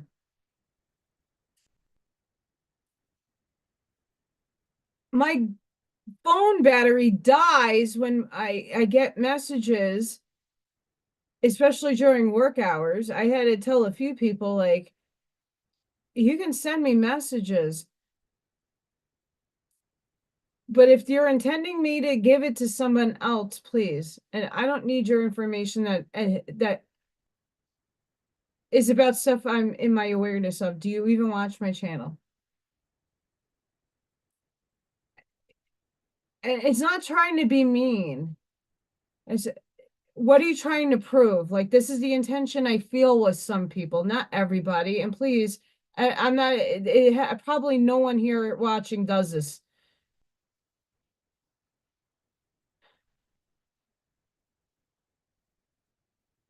The intention is to try to prove something to me. Prove it to yourself. Go within. Know if the information you are receiving and you're watching aligns in your heart space. Don't ask for my approval. Ask for your own approval. I perceive the universe and reality different from everybody in the chat and everybody in my life. I see things most people can't see. That doesn't mean it exists or doesn't exist. I perceive it for my reality, it exists. It might not for yours. Some of these people want to just prove things to me I'm not even interested in. A waste of time. Use your energy in better ways. Yeah, if people send me beautiful videos and I'm very proud, very appreciative to those things, but those people know and watch me so they know exactly what to send me. I get so much feed from certain people. I love them. But they're only friends with me because I live 10 minutes from JQ. I go over JQ's house. Do you think I'm gonna show him my phone the whole entire day? He's not interested in any of the things that I talk about or say. Do you think he's gonna give me time? He's 24 hours in his brain doing his thing. He doesn't delineate from it either. I'm serious. He's on one track and his gears spin nonstop 24/7, unless he's sleeping. He's not interested in anything that anybody gives me because he's not in, and it's not to disrespect me. It's just he's not interested. And it's not because he doesn't want to see it. People do it to Dina all day long. She has a lot going on in her life too that, trust me, he has a lot. And it's not to disrespect anybody that has given me stuff, but I've had people make some very nasty comments that, oh, you didn't want to give it to him. Well, he doesn't want to see it from me. Sorry.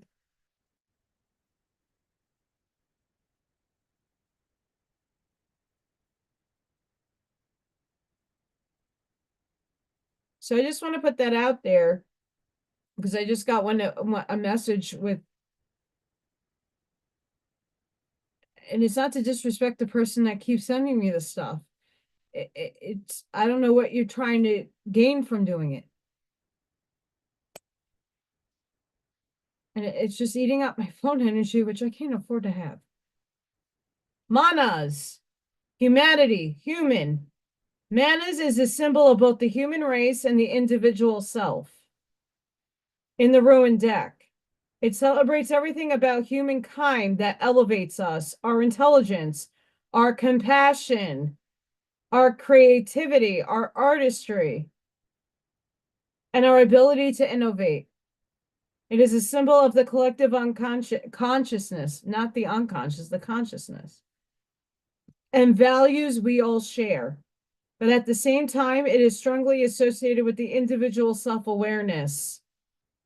If this rune appears, you are encouraged to think about your attitude towards others and what your unique contribution to the world is. What assistance or service can you offer others?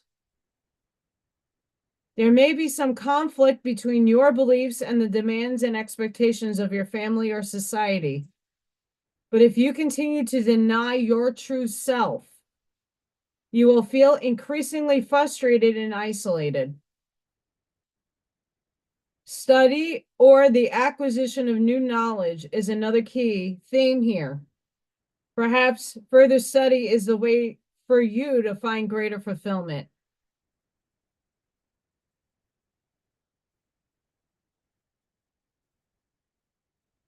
Everything I said tonight wrapped up in a card. Seriously. Ashmai, absolutely. I have been very privileged and amazed going to Jason's house for the very first time and walking into his office and then walking into the back room with in the garage and the storage hut. The amounts of documents this man has is unfucking canny. Unfucking canny.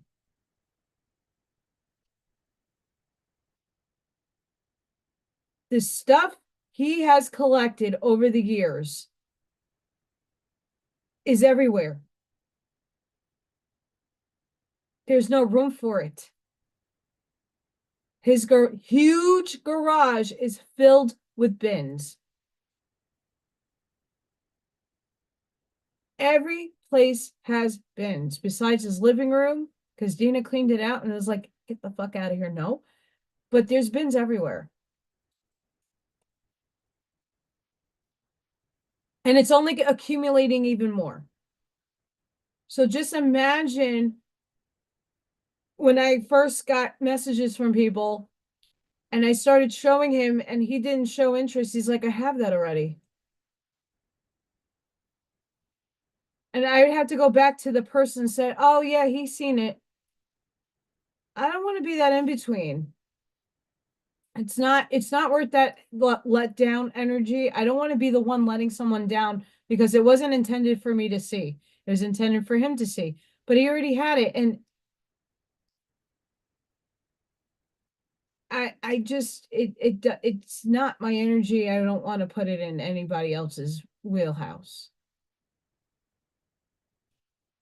It's not to be mean. It's not to say I didn't try. I always try when people try to show me stuff, but not all the time is he receptive to the things that I show him. I mean, I've given him and others books that they clearly ignore, and then all of a sudden it's on the bandwagon, and oh yeah.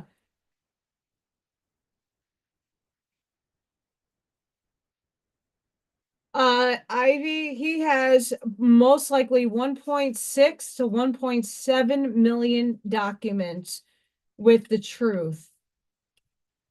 That is now just coming out in the manifested world on MSN. Everything from UFOs to spirit to ascension to the Illuminati to the corruption to the blue button people. I won't say what that is. To the Articles of Confederation, to the executive orders, to all the presidents, to books, timeline jumping. If he hasn't covered it, I don't know what he hasn't not covered besides my wheelhouse. So he's a genius and he's a channeler too. But his wheelhouse in his mind is always grinding information, always connecting dots to things that most of us can't even fathom.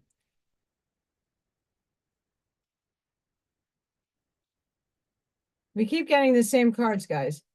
Uh Ivy, he is off of Colorado.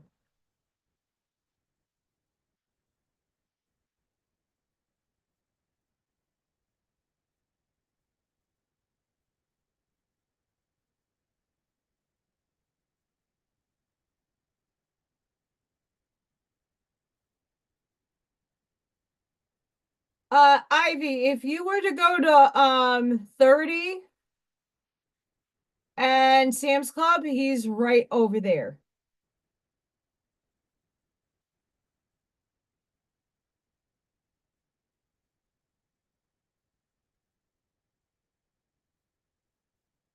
Beta of Spirit Wolf. We keep getting this card. Give yourself enough rest. Only then will you be able to ground yourself enough to culminate focus and motivation to fulfill your path. You will find a way through any tricky situation as you tune into your instincts and trust your own timing. From times of change and uncertainty comes confidence, love, and resilience. Embrace transition. Commit to your tasks and stay focused, but be flexible in your approach. You have the skill to intuitively handle any issue. Ivy, Jason's the reason why I moved out here because the notes I took from my medium when I asked about it confirmed it.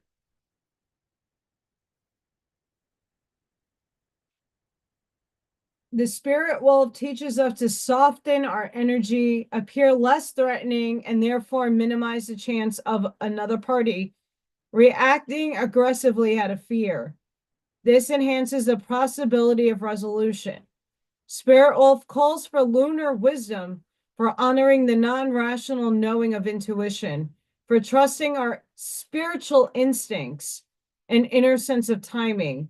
He is the unconventional yet reliable pathfinder.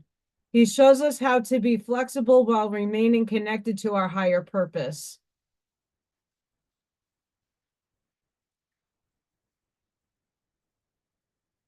So by listening to beta waves, beta frequency helps us get things done. Beta excess is progress at any cost. Beta deficiency results in lack of focus and inattention to what is happening, so problems are not readily solved. Spirit Wolf brings a healing recalibration of our beta waves so we can avoid depression and feel motivated, yet also know when to step back and reconnect to the lower, slower healing rhythms of the heart and soul.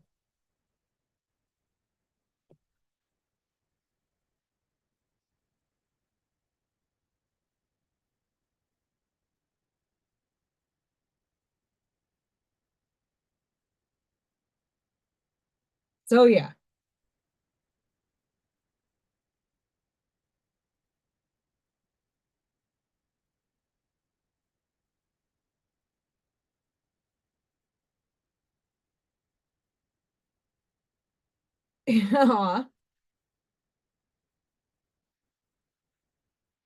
Yeah, I mean, Spirit touched on just about everything I spoke about since the beginning of the live. Um, try to get your Spirit's message tonight is really try to hone in on connecting both sides of your brain because this is going to bring in more of the filtering process that is us getting downloads, uploads, epiphanies. It's going to bring them in more on a clearer path. Um, Magic Eye is another tool, but there's other things out there to get your brains to work together. Um,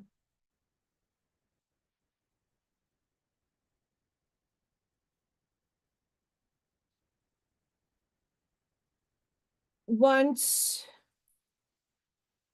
March is going to be wonky energy, Just an FYI.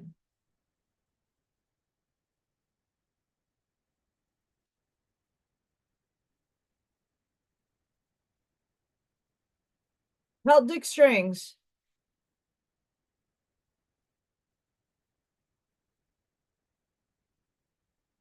Once you're in the awareness that you're all things and that you are just a personality playing in a vehicle, that your soul is, oh, I don't know if you were here for this. Think of a drone. Your higher self that's connected straight to source has the controls. You're the drone in the experience flying around. As much as you have autonomy and that you are experiencing reality, your higher self has the controls and is steering you in directions. Your thoughts are not yours. It's out here in the field of quantum consciousness. Your thoughts are coming from your higher self, your guides, your angels, your everything that is connected to you is your thoughts. Streamline down into your essence. No one needs to pay anybody to learn how to access your higher self. You already are. Why do you need to pay for it? Asking yourself the deeper why questions, having faith that when you're speaking out, like, hey, source, why don't I have clarity on what to do next in my life? Nothing I'm putting out there is sticking, but bills in the 3D have to get paid somehow. What the right? And maybe source might answer my question or give me an opportunity somewhere. I still haven't received it yet, but is it my divine orchestration and timeline to receive it?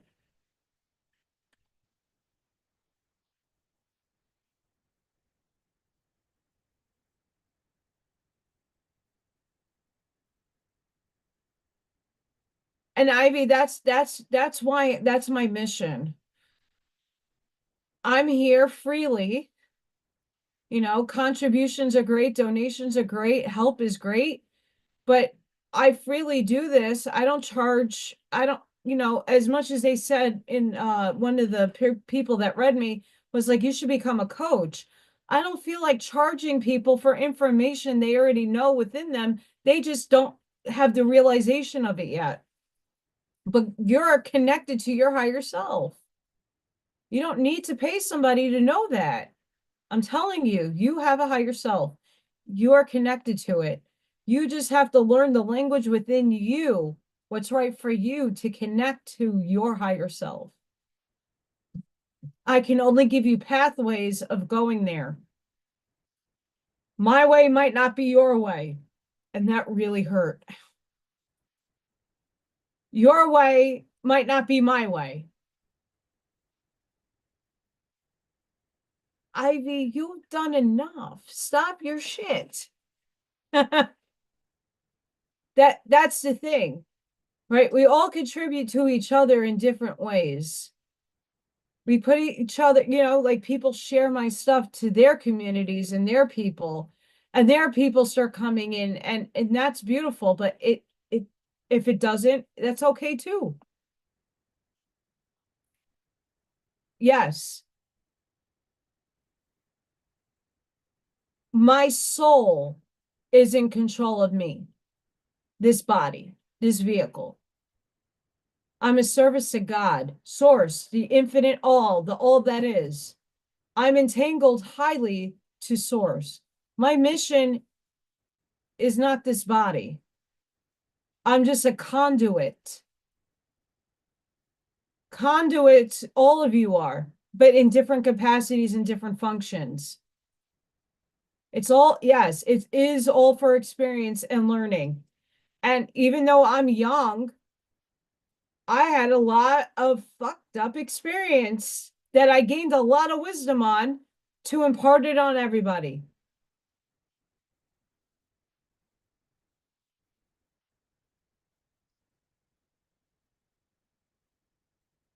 you know, that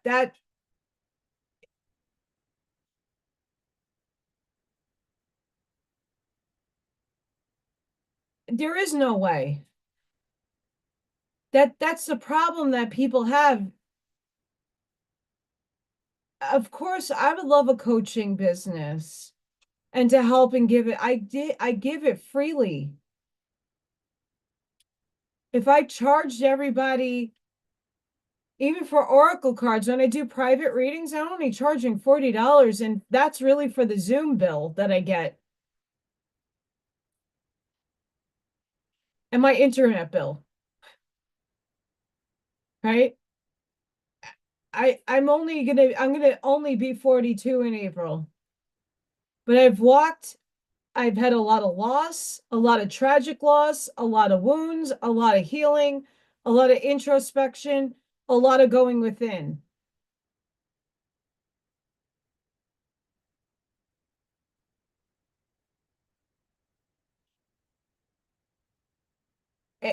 And that's exactly the thing. I still have to make a living. I still have to work. I still have to provide my bills and live in the 3D realm. At the same time, I am not going to rip people off for information that should be freely given. You are connected to your higher self. You doing the work, I can't do for you. I can only steer you in a direction of different things that might help you. And that's up to you to self-discover those things. Like I said, not everybody tonight is going to go get a journal and doodle with their left hand. It's a suggestion to help those that are interested that, align with that method to try. If it doesn't work out and it doesn't stick, it's not meant for you. It's something to try. Magic Eye, same thing. Those are methods that were given to me from my higher guidance through a medium. It doesn't hurt to try, especially stuff that you have a pen and I have paper and I can just doodle. It's free.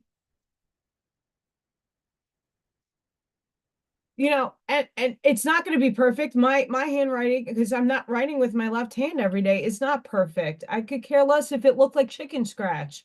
It's the idea of just doing it. Same thing with my paintings.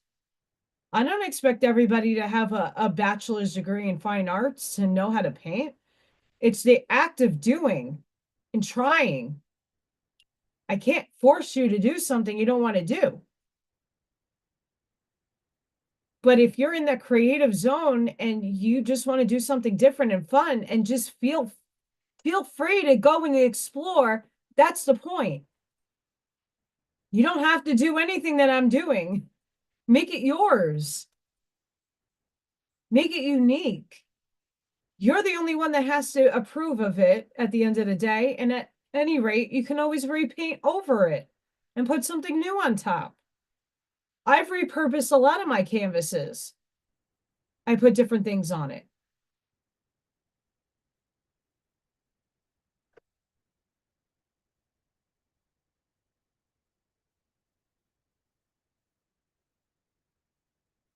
Healing is a forever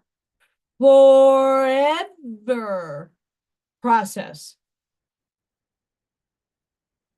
If you heal trauma, then the next thing you're healing is relationships. After you heal relationships, you're healing something else, and you're healing something else, and you're healing something else. And that healing comes in layers.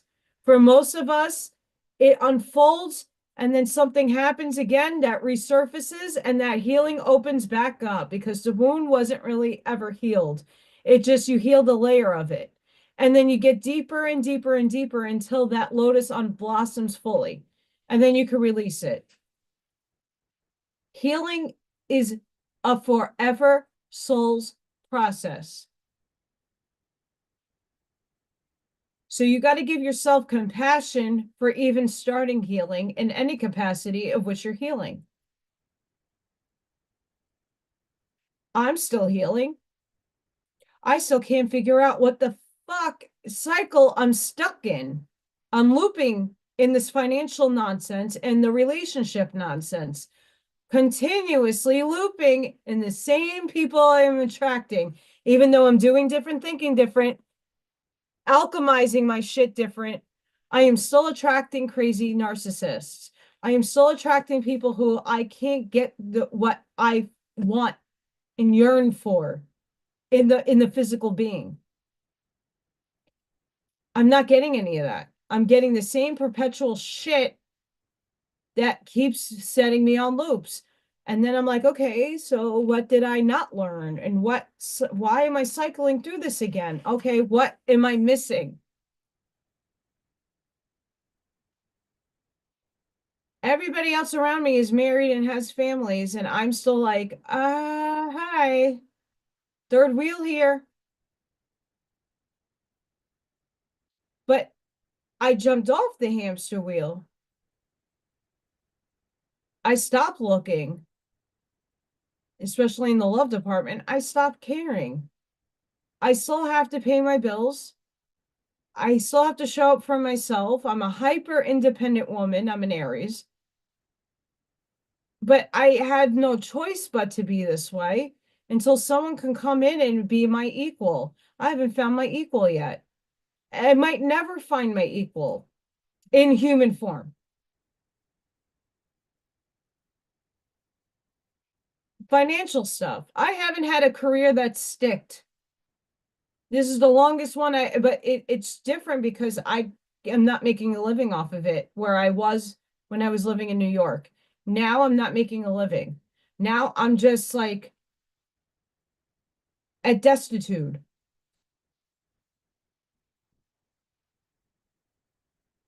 What do I do to get out of it? What do I need to do different? I'm still trying to figure that out. But in the meantime, I'm here to impart beautiful messages from spirit. That's my job.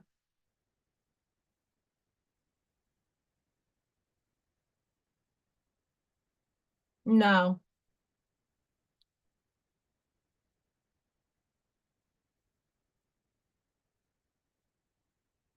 Right now, spirit has me focused on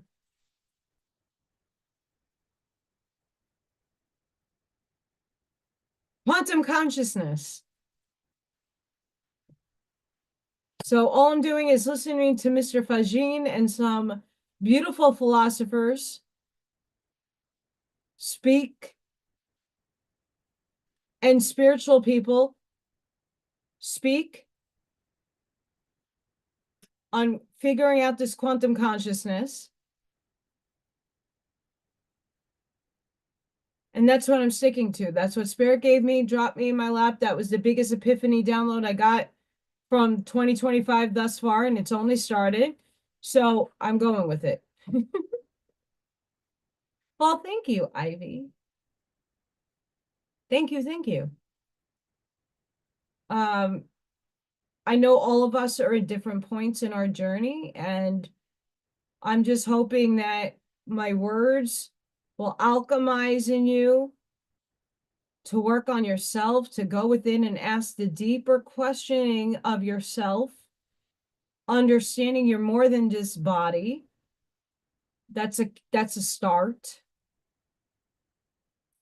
Knowing that you're all things. If where we go, all of us go, that means the negative side of source as well is going also. They're graduating, as Ra would put it. They're ascending too. They're just not ascending to the same place that we are. And after sixth density, they're the fifth density, really, they have to alchemize their darkness to light. Or they'll go back as space dust return and be fractalized and not have a wholeness to them. And that's their decision to make, not mine. I don't judge it. I stopped judging a lot of things. I still have some work to do on that, but I stopped allowing things to dictate reality for me. I create my reality, therefore I get to dictate it. And unfortunately in 3D, it takes a lot of manifestation power and time. Just like those Simpsons episodes. They seeded you some crazy, wild shit that has played out years later. So all we need to do is start perpetually thinking positively, realistically, not irrationally. Start trying to harmonize humanity, wanting the best for everybody, because if you include all, that's God. And even if it's the negative people, you want the best for them because you want them to turn to light. If you perpetually want them dead, they're not going to turn to light. They need to be breached. You're the lighthouse. Speak sense into them. And if you can't seed your seeds of truth, put them over there, put your boundary up, and let them be. Stop worrying about them. Stop allowing them to rent space in your head, because you're going to perpetuate their loop for manifesting, and you're going to be the one manifesting their reality.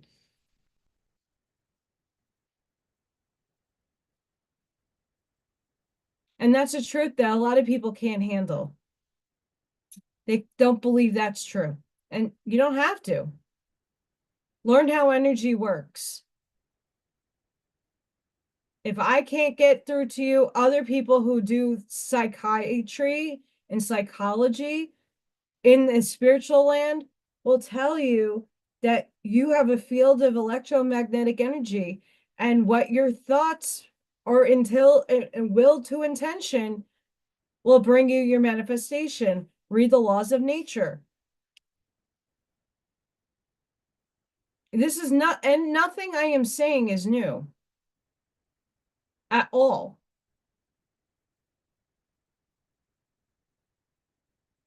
It's not new. Nothing I'm saying is a new concept. This is ancient wisdom. These are universal laws we all are bound to. I'm not saying anything different from anybody else that's in the same frequency bandwidth that I'm in. I'm just putting it in terms that most people can understand. I'm projecting it differently. You're the drone flying through reality. Your higher self is the one with the controls. Are you going to have faith in yourself that you're going to lead yourself through? I had hoped so. Scott knew it. You called it. Yes, I am going to get off because it's almost 11 o'clock by me. And I got to take all this makeup off and get Freya all cuddled up in a ball with me and put little Thor's stuff on. So I got some stuff to do even before I even close my eyes. But I want to thank each and every one of you for coming and hanging out with me. You all rock so very much. I wouldn't be here without any of you, honestly. I will let you guys know about the raffle. Um, hopefully by next week. See, Ash Maya, so synchronistic. I'm going to intuitively feel my skulls to see which one I want to put up for the raffle. And then I'll have two other items, objects, stuff that I don't like to just give one person something. I like to do at least three.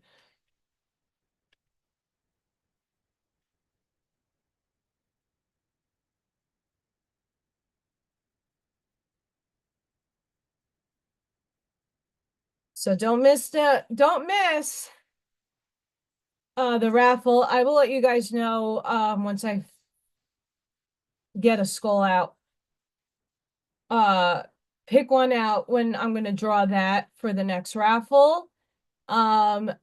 Hopefully we'll see what tomorrow brings. If I'm gonna also be on Zoom, don't forget, We Not Me has a Telegram link for Zoom. I think also Facebook on We Not Me. You can just type in We Not Me, go to the page, and it should pop up on Facebook and Telegram. Tomorrow Buckshot's gonna be on with Turn the Page with Janine. After this video ends, I'm gonna go find the link so I can post it in the show notes. What I'm doing right now is harnessing my energy because this is spirit. I am sending love, light, shielding, protective energy to all that can use it. There is a lot of people out there right now that need a lot of healing energy. So for anyone who needs healing energy, I hope you're feeling it and receiving it. My hands are vibrating heavily right now.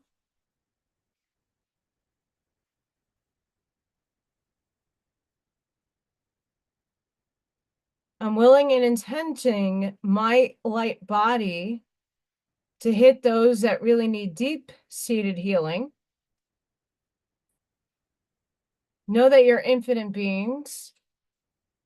Know that you are a part of the love and light. And please make sure that you are taking care of yourself. Make sure you have like a self-help hour for your day. Carve some time out for yourself, guys. That's Spirit's last message. I hope to see you all on the next live, which will be on Tuesday.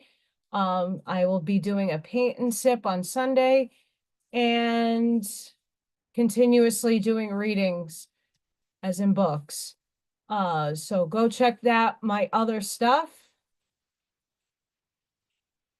Yes, Buckshot. I'm gonna see if I can pull the link for that, but the last time it just pulled off a Telegram, the Telegram channel, it wouldn't do the Zoom link. I don't know why. Oh, you got it. Hang on. I'm gonna copy that. You rocky. Okay, I got the link, so I have it in my bus stop over here. So I'm gonna drop that link after the live. It will give me a few minutes to import. I put in different information. I will have that in there. So if you're interested in coming and joining some of the beautiful people in this group, the Zoom is open for all. If you're shy, you don't have to have your video camera on. And you don't really need to say anything. If we have some people that do ask who you are, just for legitimate reasons. Just say that you were on Ally's live and you're interested in feeling the vibe. How's that? And you're not obligated to stay. It's a come as you want, come as you go. Beautiful souls, beautiful energy. A lot of different things being spoken about there. You know, I just hang out and impart my wisdom when I can. But yes, please join us. I usually go on for a little bit. But Buckshot's usually there unless he's on the show. Also, please go support the Time Is Now podcast and Miss Janine from Turn the Page. Those are the two places I frequent a lot. And Jack Breaks Out. Although I never know when his shows are on anymore. So guys, please go within. Be the shoulder. Be the lighthouse. Seed your truths. And I hope to see you guys on the next one. Thank you all for your support, your abundance, your love, your light, your positivity, your vibrations, and your help and aid. Can't do this without you.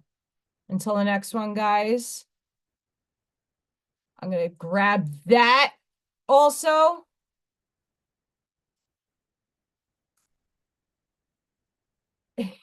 As I'm grabbing that. I hope to see you all in the next one. Thank you guys. Have a great night. Have a blessed day.